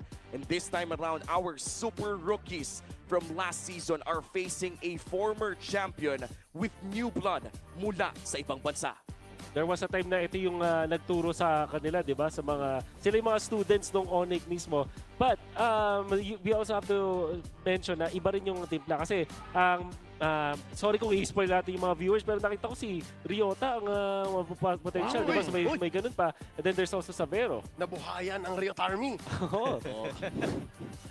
Siguro magiging instrumental to para sa communication issue, no, na laging binobrought up, no, lalo na may import tayo. Remember si Brusco ay marunong din namang magbahasa Indo. Andyan si Ryota na marunong din magbahasa Indo and Sabero. Let's see kung papaano to kasi ako na-excite na ako, no? This is truly a historic match. Not just for MPL Philippines, but also for international MPL, considering that this is the first time ever in MPL history na may maglalarong Indonesian sa ating local league. Let's give a warm welcome para dito kay Savero. No? Para naman sa mga, sigurado kasi may mga bashers na, di ba? Paglaruin nyo naman muna. Oo, pakita muna natin kung paano siya na magpakitang gilas, basically. And that has been an amazing time na makita natin kung ano mga posibleng mangyari. Sa ngayon, i-welcome na natin ang ating mga manlalaro. I-welcome na ang Twisted Minds and Onyx Philippines. Rookies no more. They have returned to shatter the status quo. Please welcome Twisted Minds.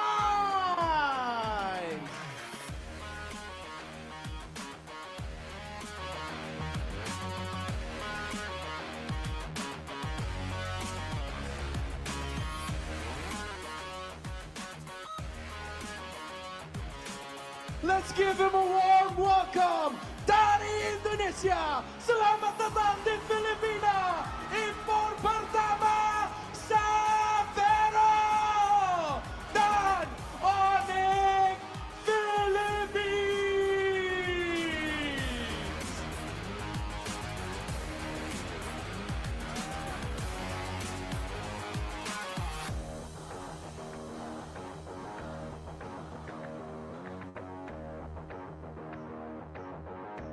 Please welcome our marshals for this matchup, Chico, Miko, Joshua G, and JD.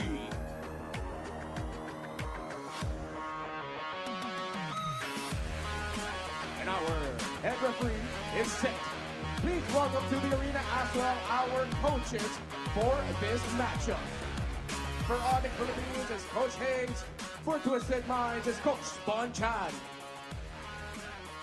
MPL Arena, make some noise for Twisted Minds and Onyx Philippines!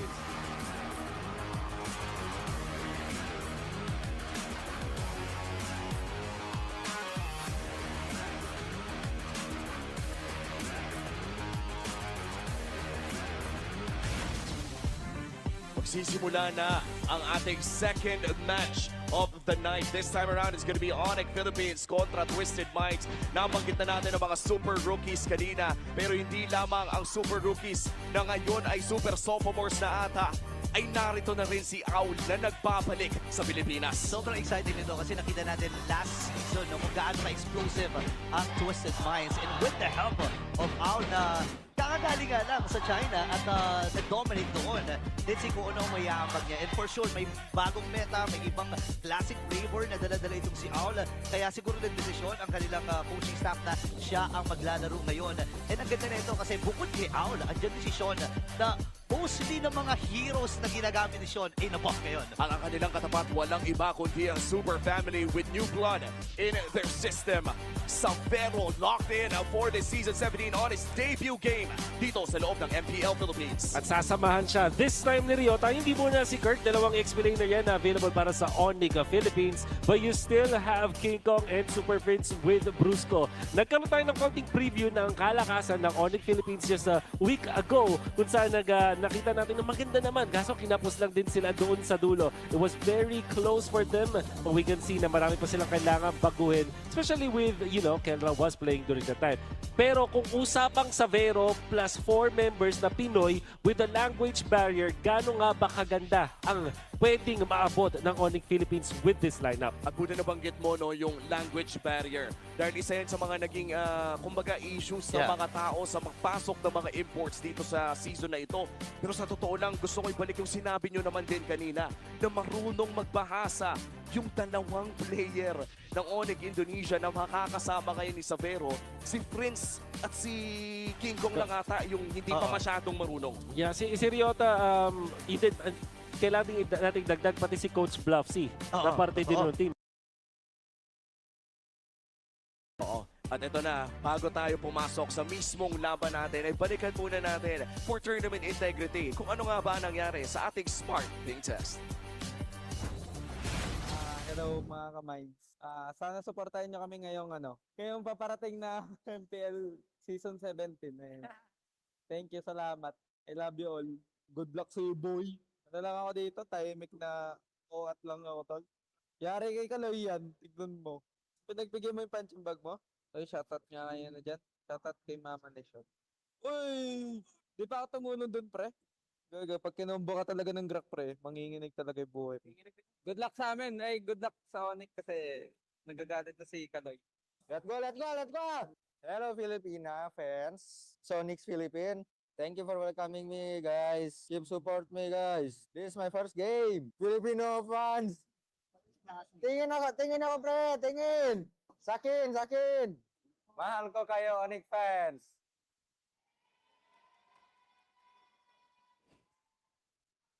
Gagawin na ata nating Pilipino si Sabero. Pagkatapos ng season 17 ay maririnig nyo na kumukombo na yun si Sabero. Yung mga lengguaheng hindi natin na Pwedeng sabihin. mga madidiscuss ngayon. Pero marunong nang mag-combo si Sabero. May nabubuo na to be fair, yung kasing napuntahan niyang isang na team ay isang klase ng team na high-spirited din talaga. At masasabi kong Kenkoy din talaga. Wala akong ibang maisip na term eh.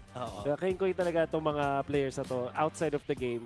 Mahilig talaga silang magbiruan. So kaya siguro yun din yung mga nalalaman. Kaya siguro maagang natutong kumombo. Ito si Sabero. Oo. And speaking of combo, no, nababanggit din niya during our media day. Siyempre pwede ko na ikwento kasi release na rin naman. Si Sabero ay ang lagi niya sinasabi during that time na si Kyrie madalas din daw kasi nasa kanya siya natututo mag-Tagalog. Nung nanonood pa lang. Oo nga, at least may simulan na, no? Oo, kung natuturuan. Yeah. Bago pa din mapunta dito, may alam na salita. So language barrier, I feel like at this point, kailangan na lang natin muna igilid ng saglit. Pero tingnan natin sa laro kung magta-translate ba ito. Dahil nga meron tayong changes sa ating pag-approach ng mga mapa. Wolf, ano nga ba ang nakumpirma dito? So we are gonna see Twisted Minds na home team at sila ang mapupunta dun sa may blue side. And that's also Flying Cloud. Back-to-back series na nakita natin na first match na pinipili itong Flying Cloud. I think that's interesting to me. Ang isa pa dito ay isang expect din ng mga viewers natin for Twisted Minds dahil Bonchan is on drafting at alam naman natin na may chance na maging iba ang choices ng mga players na to. Baka ibang-iba din ang timpla ng draft natin for the two teams. At ayan na nga, magsisimula na ang ating drafting phase for our last match of the night. Opening day ng Season 17. Kakatapos lang ng ating epic rivalry between Team Liquid Philippines and Aurora Gaming. Ngayon naman ay bibisitahin na natin ang matchup ng Twisted Minds kontra Onyx Philippines. At muli pinili ng Twisted Minds ang blue side of Flying Clouds via our new rule changes sa pagpili ng mapa at sites. Nakaiba ito pinili na lang ng Onyx Philippines na wag nang i-deal itong either makuha man nila o makuha ng kabila itong Zushin. Kasi nakita natin kanina, no, yung sa ating match number 1, kung gaano talaga kapeste. Lamemeste, lakas mameste. Parang lahat ng Jushin games maganda yung performance ng Jushin. So, movie band, ang na-open ngayon is Eve para sa Twisted Minds. But aren't they going to pick the Eve first pick? Yung Marcel ay hindi na naman pinansin sa banning phase. And as you said, Wolf, Eve locked in para dito sa side ng Twisted Minds. Onyx is a team na kilala din na pumili ng mga kaibang mga heroes and I will not be surprised if that's the case. Guinevere ay open din na ini-spam din ni King Kong kung nakaraan. It is also the focus of the bans. But with this Eve, Leo Mord, siguro pwede rin piliin ng Onyx. You remember dun sa Civil Qualifiers, may mga Harley din oo na inilalabas to si King Kong. So, baka isa yun sa mga pinag-iisipan muna nila ngayon. Pero feeling ko, stable muna na roam para at least may setup na kayo at alam niyo na kung saan patungo. Khalid comes to mind. Siyempre may Eve din sa at Claude open din. So, it's Kalea Yuzo. Wow, yun. Okay, so iba ang approach dito ng Onyx at Twisted. I think they're the team that will pick up the Guinevere. Lalo na open sa ngayon. Meron din naman Fred rin. But in combination dito sa isang Eve, talagang maganda na yung nakuha natin mula dun sa Guinevere. Ang lakas agad ng combo niyan eh. You have the stun, lockdown, tas meron ka nung real world manipulation na mataas yung damage. To get that hero in this particular slot will be good para sa Twisted Minds. Sabay, pwede na rin nilang nakawin yung Claude para hindi na siya mapili ng Onyx. And despite all of the nerfs na nakuha ni Eve before this season started, ay katulad ni Sushin ay pina-first pick pa rin si Eve.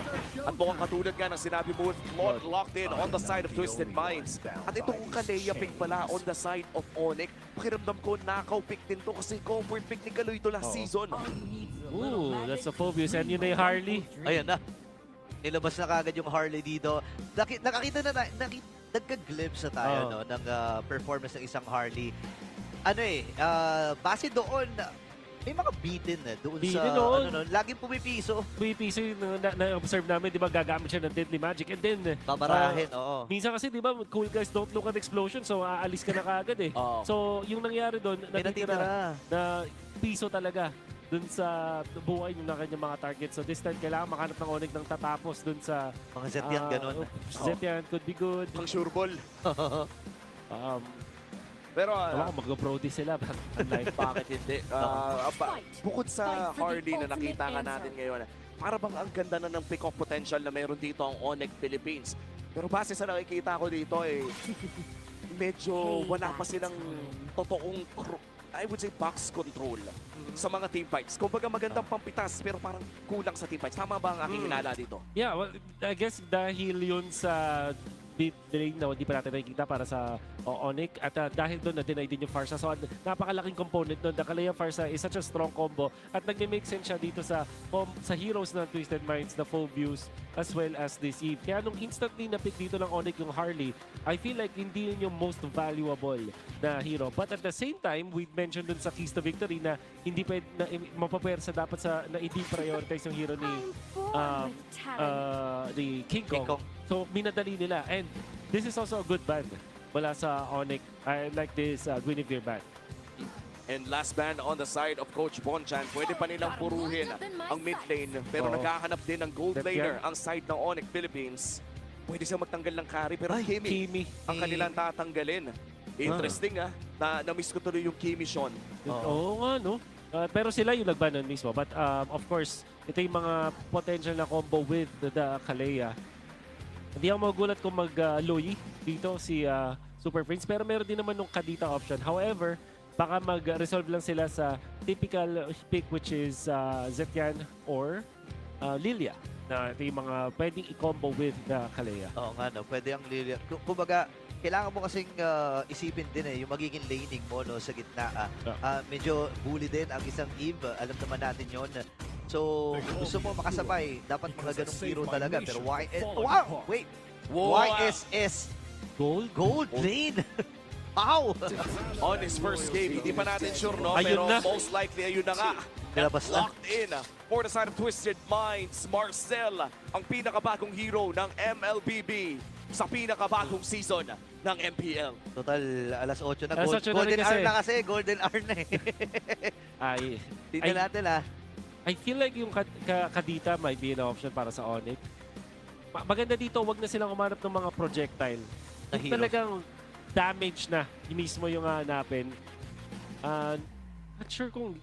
Well, Lilia actually might work. Kaso baka nandun siya sa range ng ulti ni Yes. So medyo malayo dapat yung hanapin. Zetian, I think, or Zetian or Kadita na lang ang option para sa Onyx. I agree. Zetian and Kadita are the best options. Kung sakali mag-Lilia, may chance kasi for big outplays coming in from the golden hour. At ayun na nga, Zetian locked in for the side of Onyx Philippines. At dahil dyan, mukhang majority of the physical damage na manggagaling sa Onyx Philippines ay nasa kamay ni Savero on this YSS Gold Lane. And correct me if I'm wrong, ito rin ang unang beses na makikita natin ito sa Season 17. That's right. In fact, yun ba yung professional play, no? Oo. Kasi puro nasa screams lang natin napapanood itong Yisun Shin Gold Lane. But this time, we are gonna see it in professional play. Wow. Exciting game number 1 between Twisted Minds and Onyx Philippines. Hindi na super rookies ang ating pinapanood. Graduate na sa pagiging rookies ang mga manlalaro. Strengthened by Owl's return as well. Katapat nila ang Onyx Philippines na mukhang nagkaroon din ng kakaibang off-season trade, welcoming the first playing import dito sa MPL Philippines Season 17. Let's give a warm welcome to Savero as we enter game number 1. Alam mo, kung babalikan natin yung draft, iniisip ko sino ba yung team na una nating makikita na baka gumamit ng isang bagong hero? Alam mo naman, identity na rin yan ng Twisted Minds. Even nung last season di ba sila yung naglalabas ng mga heroes na kakaiba, yung mga experimentation nila with the help of Coach Bonchan. And at some point, parang may ube-ube din to Alam mo yun, parang kailangan nyo rin magsama-sama dito Oo, I mean across MLPP Esports history, si Coach Bonchan talaga yung isa sa mga talamak talagang mag-breed ng mga hero na kakaiba sa kanyang mga teams. And as we enter game number 1, hindi ito yung katulad nung nakita natin nung game, or match 1 rather, na yung Zushin na talagang grabe magmamaw ng level 1. Iba na to, no? And siguro masasabi natin na mga first 2 waves baka makauna dito si Super Prince. Kasi hindi naman basta-basta mabubuli yung hero niya. Pero si Brusco, King Kong, and Super Prince, eto pre, nakita na natin tong trend na to. Oo. Lagi silang nagnanakaw. Nagbe-vertical juggling.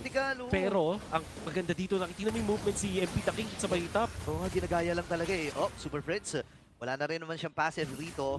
And si MP the King, tinan mo nun, nalinis na nga niya. Orange na lang yung natitira dun sa taas Bear at Kramer yung nakuha niya because of that. And all it took was yung pagdeling ni Kaloy at nitong ni Sean. At if you think about it, lalamang na ng importante dito si MP the King. At yung knowledge to do vertical jungling is something na kailangan talaga may awareness ka kung ano din ginagawa ng kalaban mo, no? Pero mukhang si Kaloy ay mapipicturean lamang si Super Prince. Saktong-sakto, no? Parang iyan pala talaga ang gawain ni Marcel bilang hero. Si Clemor. Si Clemor ang pangalan ng niya May pangalan kasi pre yung camera niya. May spirit yan si Clemor. Si Clemor. Actually, ang magandang ginagawa niya, hinumukhaan niya si Super Prince. So natatagal na din passive. Yun nga Parang ganda nito kung iisipin mo. Ang hirap para sa isang Zetya na lagi wala kang passive. Parang hindi ka safe, di ba? Oo, hindi talaga safe. Pero mukhang si Kaloy ang unang bibigyan. Okay, nagamit na rin yung Fear of the Phoenix. And si Kaloy nga ata talaga ang pupuntahan. Pero mauna pa si Bruce Golden. Flicker na gamit niya. Atoy, RA sumama na rin. Si Sean ay medyo na late na sa party. Si King Kong ngayon ay babalik sa kanyang farm. At walang mamamatay. And when we look at the level 4 power spikes coming in from Onyx Philippines, ang taas pala talaga ng vision control na meron sila with a YSS and a Zetyan. That's right. Pag ginombay natin mahuhuli talaga kung nasa yung mga members dito ng Twisted. But, however, masasabi ko na dun sa trade-off na yun, mas pumabor ito para sa Twisted Minds if they will use this properly. Kasi walang dragon ito si Ryota. Kaso, 4 na members ng Onyx tayo na dito sa turtle at hindi nga actually pumalag at all ang Twisted Minds sa turtle na yun. And correct me if I'm wrong, medyo lugi ata sa trade. Pero going in for Owl. Konting sakit lamang ang ating nakita pero parang wala atang na-trade ang Twisted Minds para sa pagong ngayon. Parang nakakapanghinay. Wala silang napala doon. Pero nakumpleto naman ni MP the King yung farm niya dito sa may upper side ng ating mapa. Si Kaloy alam niya na nandiyan si Brusco pupuntahan. Pero wala muna mangyayari. 3 minuto na ang lumipas at meron ng Hunter Strike si Sabero. Napakatahimik ng laro na to. Word kanina, 3 minutes, may 11 kills na tayo. Actually, sobrang yaman ni Sabero. 2,000 gold siya ngayon kumpara sa 1.8 ng kanyang katapat. Ito yata yung pinakamabilis na Hunter Strike. Granted, hindi siya nag-boots pero the fact na meron na siya dito Hunter Strike, yung pag-ulti niya tapos yung barko, kakagat na to. Masakit na rin to pagka nabigyan ka ng 1-2-1-2 combo. Pero mukhang makakalamang sa saktong poke lamang ang side ng Twisted Minds. Tandaan natin may ulti pa. Alam niyang walang BMI. Blazing Duet na lang ay sasagot dito ni Owl. At hindi na nga kitingnan ni King Kong at ni Sabero at pumutok na doon si Owl. Wow, first blood para sa kamay ng Onyx Philippines. Parang ang dali ng ginawa nila. No counterplay. Even with the Purify, di ba? Kasi may yung Deadly Magic, pag kumabit na yun, wala na talaga napakasakit ng damage and there was no defense and Kaloy was so far away to help his teammate dun sa top lane. Tsaka nabilang din nila. Kaka-BMI out lang Walang way para makatakas itong si Owl. So good timing para dito sa Onyx. 20 seconds para sa ikalawang pagong and si Kaloy ay ginugulo pa rin. Wait lang, magsisimula ata dito ang Onyx. Ganap hits!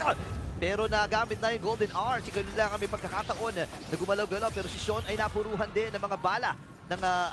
Baraha pala dito ni King Kong. Pero imaginein mo, talagang hard reset ng team fight itong Golden R.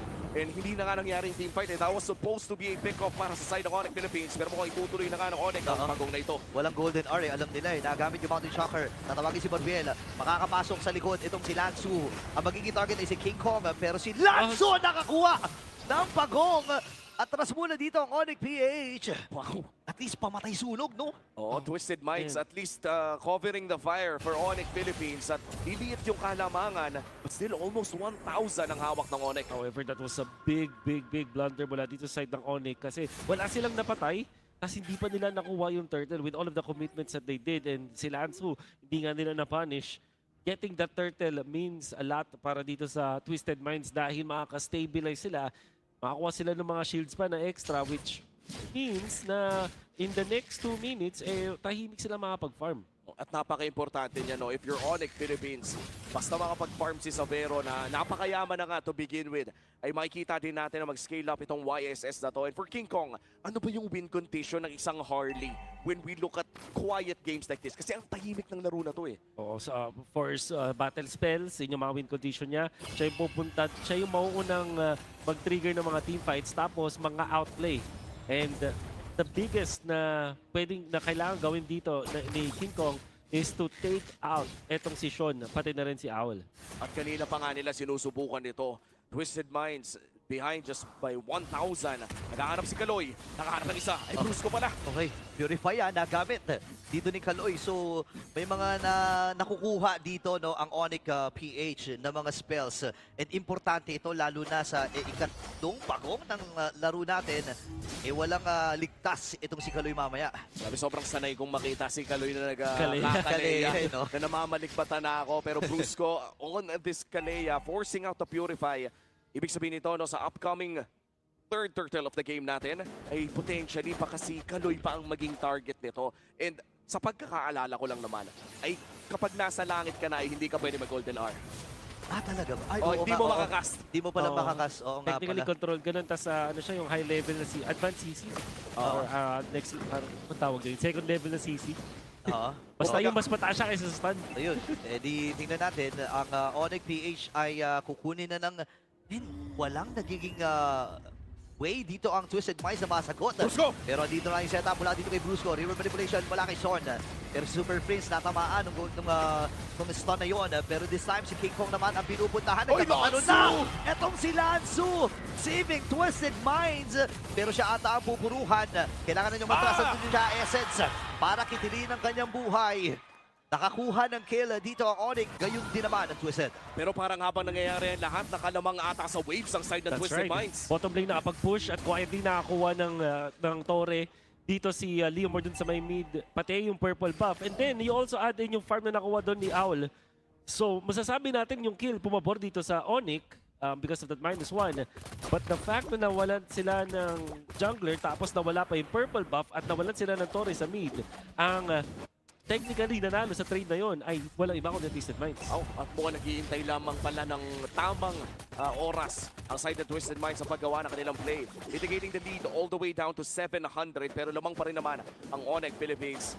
Nakakapanibago, Burrito Wolf. Ang baba talaga ng kill score natin. Talagang naghahanapan ng tamang oras ang dalawang kupunan na ito. And isipin mo mula sa epic rivalry kanina na talagang bulusok itong dalawang team. Ito nagiging maingat. And yun naman kasi yung sinasabi nung composition ng Twisted Minds. Kailangan mo maging maingat. Kailangan sakto yung timing mo para doon sa golden hour ni Kaloy para magamit mo nga ng mahusay. Kasi kailangan mong partner rin yan. Kunyari yung Blazing Duet ni Owl, yung ano pa ba pwede i-partner yung kay Sean. Kasi wala naman silang technically projectile na pwedeng ipang-abang doon sa Golden Arc kung iisipin mo, di ba? And in the topic of pacing, napakabagal ng laro na ito. Sino pa ang nananalo kapag walang nangyayari? Sa mismong matchup na to, halos pantay pero baka mas pumabor ako sa Twisted Minds. Kasi kung roll to roll, gold for gold, pares sa scaling nila, mid to mid, pares din scaling. Ang thing is, etong Marcel, later on, magiging problema. And if you compare the Phoebus and the usual, parang mas pumapabor sa Phoebus sa late game. So, To answer your question, Momi, mukhang mas makapabor to sa Twisted Minds. And if you're on Philippines, gusto mong pabilisin ang larong ito, King Kong looking for Aray! Lansu. Ang sakit ng pinira ni King Kong dito kay Lansu at hindi pa niya, actually nagamit niya ang kanyang Deadly Magic. Oo, pero mabilis din naman yung cooldown nun eh. So, kailangan umuwi dito ni Lansu. Alam nila na 4v5. And pwedeng ulit-ulitin ito ni King Kong. Kasi alam niya, sino ba ang mag-start ng engagement, di ba? Si Lansu naman eh, di ba? And most likely, no, yung mga engagement na mangyari dito sa Twisted Minds come late game, siguro inaabangan ko rin kung may mauuna bang golden hour. Oo. Sa ngayon, wala pa naman eh, no? Kasi, again, hindi pa sapat yung damage ng Twisted Minds. And ang worry nila, kapag hindi nila kita si King Kong, kasi pag nag-golden hour at lumapit sila doon, pwede maka-preheat lang si King Kong eh, di ba? Ayun ni King Kong, ha? Di ba? Nasa lizard siya ng kabilang team. Although, I think they have also set up the slow push up top. So, nasa kanila naman talaga ang advantage. Ako, may pain na ata na parang pain lang ata yung minion wave doon sa taas. Si Sean, gagalaw. Gagalaw si Sean. Try niyang mag-def pero hindi na muna lumabas itong si King Kong. Tumambay na siya dun sa may left push, sa mid. Pero alam niya ata, papunta dun si Sean eh. Tinitingnan ko na sa minimap eh. Hello? Naghihintay lamang ng go signal si King Kong. Nasa tapat na niya si Sean. Nasa tapat na niya ang mga gusto niyang i-burst. Ang tanong na lang ay kung gagawin ba niya. Pero mukhang hindi niya gagawin sa ngayon. Stun mula kay Kaloy. At napakasakit na nga dito nila sa Vero. Kalahati ka agad dito si Kaloy. Kailangan magkumpulan muli ng Twisted Minds. Reset ang kanilang magiging call. Pero si Sabero napahawakin na ng Lord. Oo. At saktong-sakto naman YSS, mga sanay naman na maghawak ng Lord at this point. But I spoke mula dito kay Sean. Napakaingat. Ang parehas na kupunan ayaw magbigay. Oo nga eh. Alam mo, regular season, simulan-simula. Siyempre gusto mo tapusin ang regular season, ang day 1 mo na may panalo, di ba? So, gets mo rin yung ginagawa ng Onyx PH and Twisted Minds dito eh. Tsaka yung mga trade natin, parang siya yung minimal mga trades lang. Oo nga eh. War of attrition. In fact, pwede na natin consider na pantay yung laban natin when it comes to the gold. Parehas lamang. Sige, Parehas lamang. Pwede ata to. Wala rin namang sa long lane. Uy, teka lang, nakaharap ng isa! Ay, nasisimulan nila nagamit yung Golden Hour pero isa lang ang nahuli. Beauty of the Phoenix! Ito na yung engagement mula sa Onyx PH. Pero yung Dragon ay papasok na hindi tumama yung Mountain Shocker. Atras muna si King Kong, Sabero. Pero siya pinuntahan dito ni Lansu. Nakakuha na ng kill. Ito si MP the King. Wala si Sabero. Si Ryota ay sinasalulong yung damage. Apat ng miyembro mula sa Twisted Minds ay buhay pa rin! At si Owl ay nakakuha na ng kill. Hindi pa tapos si King Kong. Si Lansu magiging parang niya. Kaya alam buhay pa rin. Nakapiso na naman. Dito ang Twisted Minds. At yung Lord ay pwede na nilang i-burst. Walang retribution si King Kong. Kaya naman makukuha ito ni MP the King. First Lord secured para sa Twisted Minds at dead even ang larong ito. I think masasabi natin lamang na ang Twisted Minds because of that. Nakapag-push pa sila dun sa may top lane. Naturally, dahil sa sobrang indecisive ng Onyx Philippines. Ang ganda na sana ng play doon coming out from Super Prince after nung golden hour ng Marcel. Nakasan niya yung Fury of the Phoenix na shoot at shoot talaga. Kaso nga lang, nasa gitna ng laban, yung Yison Shin na dapat ay magiging reliever ng damage ng Onyx kapag napop na ang Fury of the Phoenix, hindi na ganun kataas yung DPS na magagaling mula dun sa mid laner nila. And without Savero, there wasn't enough damage mula sa Onyx Philippines. Ang sakit talaga sa ulo ni Lansu on his Fovius. Siya yung nakatoka kay Savero during that time. Kumbaga nagmamakaawa siya, please mag-traceless ka. At hindi natin nakita yun. Onyx Philippines kailangan dumepensa. Golden hour na ikasa na rin para ma-delay yung Lord. Pwede pala yun. Pwede pala yun. May ganun pala. May ganung play. May ganun pala play, no? Pero again, matagumpay ang pagdepensa ng Onyx PH. Naguguluhan ako eh. Twisted Minds, ang bagal ng kanilang pacing. Pero parang biglang bumubulusok. Pag yun na nga, pag ginawa pag nag-go signal na sila, dire-diretso na. And that was led by Lansu and Kaloy. Ito na yung problema na sinasabi natin kanina na scaling for this Marcel. Nagkaroon ako ng maraming first-hand experience facing the Marcel. Sa una, makati lang siya at magaslaw. Pero sa dulo, pag mga bandang 15 minutes na nakakuha na siya ng mga items, sobrang kunat na. And that's what we saw. Imagine, Fury of the Phoenix na yung pang-counter dun sa Golden Hour, pero hindi pa rin nila natunaw si Kaloy. Oo, nakatakas pa nga ata si Aule. Na-trap din sa loob ng Actually, no, mababalikan natin kung ano yung mga kaganapan sa nag-iisang team fight sa larong ito. Yan, no? Tinan mo, saktong-sakto, hindi nga nila nakapitalize pero yung Fury of the Phoenix. Tapos naipin si Sabero hindi tumama yung bangka niya. Feeling ko kung tumama yung bangka niya, magbabago yung sitwasyon na yun. Pwede. Hindi lang ganun kaganda yung execution mula dun sa Onyx Philippines.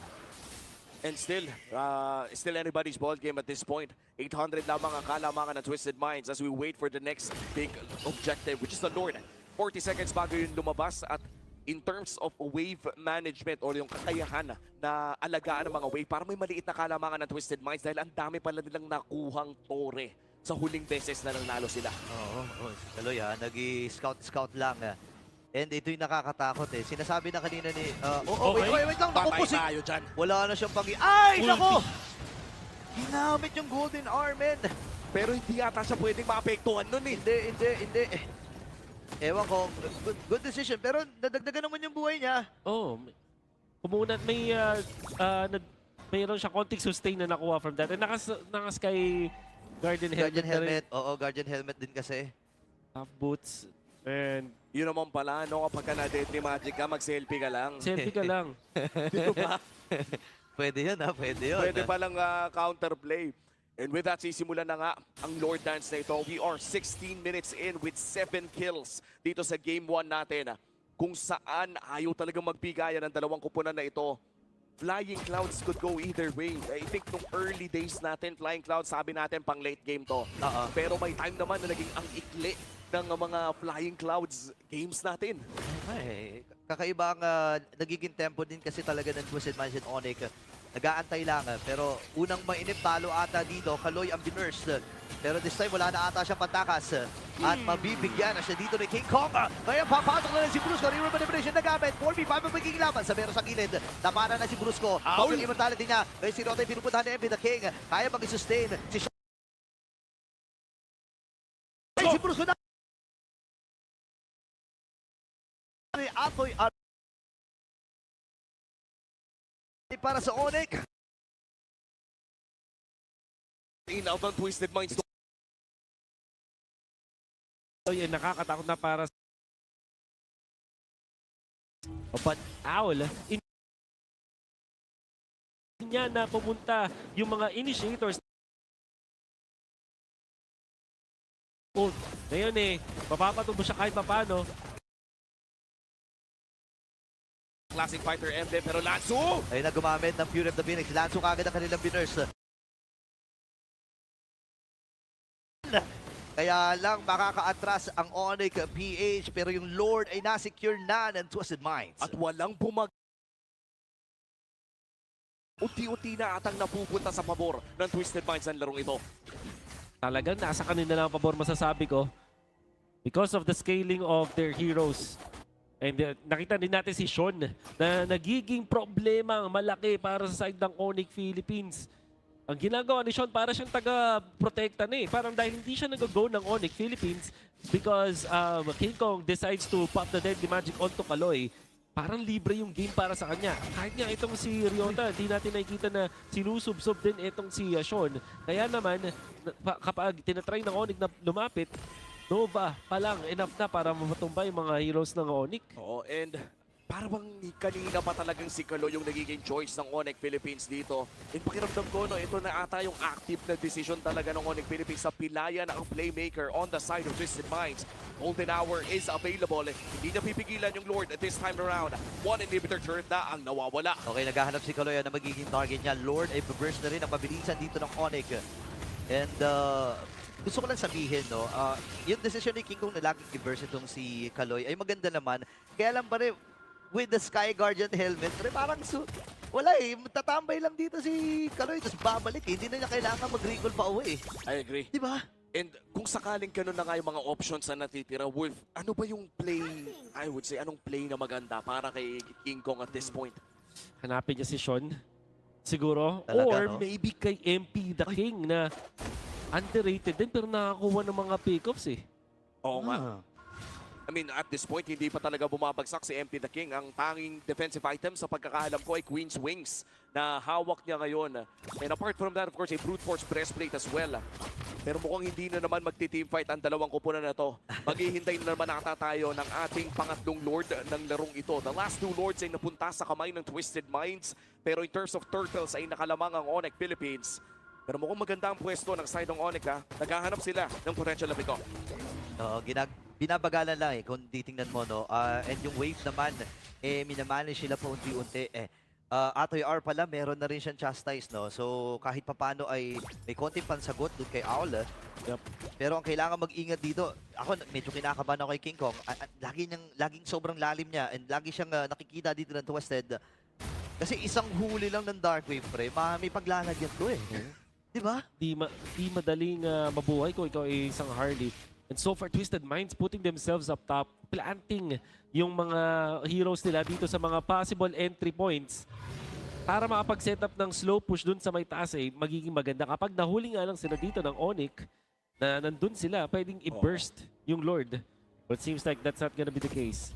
After nilang mag-set up ng makapal na wave dun sa may top lane, aatras muna sila at pa-prioritize itong Lord. Ako, si Lanzo ata magiging target dito ni King Kong, pero mukhang hindi na naman makakuha ng kill off to the Deadly Magic. But as you said, Burrito, mabilis lang naman ang cooldown ng ultimate na ito at nagpadala na rin ang Onyx ng kanilang first import sa top lane. Ini-import sa taas. Ini-import sa taas. Ay, yun nga lang naspatan. Naspatan, nahuli ng CCTV. Yung mga poke na nakita dito kay King Kong, pag wala siya napapatay, hindi pabor ang mapa para sa kanila. Kasi nangyari, di ba, pag uwi ni Lanzo, may flying clouds So, balik lang din sila. Kaya papansin mo, kahit 60% HP, umuwi talaga si Lanzo Oo, sulit na sulit yung uwi kasi mayroon namang expressway pabalik ng laban.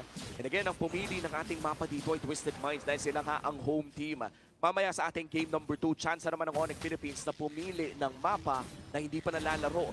And of course, yung kanilang side. At kung mabot tayo ng game 3, randomizer na sa huling dalawang hindi nalalaro. Yan ang ating bagong rules sa loob ng mapa. Pero mukhang itutuloy na nga dito ng Twisted Minds ang Lord na ito. Okay, may soft reset sila na gagawin. Papahawakan pa rin kay Owl.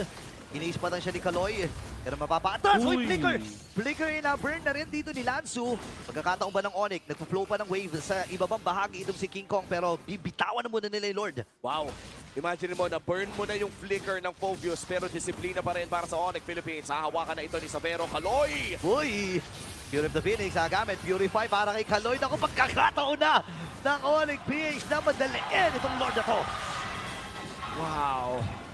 When you see yung mga teams na maglalaro din specific series, Twisted Minds versus Onyx, ang expectation mo, high-octane gameplay. Bakbakan kung bakbakan, it's the complete opposite. Walang namatay sa exchange na yon. But for some reason, Onyx Philippines, nabugaw nila yung mga members ng Twisted Minds. Kanina pa nila tinatry itong poke playstyle nila. At ngayon, naging successful na finally. And all it took was a forced flicker mula kay Lanzo. Wow. And this marks, I guess, the longest game so far ng Season 17. Ang Game 1 kanina ng ating first series ay 20 minutes. Ngayon ay pumapatak na tayo patungong 23. At hindi pa nga natatapos. Wala pang inhibitor turns na bumabagsak sa side ng Twisted Minds. And for Onyx Philippines, tuloy lamang ang kanilang pagpupush. Available ang kanilang mga battle spells. At top lane nata ang kanilang unang punterya. Yeah, abangan natin ito. It's all up to Super Prince kung paano niya kakapitalize yung mga pokes mula dito kay King Kong. Nakita natin yung Fury of the Phoenix. Kaya nabugaw din ang gusto at Twisted. Pero tatalo ang Fury of the Phoenix. Purify para dito kay Kaloy. Atras na rin muna dito ang Twisted. Tagumpay sila sa pagbasag ng Torres sa top lane. Ngayon, kasama pa nila itong Lord na ito pero tutuluyan na nga ng Twisted na i-burst ito with the help of MP, the King, and Owl. Pero round number 2 to Black Dragon form na gamit na rin dito ni Atoy Army pero kailangan niyang bumalik. Tinawag kasi Patel, MP, the King, Golden Hour! Hindi ko konekta pero mukhang bot lane pala ang gusto nila. Isang banat na lang para sa dalawa. In Onyx Philippines, hindi na nila itutuloy pa. Walang nahuli pero si King Kong pumasok pa. Tinuluyan na nga yung Torre doon. Flying Cloud, sinahabol nila si King Kong. Alam nila kung saan manggagaling! Alam nila kung saan manggagaling si King Kong at I think si Brusco pa nga ang mahuhuli nila dito. Napicturean na yung isa. Ryota.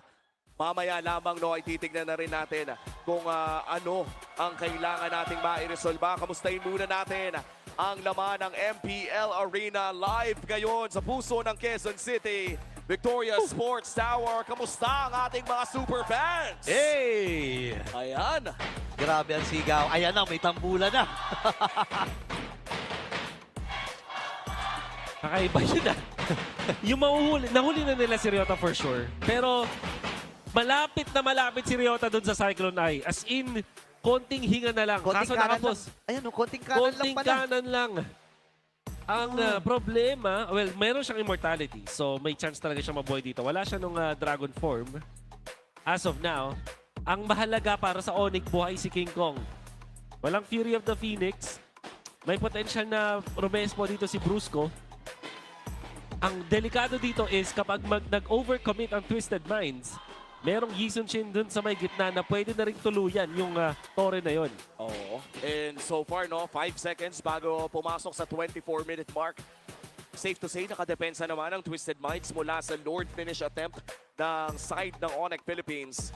May chance pa ata na tumagal ito ng 28, I would say. Kasi may mag-iisang Lord pa pag sinayaw nila yon. Ito total, post pa lang naman. May 13 seconds pa. Give me a game timer. 28. 28 ka. Ikaw, Wolf, ano sa tingin mong, anong oras Parang mo? 28 din naisip ko eh. Pero sige, 26. 26. Okay, you know what? I'll go straight all the way to 30. 30. Okay. Ite-30 ko na to, pare. 30. Total 2 taon na lang. 30 na rin naman ako. At Magkalabasan na tayo dito Sige. ng edad. At kami dalawa ni Wolf ay 30 na. Oo. 30 na. Konti na lang, susunod na ako sa inyo. Welcome to the club. Welcome, welcome. Enjoy mo na ang nalalabi mo. Wait lang. Unang tanong, may gout ka ba? Wala. Uy. Wala pa. Diba? Sabi nga sa basketball, diba? Last 2 minutes. Ako naman, last 2 years. Last 2 Uy, years. shoutout pala kila Odin. Hello. Ang ating mga host, of course, si Denise. Ito na. Chap-chapin na. Ayan na, bumibuelo na. Bumibuelo na. Ano? Joke lang. Mamaya-maya pa. Ano, sir? Hihintayin pa natin. Of course, ang ating head referee na si Sed nag-aantay lamang ng signal to start the game once again as we enter the land of dawn. Uli, game 1 po ito. Reset muna ang ating matutunghayan. 30 segundos bago lumabas ang susunod na Lord. Mukhang malapit-lapit nga sa 28 minutes yung posibleng mangyari dito. Oo. Ngayon, 20 seconds naman para doon sa Lord. Maganda yung item pickup na nakita dito ko mula kay Owl.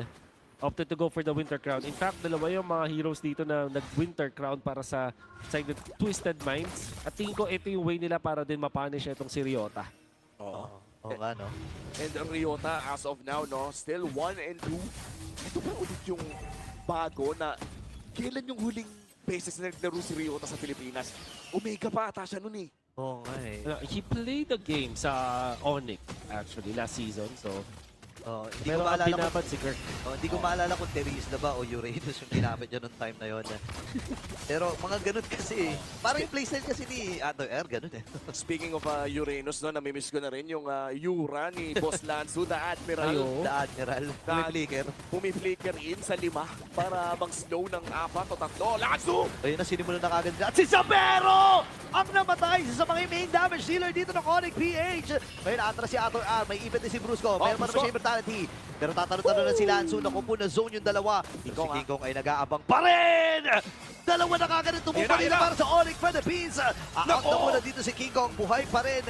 Itong si Kaloy and Lanzu. Nagamit lang yung Winter Crown at iniwasan. Ako, iniligtas! Iniligtas si Sean, mga kaibigan!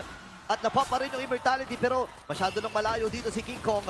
Atras muna dito. Super Prince in Atoy R. Kaya ba nilang isave ang Onyx PH? Pero si MP nakingang nagwagi. Pwede pa ata mag-rundown. Si Aon ngayon ay mapapa BMI. And the Blazing Duel. Pero wait lang daw kasi si Super Prince ay kukuha din ng isa. Walang libreng Lord. The Monster Mage finds one. Pero napakaganda ng pinakita ng Twisted Minds sa pag-secure ng Lord na yun. At ang una nilang ginawa ay i-welcome si Savero dito sa Pilipinas with that wonderful play, and that also started with Lanzu. Kaka-mention lang ni Wombi yung Flicker, Uranus siya. But this time, Flicker with the Dark Wave mula sa Phobius was enough to pinpoint kung nasa si Savero na hindi rin naka-purify. Obviously, typically naman, Flicker talaga ang choice. Pero malingat ka lang saglit, mapipitas ka ng mga members ng Twisted Minds. At nung wala na si Savero, nawala na rin ng Lord Control ang Onyx. Magaling lang talaga sila mag-force ng teamfights at napatay pa nila dito si Owl.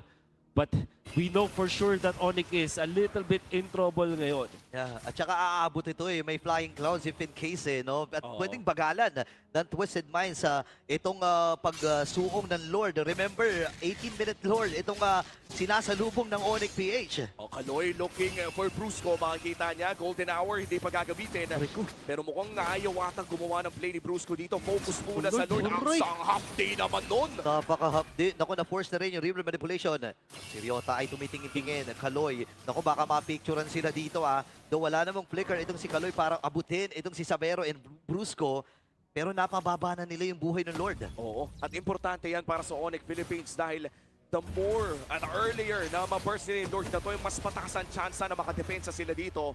At mukhang papabutin lamang nila sa loob ng base pero agad din nilang mabuburst ang hapdi-hapdi na ng Twisted Minds. Grabe, dalawang hampas lang ng Lord. Isip, lampas kalahati kagad yung buhay ni Sabero. Ganun ka-update. At kailangan talaga nilang bantayan itong next na Lord na darating in 30 seconds. 30 seconds. Ganun katagal nila na take down yung Lord. Diba? May depensa naman ang Onyx Philippines sa may gitna. Kung sino ay gagamitin na, si Kiko ngayon ay napatras na. Nagamit yung Golden Hour pero sa likod na bahagi ay nabuhat ng isang miyembro mula sa Twisted Minds. Napagamit na ng mga Winter Council pero ay nakakuha na ng kill. Ang posisyon ay nakabawi din naman. Mamamaalab din ata si Ato. Ay nagamit pa yung Winter Council para makasurvive. Pero kukuha ng kill itong si Sabero at dalawa kanyang nakuha. Magiging tatlo pa. 2 for 3 ang naging exchange. Walang jungler ang side ng Twisted Minds pero ang daming dedepensahan ng Onyx. They have to defend 2 of their lanes. Pero dahil tatlo sila dito at pwede na nilang i-work in yung Lord, nasa kanila tigisan aggressive para dito sa Twisted Minds. Ay! Siya doon sa Fear of the Phoenix. Sabi niya, sige, pakain na natin tuluyan. Masyado na atang malabo para sa Twisted Minds na Flying Clouds. Pero sabi ng Onyx PH, hindi. Bilisan na natin ang pag-arangkada nito. Grabe. Mayroon silang Gison Sheet bigla. At Lord, kung hindi dalawang damage dealers yung natira doon, tatagal yung Lord na yun. At alam naman natin, makunat kasi yung mga Lord sa mga moment na yun. But this golden hour might have been bad actually para dito sa lang siya ng side ng Onyx Philippines. Yung Fury of the Phoenix na pwedeng gamitin after that golden hour, nakikita pa rin natin yung value. Coming out from this Zetyan, na last pick coming out from Onyx Philippines. Siyempre, doon rin sa last clash na yon, nahayaan na si Sabero na magluto para sa Onyx Philippines. Nakakuha ng triple kill at hindi nauna na napatumba ng kanilang nakatapat. Oh, and I wouldn't say na parang nahirapan nata si Sabero sa game na to. Again, the early game ay napakatahimik. Kumbaga lahat naman ng mga taong kailangan mag-farm ay nakapag-farm. And it all boils down to this. Late game scenarios na kapag nagkamali ka, ay pwede ka pang mag-altab at manood muna ng MPL. Wait lang, hindi ko napansin kung ilang minuto na ba ang 29 minutes. Oo. 29 minutes na ang umandar. At mukhang mananalo ka. 30 ata. Sayang hindi ko nilagyan ng ng papremyo. Parusa man lang para sa mga nagkakamali. And of course, we'd like to acknowledge yung mga malupitang guests natin. Ating mga super fans. And kung di ako nagkakamali, Sino? Yung si Janine? Hindi, kanina si Janine Berdin kanina. Siyempre, sino yung artista natin para sa series na to? May isa pa Si Midnight? Si Midnight. Nandiyan siya sa gilid. Nandun din sa gilid. Si Naisu? Si Naisu nasa English desk. Yan, marami din namang mga artistahin na mukhang plakadong-plakado na sa pagpasok natin dito. Daddy King Kong. Si Daddy King Kong, andyan si Daddy King Si Kong. Daddy King Kong, Diba? na syempre ay perfect ang Follow nyo sa attendance. may social media at nagpo-post ng mga highlights na kanyang Mga basketball. Basketball. Meron yan 30 points. May 40 points pa na game yan si Daddy King Kong. Malupit yan. Saludo, malupit. At alam mo ang aking paborito talaga. Isa talaga sa mga metric para sa akin kapag successful na MLBB player ka. Ano yan? Na yung magulang mo ay nagiging vlogger na rin. Ayan, oo, sila Carl, di ba? Sila Carl, si Mami Carl Ay, oo TZ. nga. Sino pa ba? May mga kamag-anak din si Flap TZ na si Mami Flap TZ. Mami Flap na Flap. lang pala. Si Mami Flap. Si Daddy King Kong. Si Daddy King Kong. Ayun yung artista. Ay, hindi pinaki. Ay, oo. Pinakita yung artista. Ayun. Neil de Guzman. Ayan, Talagang binanggit yung government name. Hindi ko yung government name. Ang Kulang kulit mo pa yun, naman kay kulang pa Sam yun. Ibs na puweto. Hoy, ba't mo naman kinumpleto? Theodore Ignacio. Wala bang babanggit ng Aaron Paul Gani dito? Sinabi mo na eh. Sinabi mo na rin eh. And Text ko na sana eh. Ito, initignan natin ngayon. Tinutour namin kayo sa Victoria Sports Tower na by the way, bagong venue po ng MPL Philippines. So kung napapadaan po kayo dito sa Quezon City, ay bumili na kayo ng inyong tickets. Available din po ang mga season passes. Oo. Na hindi ko alam kung, to be honest, ang alam ko, pag bumili ka ng season pass, madami ka nang makukuha. Marami talaga. Marami talaga. Ito, marami rin tayong aabangan. Dahil official na ata aabot ng 30 minuto itong larong ito kasi for sure hindi naman pwersa itong magkabilang kupunan na to. Mag-aantay pa ng Lord and Onica PH ang may hawak nito. Oo. And malaki ang chance na makita na natin ang katapusan ng laro ng ito if Onyx Philippines is able to push with this level of Lord. Tandaan natin, lumalakas ang Lord habang tumatagal ang laro. At syempre, pati yung mga squishy heroes dito ng side of Twisted Minds ay mananakit. Katulad doon nangyari dito kay Savero. Oo. Si Super Prince last time, inatkat din ng mga minions. No? Ayun nga. So abangan natin to. King Kong ay papasok. May Lord na rin. Sila Ayun, nasa lubong. sakit. Hindi mo naman! Yung mga hampas dito ng mga King minions. Kong! Nandun si King Kong. Kailangan na rin umatras. Si Lanzo ay napagamit na rin ng Winter Count. Tumama ba yung bangka? Hindi tumama! Naku, kailangan umatras si Savero dito pero makakakuha pa siya ng kill! 4v5 ang magiging action at hindi pa nila natutunan yung Lord. Medyo hirap ata sila. Napicturean yung dalawa with the golden hour. Pero tuloy-tuloy pa rin dito ang pagsugod ang Super Family as they will take game number 1. Debut game para kay Savero at mananalo ang Onyx Philippines in game number 1. 30 minutes of action para sa ating serye. At dahil 30 minutes of action na nakita natin yung Lord of napakasakit ng damage. Nakita nyo naman, isang hampas doon si Aul, kailangan ng umuwi. Kalahati eh. And si Sean, tinry niyang dumepensa na pop yung immortality niya because of that. The members of Twisted Minds had to scramble. Medyo nagpanic sila doon. Tinry nilang i-go si Savero na out position dito si Lanzo.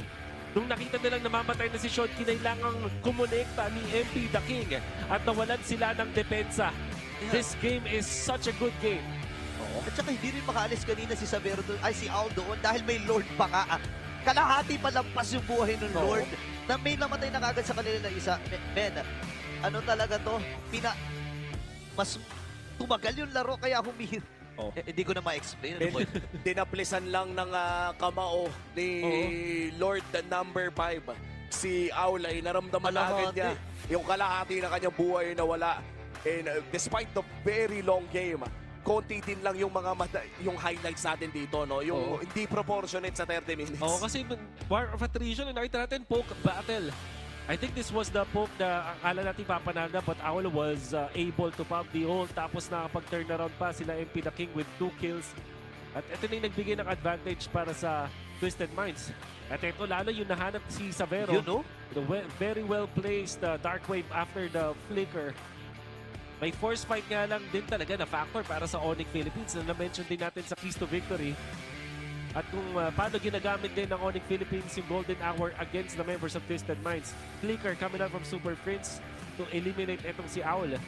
At ito na yung depensa and makikita natin na si Brusco nakakuha pa. At syempre damage si Super Prince after Golden Hour. At this time si Savero with the safety of his 2 teammates na may kasama pang Torre. Makakuha ng triple kill to eventually win it para dito sa Onyx Philippines. I feel like the scariest part about the Golden Hour ay it could go either way. Nakita natin sa larong ito na yes, napakalakas niyang ultimate pero may mga oras na tila ba hindi natin maintindihan kung nakabuti ba ito o nakasama? Pero most cases naman, para sa Twisted Minds ay maganda yung naging usage ito. May mga punto lang talaga na kung maalala natin, projectile, yung mga baraha, ayan na. Kinasahan na ng baraha ni Gigong. Aray ko, ang sakit naman. Ang ating Game 1 MVP, walang iba kung hindi si King Kong on his Harley. Yeah. Pag nakita natin yung anti na baraha na talaga, nakita mo yung kung paano niya ginagamit yung Deadly Magic for poke. Pero hindi yun yung lang yung poke niya. Kahit wala siya ng ultimate, gagamit lang niya yung first skill tapos poke, second skill to get out. Enough na eh. Kasi yung cycle nga ng mga abilities and spells niya, sobrang bilis lang because of the cooldown reduction. However, tingin ko, team effort and shot calling ang tunay na MVP sa match na to. Not only for Onyx Philippines, pati na rin dito sa Twisted Minds, kung gaano ang ganda yung coordination nila. However, Onyx Philippines, basta nakakapag-free si Savero, na nakita natin dun sa last 2 clashes, dun na nanalo sila sa mga team fights. Tsaka gusto ko lang sabihin dito, no, the very first time na nakita natin yung Harley sa Aurora Gaming Turkey, di ba? Nung M7, iba pa buuhan nun. Medyo attack speed type pa yung buuhan nun. This time kasi puro burst eh. Burst and CD. Burst tsaka CDR. CD reduct. Kaya talagang pag may inabutan na may pinaglalagyan, even itong si Lanzo, nararamdaman na rin niya yung mga baraha talaga eh. Tsaka yung mga high cooldown ultimates kasi mula sa Twisted Minds, especially the Golden R, parang binibait ata ni King Kong na ilabas.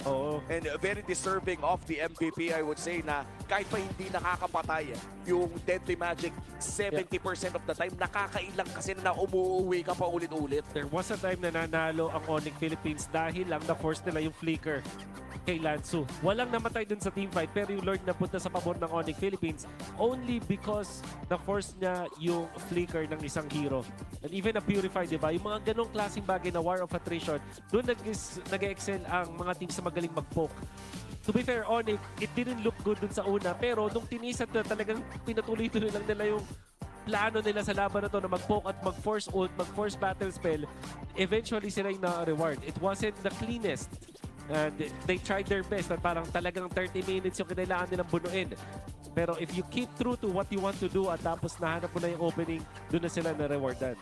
And alam mo yung mga ganitong classic series na kapag umabot ng 30 minutes tayong nanonood ng MLBB, usually yung game to nito yung nagiging pambawi. Ay, oo.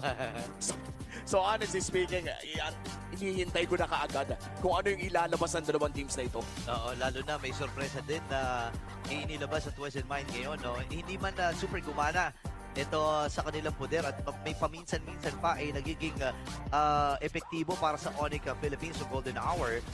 Pero hindi dito titigil si Coach Bonchan. May ano yan eh, may mga something na recipe na ihinanda niyan. Ilang buwan nagpahinga ang Twisted Minds, di ba? Yeah, alam naman natin na ang mga teams din, kaya naman siguro hindi natin nakita yung Marcel dun sa previous series kasi oo, maganda at OP ang Marcel kapag malupit yung magamit. Pero pag pinagplanuhan din kayo ng kalaban at alam mo yung paano kontrahin, pwedeng gamitin yung Golden Hour against you. At dyan ata natin nakuha yung sagot kung bakit hindi rin masyado nailabas doon sa pinakauna nating serye. And of course, sobrang lupit ng experience dito ngayon sa Victoria Sports Tower. Iba pa rin talaga ang feeling kapag nandito kayo mismo sa loob ng MPL Arena para sumigaw at sumuporta.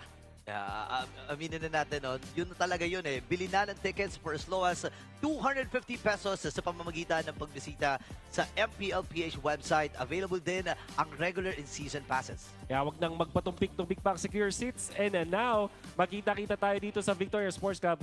Palag na to. Nakakatuwa makita na yung mga super fans natin na ngayon ay mas malapit na sa Quezon City. Na by the way, 90% sa inyo masaya. Ako medyo bitter ako kasi syempre malayo. 90%. Hindi naman ata kasi... Ang 10% ay kami ni Odin kasi si Odin taga-Indang tas ako taga-Imus. Pasig-tagig ako eh. Medyo malayo-layo. Gusto ko yung nire-reveal nyo talaga kung saan kayo nakatira. Okay lang, alam naman ng mga followers namin yan. And of course, para sa ating mga super fans, alam nyo ba na ang mga lalaki ay 5 times more prone sa dandruff? Don't let flakes ruin your focus. Power up with Clear Men. Its triple cooling power gives you 100% dandruff-free hair for that ultimate fresh healing. Supercharged with Clear.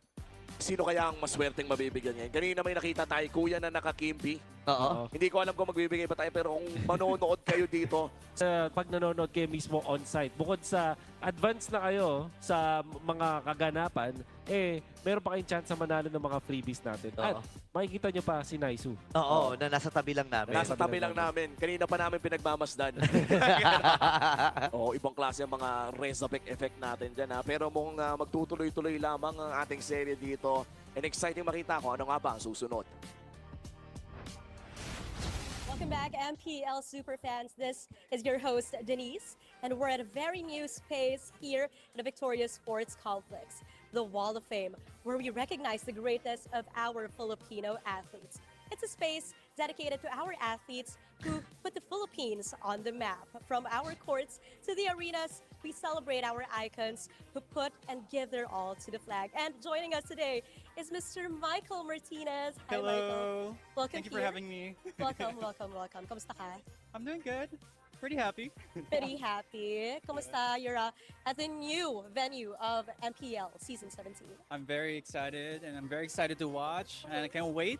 Yes. So to those who do not know, Michael here is our first Southeast Asian figure skater to qualify in the Winter Olympics. He's also a two-time Triglav Trophy champion and a silver medalist in the men's individual free skating event during the 2017 SEA Yay. Games. How are you? How is it like being an ice skater? It's very nice. Yeah. Like, it's very challenging at some times, but it's fun. It's yeah. fun. Yeah. And you're an MLBB fan. Yes, yes, yes. Ano ka napunta no, sa MLBB? Actually, a couple of my friends are like inviting me to play lang, and then all of a sudden I got addicted to it na. You got addicted to it. And then yeah, I started purchasing like the skinner. Yeah. So, mahilig kang mangolekta ng skins. Yeah. You really invest sa skins. Okay, so Michael, alam naman natin no, na grabe yung pressure for MLBB players, and 100%. also like your sport itself, it's a very, you're under pressure.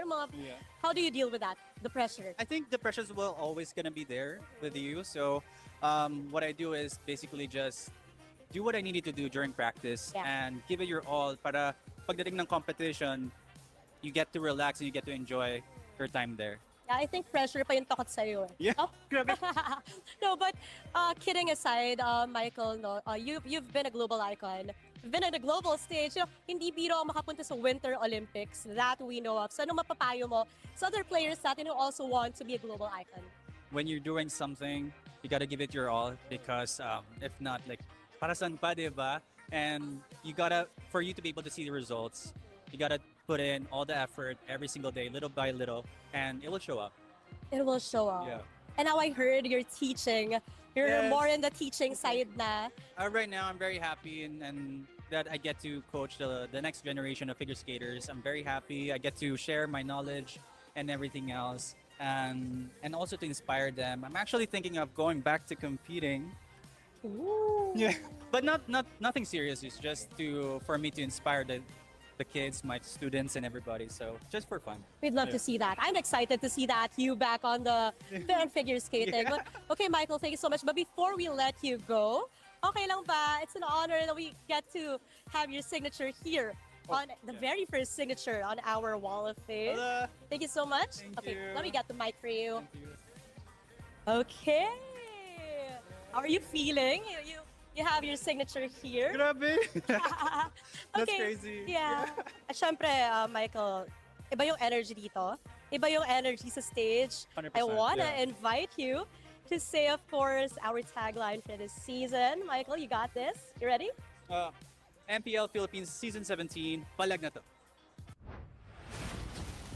Maraming salamat, Denise, at maraming salamat din kay Sir Michael Martinez, isa sa mga pinakamalupit na figure skater sa buong mundo, hindi lamang sa Southeast Asia. Napakalupit nito, no? Kasi, again, nagkakaroon na ng meron naman talaga something in common ng mga sports and sports. Alam mo yun, yung mga traditional na sports, like basketball, volleyball, and this moment is the figure skating, di ba? And ang MLBB din kasi, nandun na rin di ba? Sa competition, I guess yung ano din yung sa perfection, nakakatuwa na makarinig ng mga magandang mga salita mula sa ating mga mga bayaning Pilipino na rin. Atleta.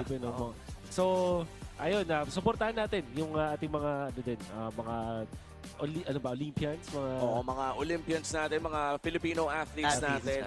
Papa e-sportsman o sports, saludo kami sa inyo. Maraming salamat in serving your country. Ibang klase ang pinakita ni Michael Martinez in his time na nagko-compete. Tinis pa nga niya na babalik sa pagko-compete. Pero syempre, focus daw siya sa kanyang mga estudyante ngayon. At ngayon naman ay focus tayo sa ating game number 2 para sa Onyx Philippines na kukuha naman ng red side and Expanding Rivers ang kanilang map of choice. Pakiramdam ko, no, hinasa na rin ng Onyx yung red side. Kasi kanina, game number 1, red side sila. So, parang may indication ito na dahil nga may option ka sa kapag first pick ka or second pick ka, na mapunta sa red side, baka ito ata isa sa mga hinasa nila. And yung counter picking kasi isa rin sa mga specialty ni Coach Hazen eh. That's right. Isa sa mga typical na mga plays. Pero tingin ko ang Twisted Minds mahilig din sa There was, siguro iba-iba rin yung flavor. Last season kasi ganun eh. Red side yung mas gusto nila. There are times pag si Bonchan, di ba, nung kanilang World Championship run, ganun din. Second pick yung mas gusto dahil nakakita sila dito ng mga counter plays. But in this particular game, ang naisip kong pwedeng ibahin siguro yung choice dun sa Leomord versus Harley. Baka mag-Guinevere na lang. Kasi I feel like yung ito kay MP The King, naalala ko rin na malupit siya mag-Guinevere. Although, siya rin naman yung una nag-Leomord nung hindi pa uso yung Leomord. But I feel like siya din yung nagpauso ng Pain tsaka Nolan. Well, actually, I guess, madami talaga siyang madami talaga siyang arsenal, kumbaga. Oo. At ito, si Aul nagbabalik din sa Pilipinas. Kung maalala natin, naglaro din naman siya for other teams like Blacklist International sa Pilipinas. Pero sa kanyang time in abroad, napakadami na rin. Yeah, Guangzhou Gaming, yung recent na pinuntahan niya. Unfortunately, hindi naging maganda yung kanyang performance. Naalala ko nung M7, wildcard pa lang ay nasilat sila, di ba? Nagkaroon sila ng pagkakataon na lumaro doon sa Grand Finals nung wildcard. Pero ang maganda dito, yung mga learnings na nakuha niya overseas. Tsaka, grabe naman, yung M5 third placer ka, M5 World Championship third placer, and of course, yung SEA Games gold medal na nakuha niya. Ibang klase talaga. And mga traditional and esports athlete natin dyan, ang dami nating mga gold medalist. Shoutout sa lahat ng mga nakakuha na ng gold medal sa buhay nila. Sa lahat ng mga gold medalist sa chat, comment nyo na, uy, ako nung grade 3, gold medalist ako. Oo, di ba? Totoo yun, by the way. Marami talaga. Ay, talaga ba? Anong sports ba or academic? Ay, grabe ka naman. Achiever pala to. Achiever pala to. Tumigil na doon kasi na-discover ko na ang mundo ng video games. Actually, napagsabay ko yun. Graduate ako on time and everything. Of course, naging malaking parte ng passion at pamumuhay ko. Naniniwala kasi ako, hindi malayo lang tayo saglit, na hindi lamang academic and part ng extracurricular yung video games ngayon. Na ang mga esports athletes natin ay talagang nabibigyan na ng tsansa na ilabas ang kanilang passion sa ganitong klaseng bagay. Oo, sobrang saya, no? Parang, ngayon kasi, na-embrace na fully ng Pilipinas. Hindi lang Pilipinas, pati yung karating bansa natin, no? Na ang esports ay isa na talagang karera. Di ba nga yung mga players dun sa Team Falcons, this was from MENA. Doktor yung isa. May isang engineer. Doktor, tapos may isang engineering student. So, napapagsabay nila yon. Ganun sila kalupit. Shoutout din sa lahat ng mga collegiate MLBB teams natin dyan. Napakadami ng mga collegiate teams natin at napakapalo din nila. And of course, may mga iba nga ditong mga MPL players natin na nakikipag-scrim sa mga collegiate teams. And sa pagkakaalala ko, yung MSL o nga ating collegiate league for MCC pala. Sorry, MCC. Dito sa Pilipinas ay parte sila ng MDL kung sino man yung magkakampiyon doon. Kaya meron talagang collegiate team sa MDL. It's an actual path to pro. Yeah. Galing, no? May mga opportunities na for our students to still continue dun sa kanilang studying, dun sa kanilang mga kailangan gawin. Pero at the same time, mapagsabay yung sa passion. So, yun naman yung kagandahan sa ating liga. And right now, we are just waiting for Game 2 to start. Mahabang diskusyon, especially for Twisted Minds, considering na nagkaroon sila ng edge or advantage sa pagpili ng mapa at side kanina pero hindi naging kanais-nais ang resulta. kailangan talagang bumawi dito sa game number 2? Para sa game number 2, pwede nating i-focus din yung draft. But there's also that execution na pwede rin ayusin ng Twisted Minds. I am not saying na mali yung ginagawa nila, but they did not adjust fully dun sa poke na ginagawa ng Onyx Philippines. And the way that you counter poke is to full commit. Pwede, katulad nung yan, isang time na nung si Lansu gumawa dun ng play. But I think they're still reactive dun sa ibang mga plays na nakita natin. No? Hinintay nila pumasok muna yung Onyx, tapos nila try nila yung counter. When they did try to go for the counter initiate, dun pa sila na napasama. So, I would feel like para dito sa Twisted Minds, kung sakaling maulit man yung nature ng dalawang hero compositions, be more nasa kanila initiative na mag-start ng mga team fight. Oo. Tsaka feeling ko, no, yung ganong approach na ginawa nila, kinakalkula nila yung room for error. So ngayon, maaaring yun yung isa sa mga tingnan nila sa pagpasok ng ating draft. And this is game number 2 between Onyx Philippines and Twisted Minds.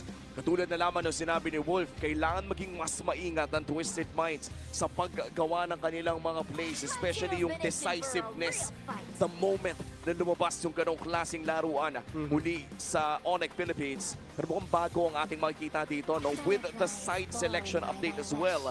At saka yung expanding reverse na mukhang dadalas yung mga mahilig mag-double lane. Oo, like Harith, Granger, Claude even, pwedeng consider. And remember game number 1 na na-prioritize yung Kalea, parang binigay ng Onyx Philippines yung first pick dahil alam nilang babalik sa kanila yung Kalea. This time, iba yung na-foresee ng Onyx Philippines na magiging first pick sa kanila. So they opted to ban this Kalea na magiging importante din para kay Kaloy. So this is a very interesting approach, and now they ban the carry. There's also that potential na sila naman na mag-prioritize ng Claude. But Sora is open. Sora is open, and game 1, Eve ang naging first pick. Ang dami atang bigayan ngayon. Wow, Eve ang kanilang kukunin. Kapag hindi kinuha ng Twisted Minds yung Sora na to, maaaring mapunta sa Onyx PH. So kailangan nilang partneran yung Sora. Ano ba maganda? Tingin ko dito Hilda para dun sa pang-go nila dun sa may Eve. And Khalid din as well para dito kay Kaloy. How about the set yan? O kahit mamaya na, no? Kahit mamaya, kahit third pick. And Guinevere as well. At syempre yung Claude naman na inang sasagot din sa Eve potential. Yun. Ayun Claude. Oo. May kasabayan na nga rin nata yung hinihintay nating roam pick. It's going to be the Khalid. Yung Claude at Khalid ay para bang ang ganda ng early, ng halo, timpla ng early game at late game. At sakto na dahil hindi na kailangan problemahin yung carry dahil Onyx mismo yung nagban. So, right now, I wonder what Onyx is gonna be thinking about. Harley ba ulit ito? And if so, kukunin ba nila yung Hilda? But then again, meron ng Khalid dun sa kalaban. So, parang alam nilang pwedeng magulo yung isang Harley. But there might be a change now. Leomord is open para sa Onyx and so is Guinevere. Oo. Namiss ko na rin yung suyo ni King Kong, ha? Oo nga, no? Oo. Ang hula ko dito, uy, Oy! nasa Amon. Ayan na. Nasa Amon. At yun nga, yung Hilda. Wow. Huli na nila. Parang ano to, M6 feels para sa Fnatic Onyx during that time. Naalala ko yung M6 feels eh. Iba talaga gumalaw si King Kong dito sa suyo na to. Doon na uso yung ano, Sigma pattern. Sigma pattern. 8 minutes, 15, level 15, mga ganon. Parang pabilisan eh, laging may racing. Wow! Okay, so this is where I don't agree anymore with Twisted Minds. Meron ng Eve, meron ng Suyo sa kabila. But they still opted to go for the Limmer. Granted, you have the Khalid para dun sa may Eve. Pero nga lang, Hilda pa siya na problema as well as the Suyo. Na typically ay baliktad. Leomord yung mauuna tapos ka-counterin ng mga heroes nitong Onyx Philippines. So, I wonder kung ano yung ideology dito ng Twisted Minds. Okay, tinanggal itong YSS na masasabi ko naman naging epektibo ng first game, no? Huhuli lang talaga siya ng gusto ng Twisted Minds. Maraming beses, no, na parang after mamatay ni Severo, okay na ang Twisted eh. So, pero ayaw na nilang pumunta dun sa punto na yon, no? Yeah, ayaw nilang paabutin. Okay, with the battle Yi Sun Shin, that will limit some of the gold options para dito sa Onyx Philippines. And what they can ban now is Zetian as well as Kimi na potentially mga heroes mula from the mid lane. And syempre si Sean, matindi rin talagang gumamit ng Kimi yan. So, yun ang bukod tanging Kay Piercer first item. Kimi sa... Siya lang ang pwede. Siya lang ang pwede sa MPL Philippines. Kids, don't try this at home. Don't try this at home. Soraban. Parang nalimitahan sobrang gold lane options. Hindi lamang para kay Owl, kundi para kay Savero na rin. Yeah. Hindi, kasi kay Owl na may ano na, may cloth na. Oo. So, may mga Granger kung magbabasihin natin doon sa mga comfort heroes dito ni Savero. Yeah. Iritel din, meron pa. Nilalaro na yun sa MPL ID. Paano kung Suyu Gold? Ay, oo nga. Ay, naku. Napanood ko na yan. May mga gumagawa. Kasi huling napanood ko yan si Midnight. So talo kami. Sige, lalagyan ko na ng pa-premium, Wolf. Kapag Suyu Gold nga ito, ay bibigyan kita ng 5 pitik with soft moves. Yun. Aabangan ko yan. And the Kimi indeed will be banned out by Onyx Philippines. And Twisted Minds, they still have the option to Zet yan. Kaso parang hindi ko nakikita yung Zet yan kay kay Sean eh. Parang gusto natin yung palaban eh. So Valentina might be the choice. The choice para sa Twisted Minds. Parang hindi kaya ito na ang time para bumalik ang kagura ni Sean. Ay, oo nga. Saktong-sakto na buff din eh. Medyo mahirap nga lang against the Eve, no? Pero alam mo yun, comfort eh. May mga ganun eh. Valentina, kasi pwede mo kopyahin yung Eve ult. Yeah, actually, yun pa lang. So far, yun nare-reveal na pwedeng kopyahin. Ayan na, Pero parang worth it na rin kasi kung may sarili kang kopya ng RWM, kahit sino pang kunin ng dalawang to, one is enough. Sabi nga nila, one wife, one life, good life. What is the option for Ryota? Phobius and Lapu-Lapu is good. O kaya naman, kailangan nila natangkay like Alice ang nakikita ko dito. Alice or Phobius ang potential. Tsaka hindi naman nanakawin yung Throne of Ruin. Ang kapal ng cooldown nun eh. Oo. Tsaka at least may control sila pagdating sa sa objective taking. Kasama ng real world manipulation. Ganda ng Alice dito. Gold lane options though. Ano kayang pwedeng kunin dito ni Savero? Kanina ko pa inisip eh. Moscow, and Suyu. Joke lang. Tingin ko Ranger or Moscow yung natitira. And I'm only saying that because wala nang options. And it's the Moscow. And the Phobius locked in as well on the side of Onyx Philippines. And nakakatuwa no, na mukhang palitan ng ating XP laners. Natitira na lamang na pick dito would be for Twisted Minds. Ang dami pang open. May Lapu-Lapu pa. Lapu-Lapu pa para dito sa Eve. But that will be the glue. Interesting kasi parang ito yung typical na panghawak doon sa Phobius. Pwede rin, mayroon silang option na mag-CC, but they felt like naka-Leomord at Claude na sila. So napaka-greedy na nun. Kailangan nila ng isang frontline hero or a contact hero, which in this case will be the glue. Yung low econ na hindi kailangan ng pera para maging effective. Kaya usually, no, yung nade-default sa ganyang klaseng pick would be the Terisla or the Uranus. Pero this time around, the glue was open to take para sa side ng Onyx Philippines. And this is already, that was on the side of Twisted Minds rather. And this is already the second game kung saan nakalamang na ang Onyx Philippines sa kanilang game number 1 performance. Aantayin na lamang natin kung kaya nga bang bumawi ng Twisted Minds para patagalin ang sering ito o matatapos na ba ang ating match number 2 with a clean sweep with the debut of Savero. Exciting to, no? Kasi makikita muli natin ang Even Valentina na simula't sa pool ng lumabas itong Valentina, laging nagkakaroon ng palitan against the Eve, minsan Farsa. So doon lang sa tatlong umiikot na yon. And so far, siguro ang magandang matahan dito yung mga roamers eh. No? I mean, yung duo pala, dun sa yung mid-duo, no? Kasi alam natin, nagkaroon ng adjustment, lumipis yung buhay ng mga range minions. Kaya din makikita natin, mapapansin natin, napakaraming ikot na nangyayari, no? Alam mo, when we look at the changes sa mid lane, parang hindi, actually, imposible na hindi banggitin din yung mga roamers. Kasi when we look at competitive MLBB in general, pagkasama kasi yan ng level 1 eh. And level 1 wave dictates so much of the early game rotations. And to actually support that, Womi, pag kinakausap ko yung mga XP tsaka mga gold laners, alam nila yung mga 1v1 matchups kung sino lamang o hindi. Pero when it comes to the mid, imposible talaga na titignan mo na mid versus mid lane or roam versus roam. Hindi eh. Mid plus roam talaga siya. So, minsan nagiging even dahil kung lugi yung mid mo, babawiin naman ng roam. Or kapag lugi yung roam, babawiin ng mid. Something like that. So may yin and yang, may equilibrium, kumbaga dun sa may gitna, that will be decided by the mid lane duo. However, with this one, Eve Hilda versus Valentina and Khalid, even pa rin eh. Pero parang mas papabor ako kahit paano dun sa Eve. Parang in a way na masaya siya dahil hindi siya mapupuntahan agad basta masyadong Khalid. Hindi niya kailangan lumapit eh. No? Makaka-focus siya ng mahusay. Pero mukhang babalik na nga tayo sa Land of Dawn mula sa ating Head Marshal na Bang. Tineleport na tayo. Welcome to game number 2. Brusco versus Kaloy ang roamer matchup natin. It's a Hilda versus a Khalid. Parehas mabilis tumakbo all around the map. Kita natin si Lanzo, no? Binantay niya talaga eh. Baka mamaya ka subi-subi doon sa orange. Uy! Oh my goodness! Napaka-hapdi! Damage mula kay Sean! At nabigyan kaagad si Super Prince. Medyo na hindi ata nila nakakalpula. Si Kaloy kumuha din.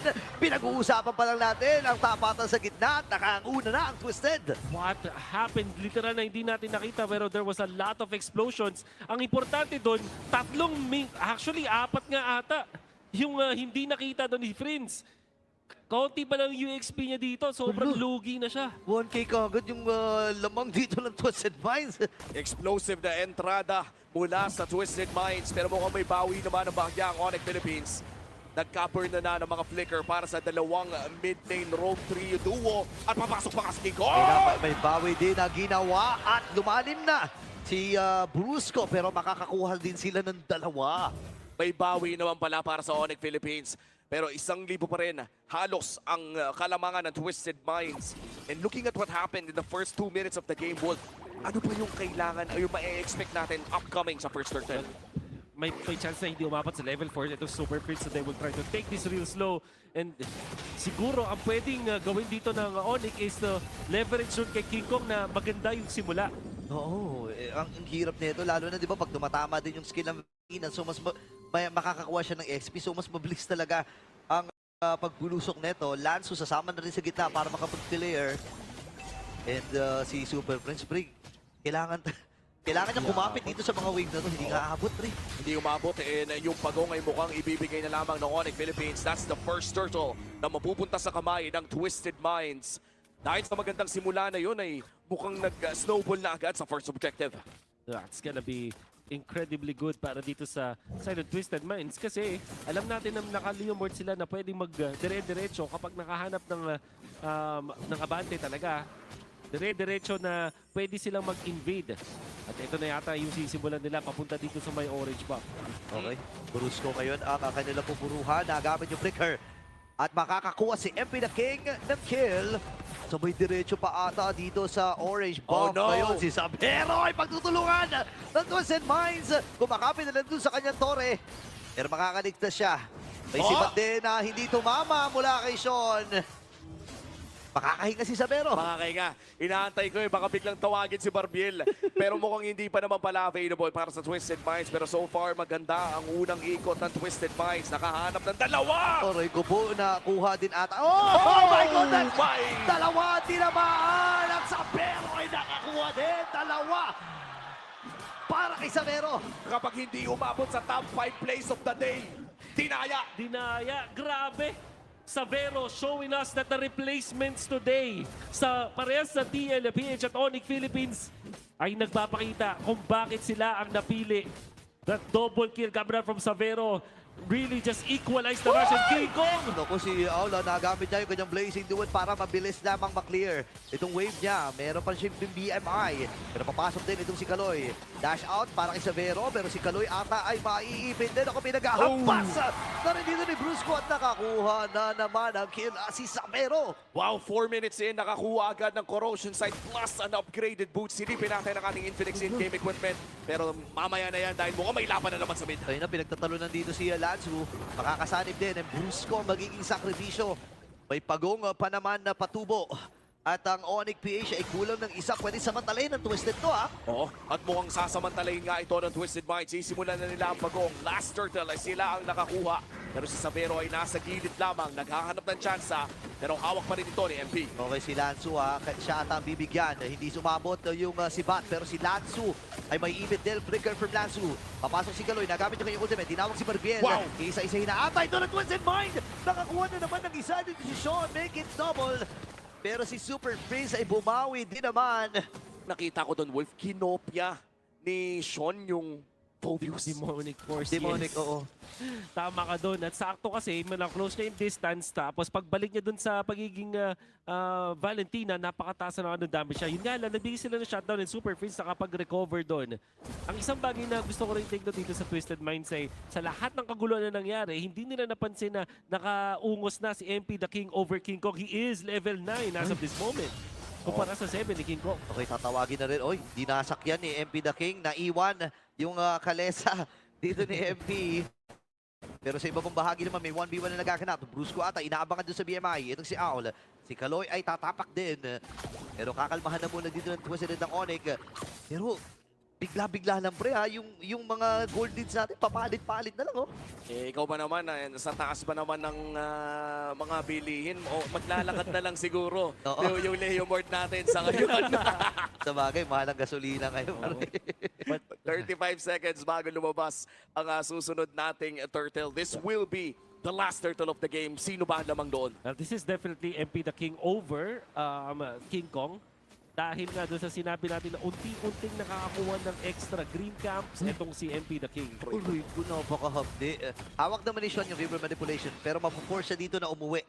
Hindi pa pwedeng ganun kaliit yung buhay niya lalo't magsisimula na rin ang pagpwesto ng Onyx dito sa Lord. Third rather, MP the King kalahati kagad. Brusco ngayon ay tatakbo, kakapit sa grass para magkaroon ng konting buhay pero walang tinamaan si Lanzu. Kasi dito talaga si Kaloy napuruhan itong si Brusco. Nahawakan nila yung pagok. Oo, medyo malayo si King Kong at hindi ata alam ng Twisted Minds yun. Si Aul ang unang bibigyan. Pero mukhang ibibigay na nga ito ng Onyx Philippines. This will be the third turtle. All three turtles ay mapupunta sa kamay ng Twisted Minds for this game number 2. Sa taas naman pala tumatrabaho si King Kong. Kaya pala nagdesisyon na rin sila na ibigay. So kahit papano ay nakatrade ang Onyx.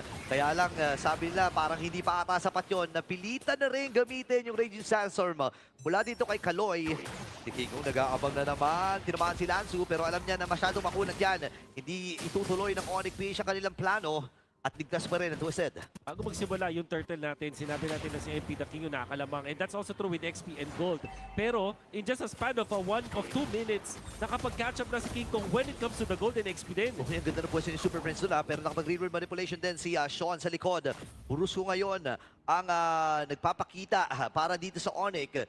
Wala na namang mamamatay. May mga na-expend lang na ultimates. Pero talagang tansyahan to, men, ha? Oo. Tsaka parang sa pagkakaalala ko, si Savero talaga ay comfort pick niya tong Moscow. Babalik ako sa MSC 2025. Last year lang. Ito yung most played niya during the Swiss stage sa pagkakaalala ko. Yeah. And he will mirror itong ginagawa. Infinity Race mo ko mauuna ng bahagya dito yung Moscow. But for the side of Twisted Minds, hindi naman ganun kalayo yung gap ni Aul kahit pa napakataas ng pressure na binibigay ng Onyx sa gold lane. Speaking of pressure, yung taas ata ang planong i-pressure dito ng Twisted. Nakita lagi si Kaloy. Ito yung maganda kay Kaloy, no? Hindi siya nagpapabata dito kay Brusco.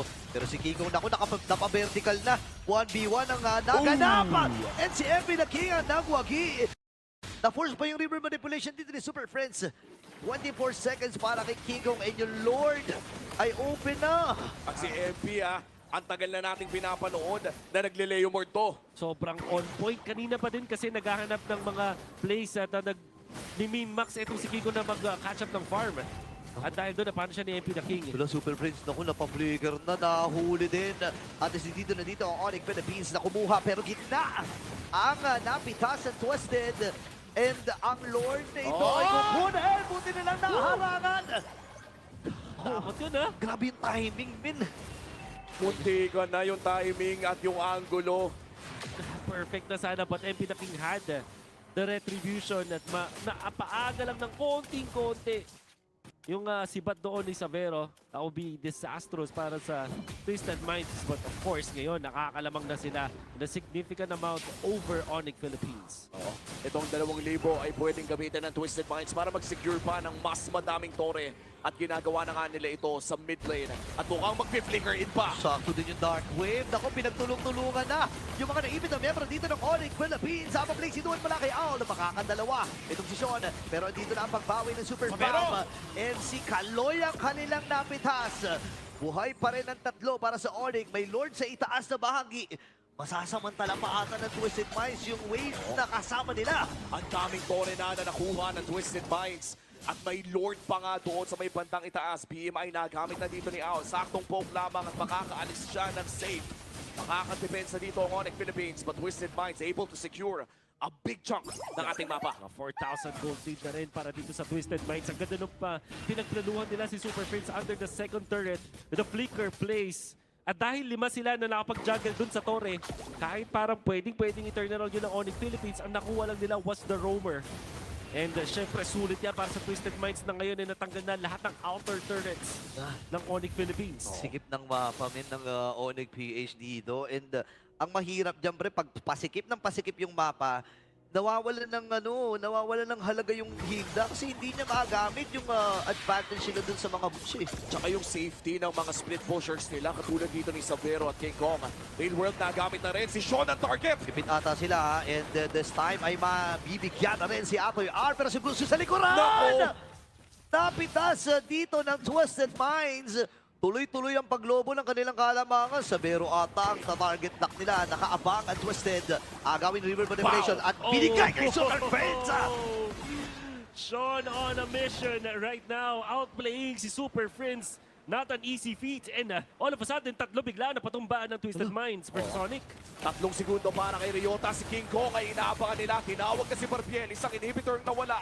At mukhang itutuloy nila ang pag-push sa taas. Okay, may retribution man si King Kong if in case no, na may makalusot na wave. Pero si MP na King ay nabugo ko na ng Twisted Minds. Ay atras na ata. Naku, nakuha pa. May damage dealer dito ng Twisted. Si Dido, si ang Onyx Philippines. Ay, dito mama!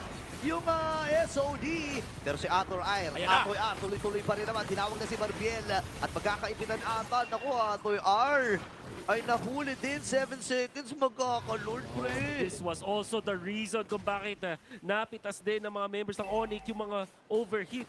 Kami lang from Ryota, tapos hindi konektado din si Brusco. Ang idea is Brusco onto Owl at si Ryota naman para kay Sean. But unfortunately, 4 versus 4 mangyayari dito na magiging 5v4 na dahil si Owl ay buhay na. Okay, pinoforce nila yung mga dashes dito ni King Oh Kong! my goodness. Siya ay mabibigyan dito ng Twisted Minds. Wala ang jungler for the next 35 seconds. Pero nakakabawi si Savero! Tamang sibat! Lanzo kailangan ng umatras. Pero nandun din si Brusco at sasalubungin niya itong si Lanzo. Pero this time, alam nila na wala ang jungler.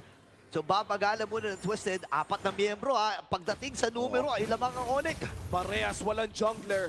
At katulad na lang sinabi mo, 3 lamang ang hawak ng Twisted Minds. Onyx Philippines. Savero ang hawak ng Lord na ito. Nakapunto Ryota, hindi kakabit ang kanyang Dark Wave. At mukhang itutuloy na nga ata nila yung Lord. Hindi, oy! Uy, walang retrihan na magaganap. Pero doon yung Blazing Duet at si Savero ang pinupuruan nila. Wow! Kaya si Albert iniligtas itong si Savero ay Bruce with a kill. Kailangan na lumil ni All dahil 10% na lang kanyang HP.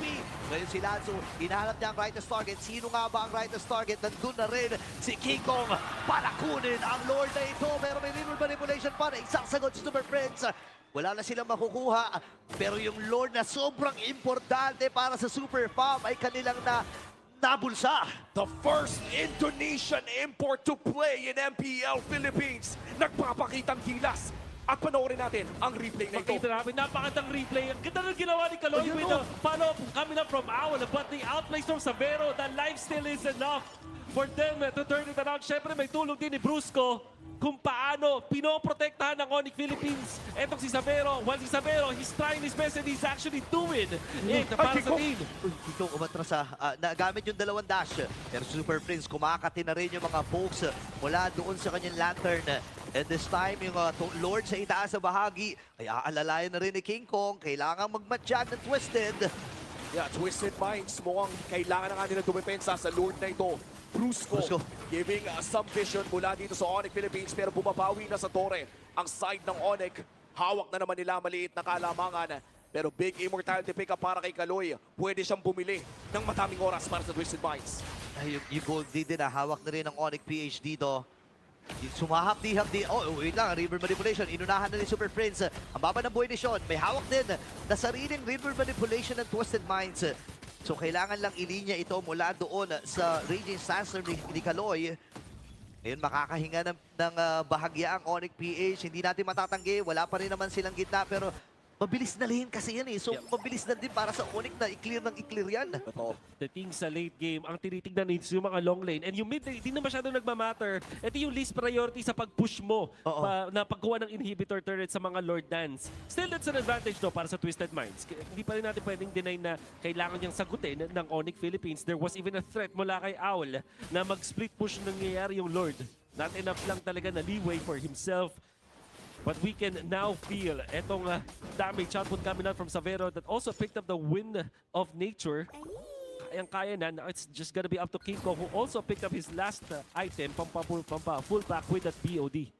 Napakasakit na ng parehas na kupunan at this point and 40 seconds in. Iniintay na lamang natin ang pangalawang Lord or no third Lord of this game. Pinag-usapan natin kanina nung game number 1 na napakatahimik na kapag pumasok ang game 2 ay high octane na ang ating ine-expect. In minute number 1 ay nakakita tayo ng 4 na players na nagsusuntukan sa mid lane. And now 16 minutes in, napakataas naman ang ating kill score. Yeah, umabot na ng 27 ang ating kill score dito. King Kong, ito yung pahirap ng pahirap eh. Sumasakit-sakit na yung Evil Queller. And kapag si MP or even si Sean ang tinamaan ito, talagang mararamdaman. Ngayon, flow na lang ng wave ang sobrang prayo dito ng Onyx and ng Twisted Minds doon sa long lane. At si Savero ang unang kukontrol. At ngayon na nandito na ang Lord para sa Onyx. Pwede nilang hanapin ang karagdagan bang kalamangan dito. Pero ang ganda ng pwesto dito ni Lansu para magbigay naman ng impormasyon para sa Twisted. There will be a little bit of a slow push dun sa may top lane na papapor sa Onyx Philippines. Madali lang din sagutin dahil naman si Sean sa may taas. Savero onto the bottom. Alam naman natin meron siya nung SOD. Pero yung isang threat din nito na may Moskov sa baba. Pag sakaling malugi ang Onyx Philippines, may split push option. Oo, itutuloy, no? Ilang beses na natin nakita yan, yung hindi pa uuwiin na strat. No? Actually, maraming teams din, and even Onyx ay ginagawa yon. So tingnan natin, hawakan lang to Oo, close goal major na. Kuha na rin, papasukin nata ni Lansu. At tinawag na nga si Barbiel. Okay, mauuna ata. Atoy R, kailangan na umatras. Meron din River Manipulation. May sagot din na River Manipulation. Sean, nakakuha na ng kill. Playing hinduan mula kay Ao. Naku, unti-unti na ubus buhay din sa Super Friends. And this time, tatlong miyembro ang tumumba. And the Twisted Minds ngayon ay ang merong upper hand dito. At si Brusco ang pinaghahampas si MP the King. 4-man down at nakadalawa pa si MP. 20 segundos ang kailangan nila abangan. Si Sean ang naghahanap ng paraan para tapusin agad ito. At mukhang ihahatid na nga nila ang kanilang mga minions para tapusin ang laro. 12 seconds pa para kay Ator Ay. Kaya niya bang i-clean yung wave? Hindi! Kasi siya yung naunang na-clear doon. And Twisted Minds ang makakakuha ng game 2. Explosion dun sa may gitna. Ryota overextending Twisted Minds with the punish. Nagsimula din dun sa real world manipulation na si Sean ang nag-trigger. Napasama ang pwestuhan ng Onyx. Napalo doon si King Kong. Kaya naman nagulo yung box nila. And when Savero came, handa na yung side ng Twisted Minds. And they were able to punish the import. Welcome to the Philippines, Savero. Hindi pwedeng malinis ang kanyang debut dito sa laban nila against Twisted Minds. And this was an amazing performance mula kay Savero. Pero Twisted Minds pa rin ang nakahanap ng paraan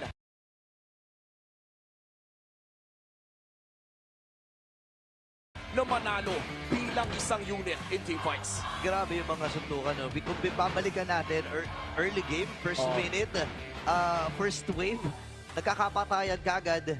And ang ganda ng ginagawa kasi ng Twisted Minds and ng Onyx PH. Looking at the highlights mula dito kay Savero na nagbigay din ng advantage sa kanya against sa kay Aule, no? Yeah. Kasi yung palitan nila, ay parang hindi sila magkakapatayo dun sa may bottom Totoo lane. So yan. kailangan mo umanap sa iba. Na at yun ang ginawa dito ng Onyx Philippines. Well, particularly sa Vero, yung sarili niya din na play na nagagawa. But MP the King on this Leomord. Matahimik lang pero mataas talaga yung impact ni MP the King sa game na to. Oo. And I would say very perfect early game as well. Minimal deaths, nakakapag-farm, walang pinipilit. And Twisted Minds with this victory in game number 2. Proving to everyone na yung super rookie era nila ay tapos na and they are contenders entering this season 17. Hindi biro ang kanilang nakalaban. It's Onyx Philippines. Isa pa rin sa mga teams na alam nating nasa top ng food chain. So many times makikita natin dun sa highlights na nakahiwalay si Ryota at si Brusco. Understandable kung bakit ganun yung gusto nilang gawin natin. But it's clear na kapag hindi sila nakapag-set up ng sarili nilang box, luging-lugi sila dito sa ginagawa ng Twisted Minds.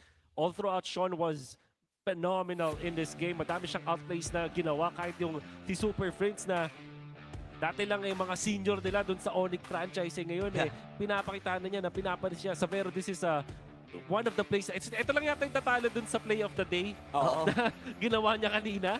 And to think na same game siya nangyari, but this was the last clash. You can see, lugi na agad sa HP, yung mga members ng Onyx, and when Savero went in for that, nandun na, after the Wind of Nature, wala na siyang way para makaligtas at Owl with the perfect entrance in that clash. Ganda ng pasok ni Aldo, na-pop na rin niya, pinap din niya yung kanyang Wind of Nature para nga naman hindi mabigyan. And nag-attempt pa rin naman si King Kong na makli ng mabilis. Alam natin kung gaano kataas ang clear wave ng isang Suyo, pero sa overwhelming damage na nanggaling dito sa Twisted Minds, talaga natunaw siya. At ating game MVP para sa number 2 ay walang ibang desisyon. Honest Eve performance. Sumasayaw na pala si Eve pagkatapos mag-real world manipulation. Ay, nakakalaw na pala siya. Ilang beses niya kasi inagaw Marami kasi siyang pwedeng mag-skill kasi marami siyang pwedeng gayahin. Totoo. So kaya yan na nakita natin na MVP of the game is Sean. It started with that mid lane. Nakakatawa kasi, di ba, bago mag-start yung game, nagkaroon ng posa. Sinabi ko pala na baka mas lumamang yung Eve. Mas masaya siya, pero hindi yung magandang plays coming out from both Kaloy as well as Sean na nakakuha pa sila ng first blood na dinayan pa nila si Super Prince. That forced Onyx na mag-slow down ng game nila. At ang naging resulta nun, parang lagi silang naghahabol doon kay MP the King at sa Twisted Minds. At balikan natin ang highlights ng game number 2. Naging mas mataas naman ang kill score sa laro na ito kung ikukumpara sa ating game number 1. So para sa mga Action Jackson fans natin dyan sa stream ngayon at of course live dito sa Victoria Sports Tower in the MPL Arena, ay mas madalas ang naging hiyawan natin dito. Oo, ang dami mga team fights na naganap, no? Siguro, magaling kasi yung magkabilang kupunan na mag-punish ng mga overextensions, no? Right. Notably dito kay Atoy Arno, ilang beses nasipat dito ng Twisted Minds. Ayan, no? Isa pa to sa mga naging reason bakit nahirapan din sila. No? Yung mga baits ng mga ulti ng Twisted Minds, no? Yeah, ang ganda rin itong pag in and out, I guess, ng Twisted Minds dito. And I guess kasi yung diskarte nila, ganun din Parang natutunan nila na yung Onyx gusto mag-in out from game number 1, mag-poke battle. Gawin so, natin. Parang ganun na rin ginawa nila. Pero this time, meron din sila nung connection with Sean na pang-dive naman. So, I think ang isa sa mga reason kung bakit successful yung Twisted Minds sa previous season is yung paano sila mag-commit or yung pumatol sa isa't isa. Kaya sila nananalo and sometimes yun din dahilan ba't sila natatalo. But in this game, laban sa Onyx, they felt like kailangan talaga nilang mag-fully commit at mag-convert dun sa mga kills at mag-punish nung mga ginagawa ng Onyx. Especially dun sa positioning na nakahiwalay si Ryota, nakahiwalay si Brusco. Alam mo, napakahaba ng mga laro natin ngayong gabi na ito. Majority of our games lagpas 16 minutes talaga. Umabot pa nga ng 30 yung pinakauna nating laro para sa sering ito. And with this 18-minute game na ngayon naman ay Twisted Minds ang nakakalamangan. Parang wala naman nata tayong nakitang kakaiba ng mga build. This is very much classic MLBB. Nagkatalo na lang talaga sa kung paano nga nila nilaro ang kanilang mga komposisyon. At katulad ng sinabi ni Wolf, naging maganda yung pinakita ng Twisted Minds in terms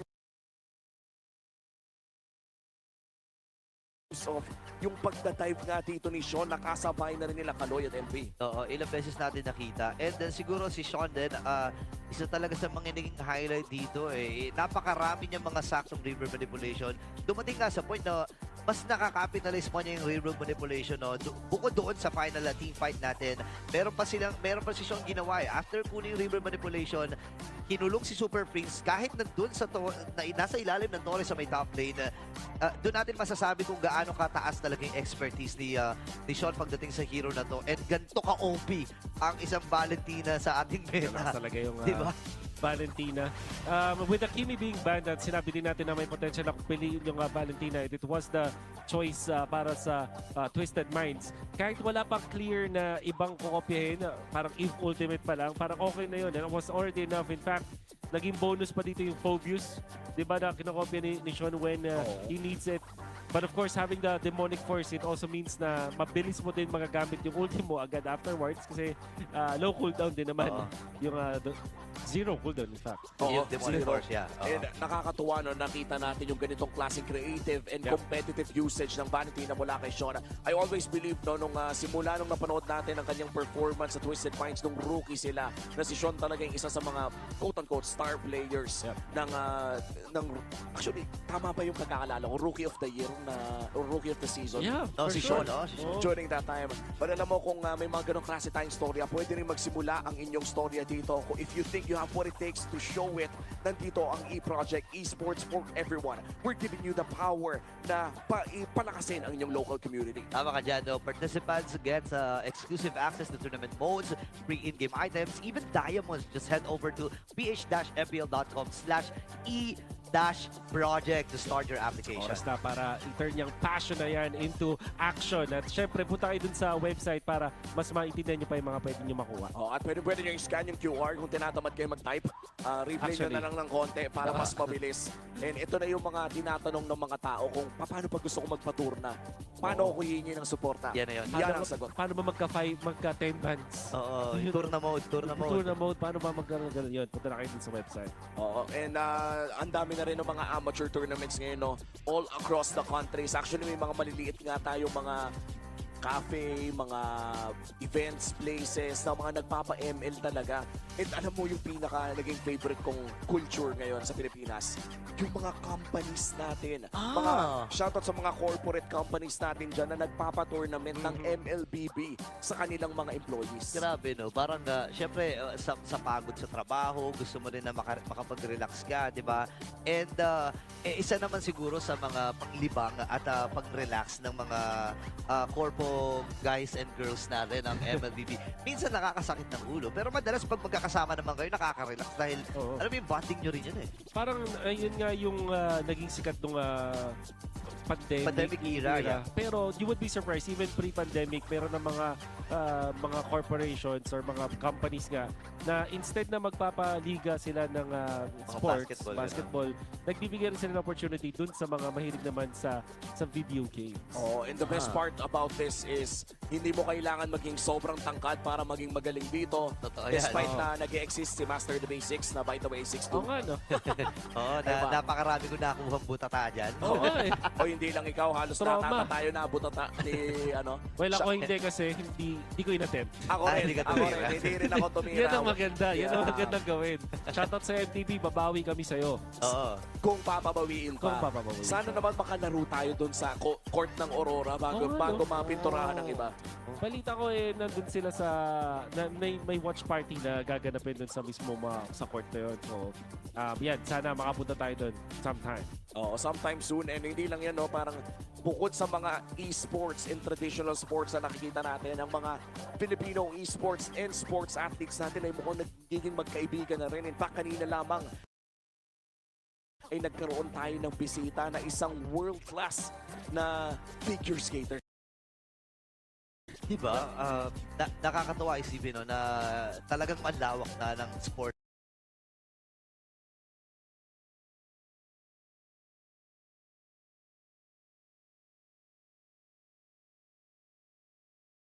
Esports at sobrang suportado ng lahat. Kasi dati kapag nag-ML ka, alam mo nung araw kasi nung kabataan hindi naman ganoon sinusuportahan talaga ng gusto, di ba?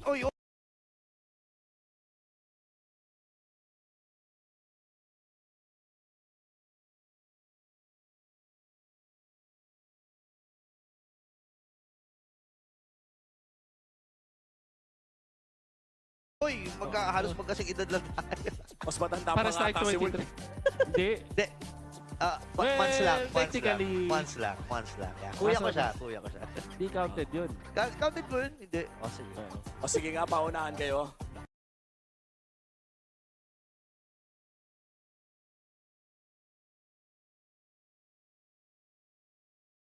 Tumakbo.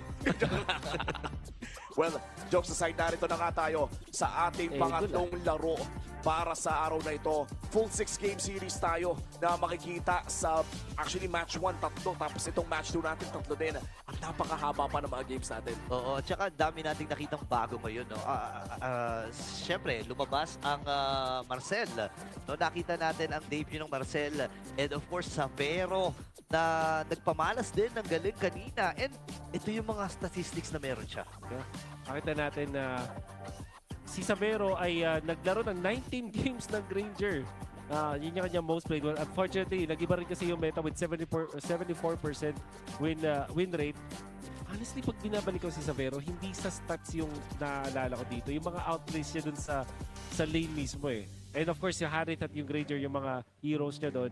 Nung recent tournaments nga na pwede natin masabi na Moskov ginagamit din niya. But ang nagiging bentahe ni Savero is how he outplays his opponent in the lane mismo. Oo. And wala naman tayo masyado nakitang lane outplays ng game number 2. Yeah. In fact, Owl really played very safely with that Claude. One death lang ata the entire early to the mid game. At yun naman talaga, no, kapag Claude ang nilalaro mo, basta hindi ka mamatay at makapag-farm ka, palang araw makakaraos ka din. Oo, yan. Ng mortal sin ng isang Claude, no? Yung mga mamatay sa early. And, well, masasabi ko na hindi mo super-duper maiiwasan yun, lalo na kung design yung lineup ng kalaban mo na dumive ng dumive. Pero, with the abilities na meron din si Owl, nasubukan niya na yan eh, di ba? Ang haba na rin ng run niya sa MLBB scene, nakapag-international na rin siya, napakarami niya ng experience, di ba? So, for this one, makikita natin yung experience talaga na pinaghalo-halo. Yeah. Tingin ko rin kasi yung mga tipo mga marksman na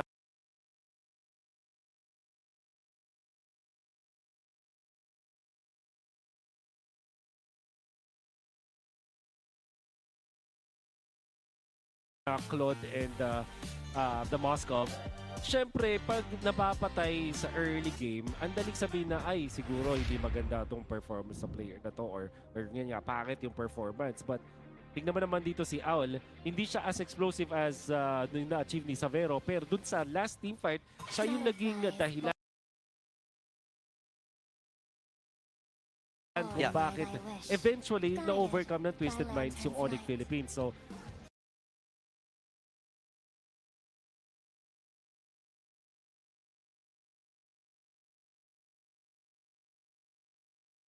sabi nga nila, it's not how you lose, it's how you bawi. Ano, mga marksman, na jungle, and ito YSS and Khalid is the option. Hindi ko na mag-i-Eve if you are Twisted Minds. So, sa pag-first pick ng Onyx dito sa Claude, binigyan nila ng chance ang sarili nilang bumalik pa yung Eve sa kanila. However, may Khalid na sa kabila. So, pwede rin i-reconsider yan ni Super Friends. They might just go for Zet yan as well. Na yun na, pangsagot din naman dito sa mga heroes na to. And pang-deny na rin. Pang-deny na rin. With the Yi Sun-Shin, you can also go back to the Leomord. At yun, Leomord nga talaga ang pipiliin nila with the Eve as well. Maganda na rin ang kanilang box control with that Eve and the Claude. Ang tanong ngayon, nung kukunin ni Sean dito, siya ba ang magsisit yan? Kimi ka na kagad. Mapapandin kasi yun eh. And also, pwedeng flexible. Yung YSS. Yung YSS. Oo nga pala, pwede pa sila if ever, i-flex nila yan, Universe sila, di ba? Farsa. Ano kukunin? Wow. Grabe ka na, 2026 flex pick na si YSS. Tama. Ganun na. Nandun na tayo sa mga moments na yun. However, with this Farsa, I have to admit, ito yung pwede rin na deprioritize ng mga teams. Pero in specific scenarios, katulad ito, if yung katapat, tas may Khalid siyang kasama, pwede nilang ipanalo dun sa mid lane ulit. So, just like in the previous game, baka ito yung pangbarag nila ulit dun sa may mid lane duo ng Onyx Philippines. At sa ngayon, ang ginagawa ng Twisted Minds, tinatanggalan nila ng mga hero si Brusco na pwedeng pampalakas dun sa Eve, dun sa may mid lane. In this case, it's going to be the Hilda. Parang open pa rin naman yung Grok. I'm not quite sure na medyo tagal ko nang hindi nakikitang nag-Grok si Brusco. Pero kung ipapares mo ang Eve at Grok, isa rin yan sa mga pinaka nakakairita na pwede mong makasalubong sa RG. Oo, ang bilis mag-clear wave, ang taas ng damage innately ng isang Grok. Ang daming displacement na nakakapagpasakit ng ulo, di ba? Minsan makakaalis ka na sa RWM, bigla kang papatiran. There's na parang Sora nakaligtas ang Onyx Philippines. There's also that Cho na isa rin sa mga heroes na madalas na ginagamit ni Brusco. So that could also be an option para sa ban ng Twisted Minds. And with that Sora being banned, I would not be surprised if Lapu-Lapu din ay ibaban ng Onyx Philippines. Parang ang tagal na natin hindi nakakita ng Lapu-Lapu sa series na to. No? Hindi katulad nung first match natin na tila ba'y si Lapu-Lapu ang paborito ng parehas na XP laner. Pero ngayon, no, yung gold lane ng side ng Twisted Minds, hindi pa rin natin alam kung YSS gold nga ba ito o mapupunta ba sa kamay ni MP the King on the jungle. So, hindi pa rin talaga pwedeng mag-target ban if you're the side of Coach Hayes and Onyx. At ayun na nga yung Grok. There's the Grok ban. Lapu-Lapu could be the ban here para sa Onyx. O kaya naman yung Uranus kasi feeling ko nanakawin siya ng Twisted Minds. Ako, ilalabas na Admiral. Ang Admiral. Dito. Yun nga lang, ang daming substitute sa Yure. Meron kang Alice na pwede fourth pick din ng Twisted Minds. The Glue. Also, Terisla default pick. Yung pag walang-wala na, Terisla na lang yan. Tama. Pwede yung Teresa talaga sa Leo Mord I feel like. And it's also nakakairita kasi yun. And it's also knock-up din na pwede rin panggulo dito sa Claude. At syempre yung Body of Smith. Diba? Parang masusulit din. Oo. Okay, Claude. Ano pala Claude tuloy? Harit. Ang aalisin dito ng Onyx PH. Uranus. Uranus, no? At saka para safe pa rin itong Yishun Chain at pwede pa nilang i-flex, no? Para pinipilit nga ata ng side ng Onyx Philippines na i-gold lane na itong YSS at dahil dyan. Double flex yan. Pwedeng gold din yan. Oo nga, no? Hala? Oo nga. Tumatawa-tawa lang ako, Wolf, pero excited daw makita kung ano nga ba talaga lalabas. Tingin ko gold lane is, ang higher chance is gold lane Yishun Chain. True. And then Suyo pang pagtapat dun sa kay King Kong. But now, if you are Onyx, baka maisip nilang mag-Kufra. Isa sa mga heroes ni Brusco pero hindi siya commonly picked up. There's also the Cho. And then sa XP, sila yung pwede mag-Uranus para kay Ryota. Feeling ko, ano mo na full nice one baby experience, Angela Yura. Gatot din pala pwede kay Brusco, no? Kung di na lang Kufra. Yuzong. Oo. Matagal nating hindi nakita itong Yuzong na to at hindi na pag-uusapan. Pero oo nga, no? Pwede nga naman talaga siya and ang hirap nito kung iisipin mo, kung i-issue siya ng jungle mo, may hihirapan din sa Turtles, di ba? It's the Phobius last picks. Well, sa lahat ng mga pinag-usapan natin, parang ang pinaka not so standard lamang na nakita natin dito would be the YSS Gold sa kamay ng Twisted Minds. But now that we've seen all of the heroes, Wolf, ano bang pwede nating ma-expect sa game na ito? Tahimik na naman ba? O pupunta pa tayo sa punto na every kill ay minu-minuto may nagsusuntukan? Yeah, so this will be a quiet game para sa Twisted Minds at bubulusok na lang sila sa kanilang mga timings. Yishun Chain could be the gold. It is Owl. No, I don't think that's the proper assignments. Kaloy, tingin ko Khalid, hindi yun. Okay, so ayun. So Yishun Chain gold nga tayo. Mas parang pinapaboran ko dito yung Twisted Minds composition, pero syempre, depende na rin yan sa execution. I'm raising a lot of questions dito sa may Yuzong pick. Tingin ko lalo na nilast pickan siya ng Phobius. I feel like dito extremely nanalo yung side ng Twisted Minds. And for Twisted Minds na nanalo ng game number 2, malaking momentum ang meron sila papasok dito sa ating last game of our opening day ng Season 17. Kung umabot kayo dito, i-comment nyo yung team na gusto nyong manalo. And of course, humiyaw kayo kung nandito sa loob ng MPL Arena tuwing nakakakill objective ang inyong mga favorite teams. We are in the last game. Ben, biruin mo kanina pa tayo dito. Alam mo, na-miss natin kasi ang isa't isa. Oo. Maganda na masulit natin itong unang araw ng regular season. Marami naman talaga nakamiss ng MLBB action dito sa Pilipinas. And ito, mas tahimik na early game ang nakikita natin. At saka feeling ko, katulad ng sinabi, teka lang, Kanoy. Buti na lang nag-level 2. Yun nga buti na lang nakaligtas pa siya doon. Sabi ng Onyx, anong sinasabi mong tahimik burrito? Hindi namin tatantanan yan si Kal. Ay! Buti na lang nakatakas. Nako po, that could be the starter para dun sa mga trade-offs na makikita natin. But it is indeed going to be very quiet in favor of the Give this time. Every time naman na makapag-farm shot, makakuha sa level 4, that will strengthen yung kanilang first turtle fight. Habang si King Kong, yung kanyang pattern is to get the lizard of the opponents. At ganun lang din kay MP the King. No invasion whatsoever. Uy, hello? Lugi ba si Sabero dito? MP! Andyan si MP the King! At nakakuha na kagad the first blood on Twisted. Napakagandang rotation mula sa Twisted Minds, pero ang first turtle, 5 segundo na lamang bago lumabas. Ano bang pwede natin ma-expect dito, Wolf? Ang pwede natin expect, syempre, makakalamang kahit paano dito yung Onyx because of their positioning dun sa turtle. Kaso nga lang, ang laking bagay na namatay si Savero bukod sa nabigyan niya ng gold dito si Owl, nawalan pa siya ng isang gold card. So, napakalaking bagay niyan for a Claude. Oo, pero mukhang si King Kong ay uncontested niyang makukuha ang pagong na ito. That's the first turtle na mapupunta sa kamay ng Onyx Philippines. As Twisted Minds, sila pa rin naman ang may hawak ng gold lead. Nakaka-level 4 lang dito ni Savero. At para bang minamama dito ni Owl itong si Savero dito sa itaas. Hindi natin pumasok na si MB the King at mabilis ang burst. Ang magiging call!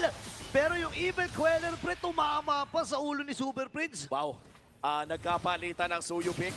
But this time, MP the King with a better start. 2-0 pagpasok natin sa larong ito. And most importantly kasi ginamit din dun yung Sever na basta meron ka doon sa threshold para ka may mini-execute.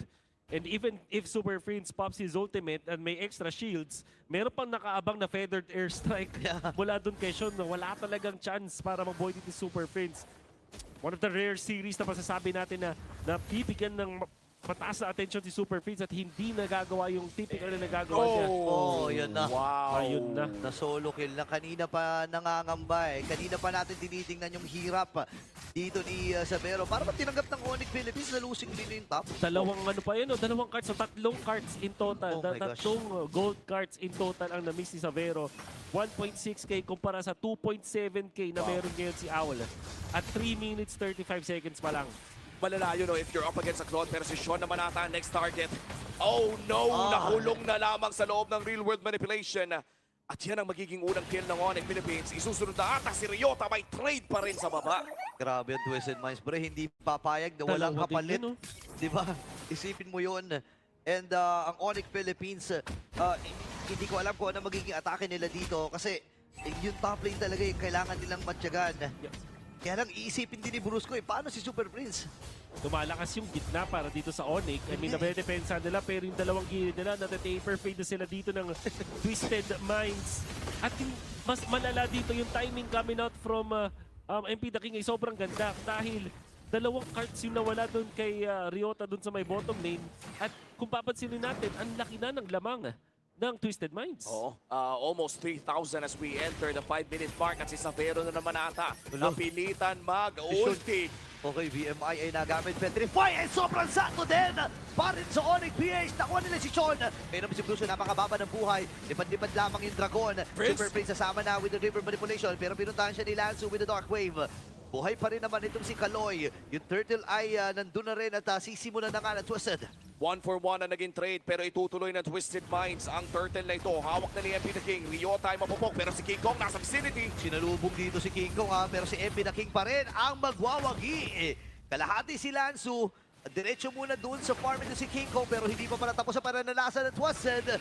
At yung flickering na force para kay Super Friends. Oo, medyo napipilayan na talaga ang Onyx Philippines. At si Owl ngayon ay poprotektahan naman ni Kaloy. Para bang naging sa pabor ng Twisted Minds ang huling 2 minuto ng larong ito. Wolf, ano ba yung ginawa ng Twisted Minds dito na nagbigay sa kanila ng ganong klaseng kalamangan? I would say yung rhythm na paglalaro dito ng MP The King, sakto yung rotation dun sa may top lane na nakuha siya ng kill kay Savero. Tapos nung pangalawang cycle ng mga farm niya, ay balik siya dun sa may top lane, tapos na-denayan ng dalawa ulit na cards. Then pagdating niya sa bottom lane, nakuha siya ng kill, whereas MP The King, whereas si King Kong, nung nagpa-farm siya dun sa may kanan, ang nangyayaring gulo ay dun sa may top lane. Si MP The King, nadadala niya yung teamfight sa kanya. Whereas ito si King Kong, sobrang layo niya dun sa pinagpa-farman niya, dun sa nangyayaring gulo. Kaya humihirap lalo ang sitwasyon. Maagang pag-clear wave para dito sa Twisted Minds. Pero yung taunt ay tumama mula kay Brusco. 4 na miyembro pa naman. Sean nag-reposition. Alam niya ata na may tao dyan. Gagamitin yung pulse. AOG, wat tinamaan. Si Kaloy ay maiipit din. Makakatakas ba? Yes sir na. Gamit ng flicker. Pero si Owl sa may itaas. Nakuha din ni Atoy. Pero di pa natapos ito, Super Bread! Napagsakan ng 3 River Feathered Earthstrike. Habang si Atoy Are kailangan ng umatras. Lansoy nag-dive din. Pero si Savero yan, 2v1 na magiging aksyonan. Papalit siya. Oh my God! No way! Flicker and Dark Wave will secure that kill. Pakakabawi din naman si Savero ng isa. What a microplay mula dito sa Admiral. Pero para bang nalugi pa sila sa nangyari doon dahil nabigyan ng konting paghinga si Savero. Yun ang advantage sa Onyx. However, hindi natin napansin dun sa magkaroon ng kaguluhan na nakawan sa muka ni MP The King ng farm etong si King Kong, that orange buff. Na advantage ngayon ni MP The King, tinanggal niya kay King Kong. Ngayon, lamang na rin siya ng levels. Okay, walang Feathered Earthstrike ha. And yung pagong ay hawak-hawak din dito ng Onyx. Nag-aabang na si MP The King para nakawin ng objektiba. And this time ay mamamatay din si MP. River Manipulation na gamit ni Super Friends. Nakapatay din sila dito at si Kaloy ang kanilang napili. Pero habang nangyayari mga bagay na yun sa itaas na bahagi, pero tumatrabaho lang si Owl. Saktong trabaho lang, tahimik lang sa simula. At si Owl ngayon ay nakakapag-farm pero lumiit ang kalamangan ng Twisted Minds mula almost 3,000 down to 2,000 at nakakapag-push at farm na rin si Savero. Yes, because of that shutdown, although ang ganda at ang cool nung ginawa doon ni MP The King, wala siyang tropa para depensa niya siya para sa pag-out niya. And Super Prince was ready with the ultimate. King Kong was there as well. And then si Savero, yun yung best na senaryo doon para sa side ng Onyx Philippines na bigyan ng isang kill. At actually, napaliit yung lamang ng kanyang katapat with just 800 gold now in favor of Owl. Malayo pa rin na kailangang akyatin ni Savero at ni King Kong, but that's a step in the right direction para sa Onyx Philippines. Mukhang makakadepensa naman ata Twisted Minds doon sa may bandang itaas. Pero mukhang hindi na nila yung risk. Savero taking down another turret. And that almost equalizes the game para sa Twisted Minds and Onyx. Balik na naman tayo sa wala pang 1,000 ang kalamangan ng Twisted Minds. Ito naman yung maganda para sa Onyx, no? Stable pa rin yung kanilang kalagayan. Mahaba-haba pa naman para doon sa Lord, kaya may kakayahan pa mag-set up itong magkabilang kupunan doon sa long lane.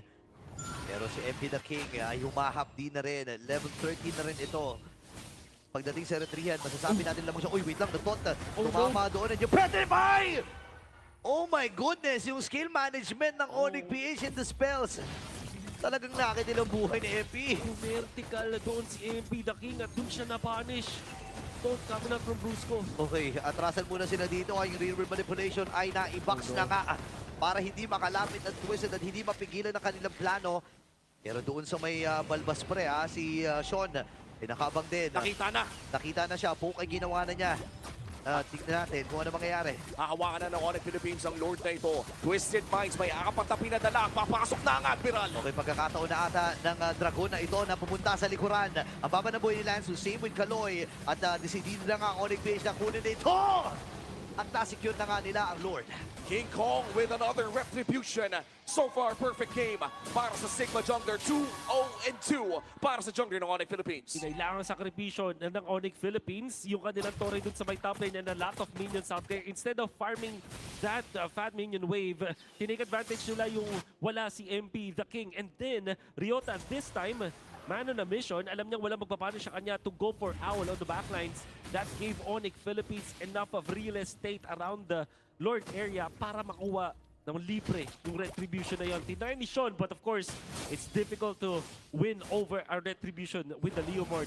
Oh, that's true. At mukhang si King Kong ay papasok na now! Sobrang sakto ng AOG men and yung river manipulation. Pero yung Lord ay nandun pa! King Kong with a kill! Kailangan na lumipad dito ni Sean. Pero hinahanap siya ni King Kong. Si Kaloy na lang ang magiging next sa target nila. Nakadalawa na kagad ang Sigma Jungler and si King Kong ay tuloy-tuloy pa rin. 5 miyembro mula sa Super Fam ang buhay at masasalubog na ng Twisted itong Lord na to. Beautiful AOG mula dito kay Bruce Goat. Nakahanap ng magandang angulo at mukhang itutuloy pa nila ang pag-push dito sa may bandang mid lane. Meron pa namang shields na manggagaling pero hindi ata sapat para ma-clear out yun. Hindi pa naman mapawasan. Wolf, paano ang depensa if you are Twisted Well, Minds? they do have the far side, the Yisun Shin. In fact, meron din silang Suyu. Ang dami na ng ways para dumepensa. Kailangan talaga hindi sila mahuhuli. MP the King went out of the base para depensaan yung Lord na yun. At dahil nagamit na niya yung kanyang dash, Brusco, kinailangan lang niyang itutok yung AOG at bago pa makagalaw pa yung mga members ng Twisted Minds, nag-pop na agad ng RWM. Etong si Super Prince. Ayun na, tinawag na yung Dragon na ipit ata dito si Lanzo. Makakaalpas naman siya. Pero si Atoy ay ata ang hahabulin dito ng Twisted. Call pa nila dito ay rundown. Pero ang ganda ng mga nilalapag na skills ng Onyx para hindi na nga humabol ng pilit dito ang Twisted. Honestly, Sean, ang ganda ng pwesto. Ang ganda ng pwesto ni Sean. Wow. Pero wala siyang gagawin para i-burst ng tuluyan itong si Savero. AOG na gamit din. Nakakagulat na walang nakuhang inhibitor turret ang Onyx Philippines doon. Yeah, well, if you're facing up against Farsa, Yisun Shin, and Suyo, napakahirap nga naman talaga. But we cannot deny the fact na nasa kanila ng advantage ngayon, na nasa kanila na din ang momentum. Every time na makakahanap ng launchpad, ito si Brusco na mag-pop ng kanyang ultimate, ang kailangan niya gawin is extra stun. At kahit microsecond stun lang yun, mula kay Super Friends, na with the ultimate na merong ensnare, enough na para ma-lock in place sa mga members sa Twisted Minds to follow up with the AOG. At alam naman natin, pag tinamaan ka na ng AOG, napakadali na lang ilan ng taunt of the Unbreakable afterwards. And syempre, si Ryota tumutulog din with the Petrify. Minsan, hindi na nga niya ginagamit Dragon plus Petrify. Petrify lang muna para lang ma-secure yung real world manipulation na masusulit. Minsan nga hindi niya ginagamit yung Petrify hanggang hindi siya nakakakita ng target na gusto niya talagang pa-petrify for Onyx Philippines right now. Naging maganda ang laro ni King Kong pati na rin ni Brusco. O near perfect KDAs and games para sa dalawang miyembro ng Onyx dito. That for Twisted Minds, may chance pa naman silang lumaban sa Lord na ito. Dangerous grass ang ating mapa. Maraming kailangan i-check. Pero mukhang ang Vision Game ay nilalaro ngayon ng Twisted Minds. Okay, hawak ni Ato yung balbas ha. Pero si Kaloy ata ang kanilang buburuan. Kalahati kagad. Evil Queller. Pero magme-meditate lang dito si Kaloy. Andun yung BMI. Napatalo na si Brusco. Naku, delikado ata. Nagamit niya rin yung kanyang Revitalize. Hahawakan muli ni Savero. Masyadong mapakit ata yung kanyang possession doon. So magre-repossession dito si Savero. Bibitawan uli nila yung Lord. That's a flicker burnt para dito kay Super Friends at pati na rin ang revitalize ni Brusco. Meanwhile, para sa Twisted Minds, si Sean ay gumamit na rin ng flicker. Halos kompleto pa ang battle spells ng Twisted Minds. And to add to that, yung Petrify na gamit na ni Ryota. Fortunately, hindi niya ginamit ang kanyang ultimate. So, ultimates are still available for most of the members of Onyx.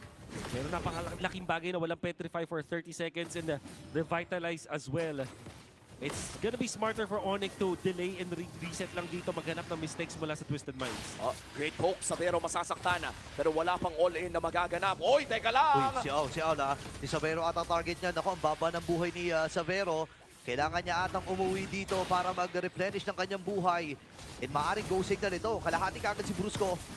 So yung mga vital heroes from Onyx ay ang bababa na ng buhay. Pero teka lang, nagla-lifesteal na rin si Savero on this Lord.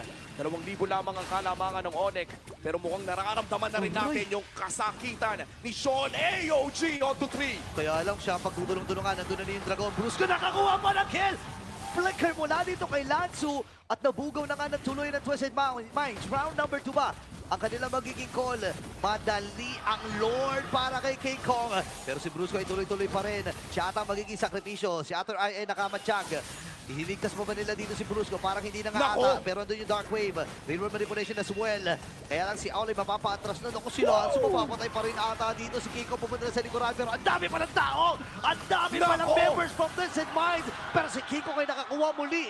Super Prince as well. Tatlong miyembro pa ang inaantay na mabuhay. Though mababa naman ang, ayun na, buhay na din naman si Sean dito. Extended team fight ang naging reply ng Onyx Philippines.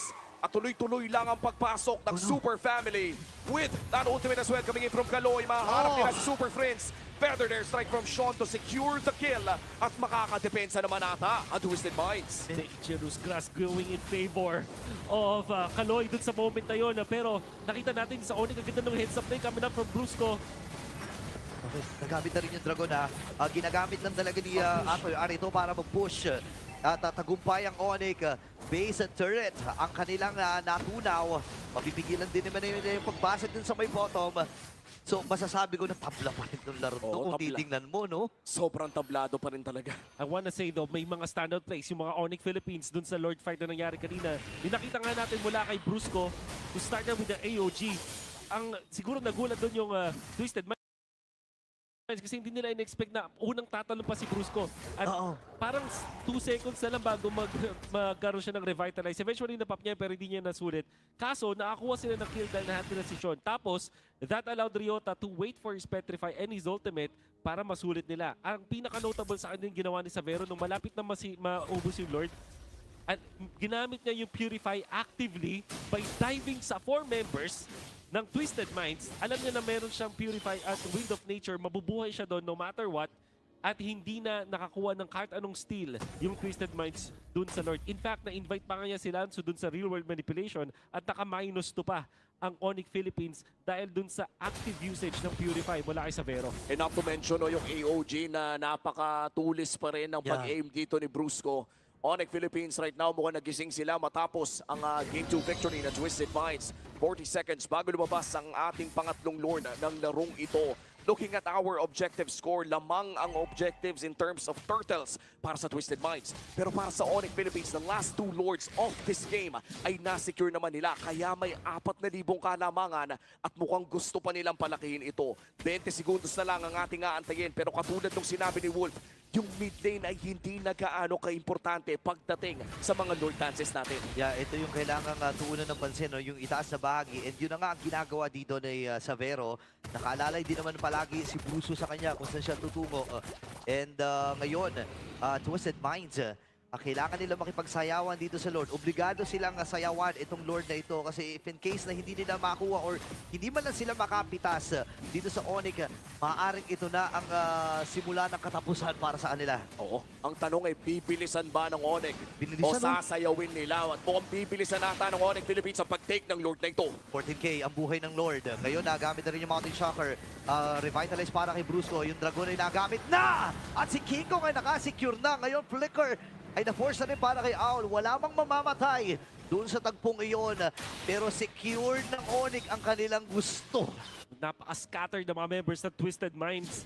Si Sean nandun sa far right. Kung sakaling gugustuhin dito ng Twisted Minds, mahihirapan sila lalo kasi parang bawat damage dealers nila between Suyu, between Jisung Chin, and etong si Farsa, parang masyadong marami kailangan protektahan para sa Twisted Minds.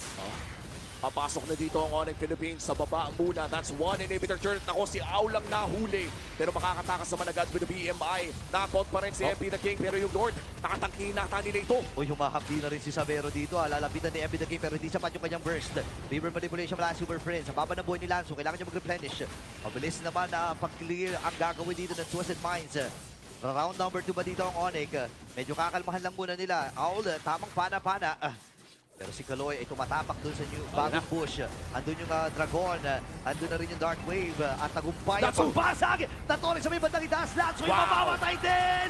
Blazing duet mula kay Savero. Napuntahan yung likuran. At MP the King ay tutumba. Ngayong wala ng base turret dito ang Onyx ang Twisted Minds. At ang Onyx Philippines ay tatapusin na ang laban na ito. Wait lang, wala pa silang minutes. Inaantay lang talaga ng Super Fam para tapusin ang lamang ito. At Super Family ang mananaig sa ating last series of our opening day of the Season 17. Welcome to the Philippines para kay Savero. It took so much time, a lot of patience mula sa Onyx Philippines. Hindi ganun kaganda yung early game. Nakita natin si MP the King playing the perfect jungle pattern for Suyu. Yung rhythm ng Twisted Minds ay napakaganda. Dinadala yung teamfight para dito kay MP the King. And it started as a 3-0. But when Onyx found the opening for the punish, yun lang yung kinailangan nila. Savero just had to make several shutdowns. At nung tinry ni MP the King na magnakaw ng Turtle sa 4 na members ng Onyx, yun na yung naging mitya para sa comeback, para sa Super Fam. In the end, it was a tough battle, but Onyx Philippines will reign. And for Twisted Minds, palakpakan pa rin natin ang kanilang magandang performance. Owl is back in the Philippines. And as you said, ang nanaig pa rin naman dito ay Onyx Philippines with Savero, our first playing Indonesian import sa loob ng MPL Philippines, paired up with teammates na mukha namang masaya siya kasama. Alam mo, kahit ano sigurong angas si Savero, masasabi ko na super cute na itong bata. Alam mo yung kahit magaganon-ganon, di ba? Mag-flex-flex. Pero pinakita naman niya talaga na papalag siya dito. Palag na to. Kumbaga, isa rin to sa mga mindset niya dito sa laro to. Yeah.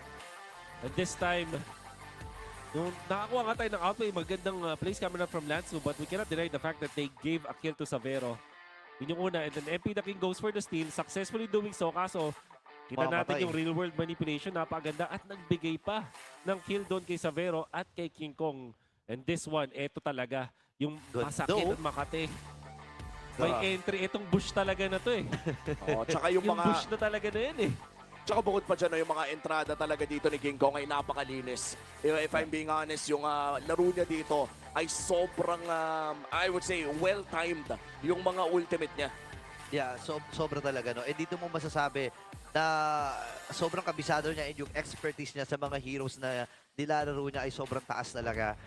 And MPL Arena Onyx Philippines is showing us how it's done. What time is it? Oh my God, that was intense. Odin, what a start for Team Onyx Philippines.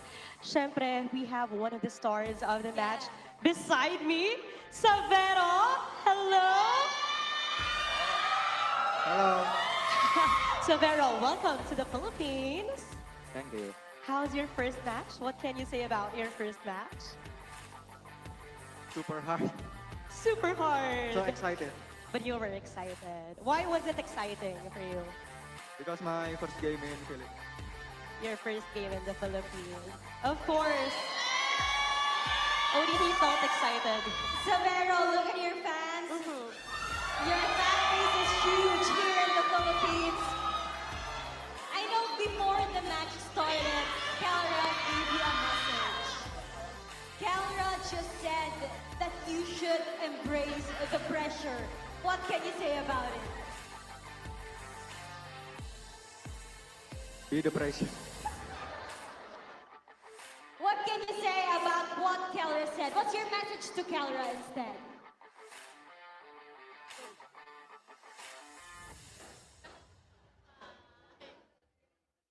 Okay, we're having a bit of confusion. I'm the pressure. I'm the pressure. You He are is the pressure. I mean, we love your performance. Although you didn't win game 2, that Moscow was incredible. Imagine surviving that clash. I mean, that was a great performance for you guys.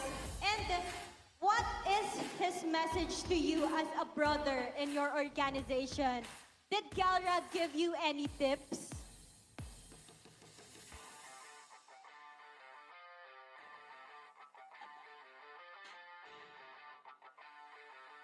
Huddle muna, Oo, huddle, Si huddle. Brusco ang ating translator. You can speak your language and Brusco is here to help us out. Let's go, Brusco! Yeah, yeah. Pasti dapat banyak ilmu dari Kerala dari scrim. Sobrang dami niyang natutunan si Kai Kerala lalo na sa scrim kapag kalaban namin sila.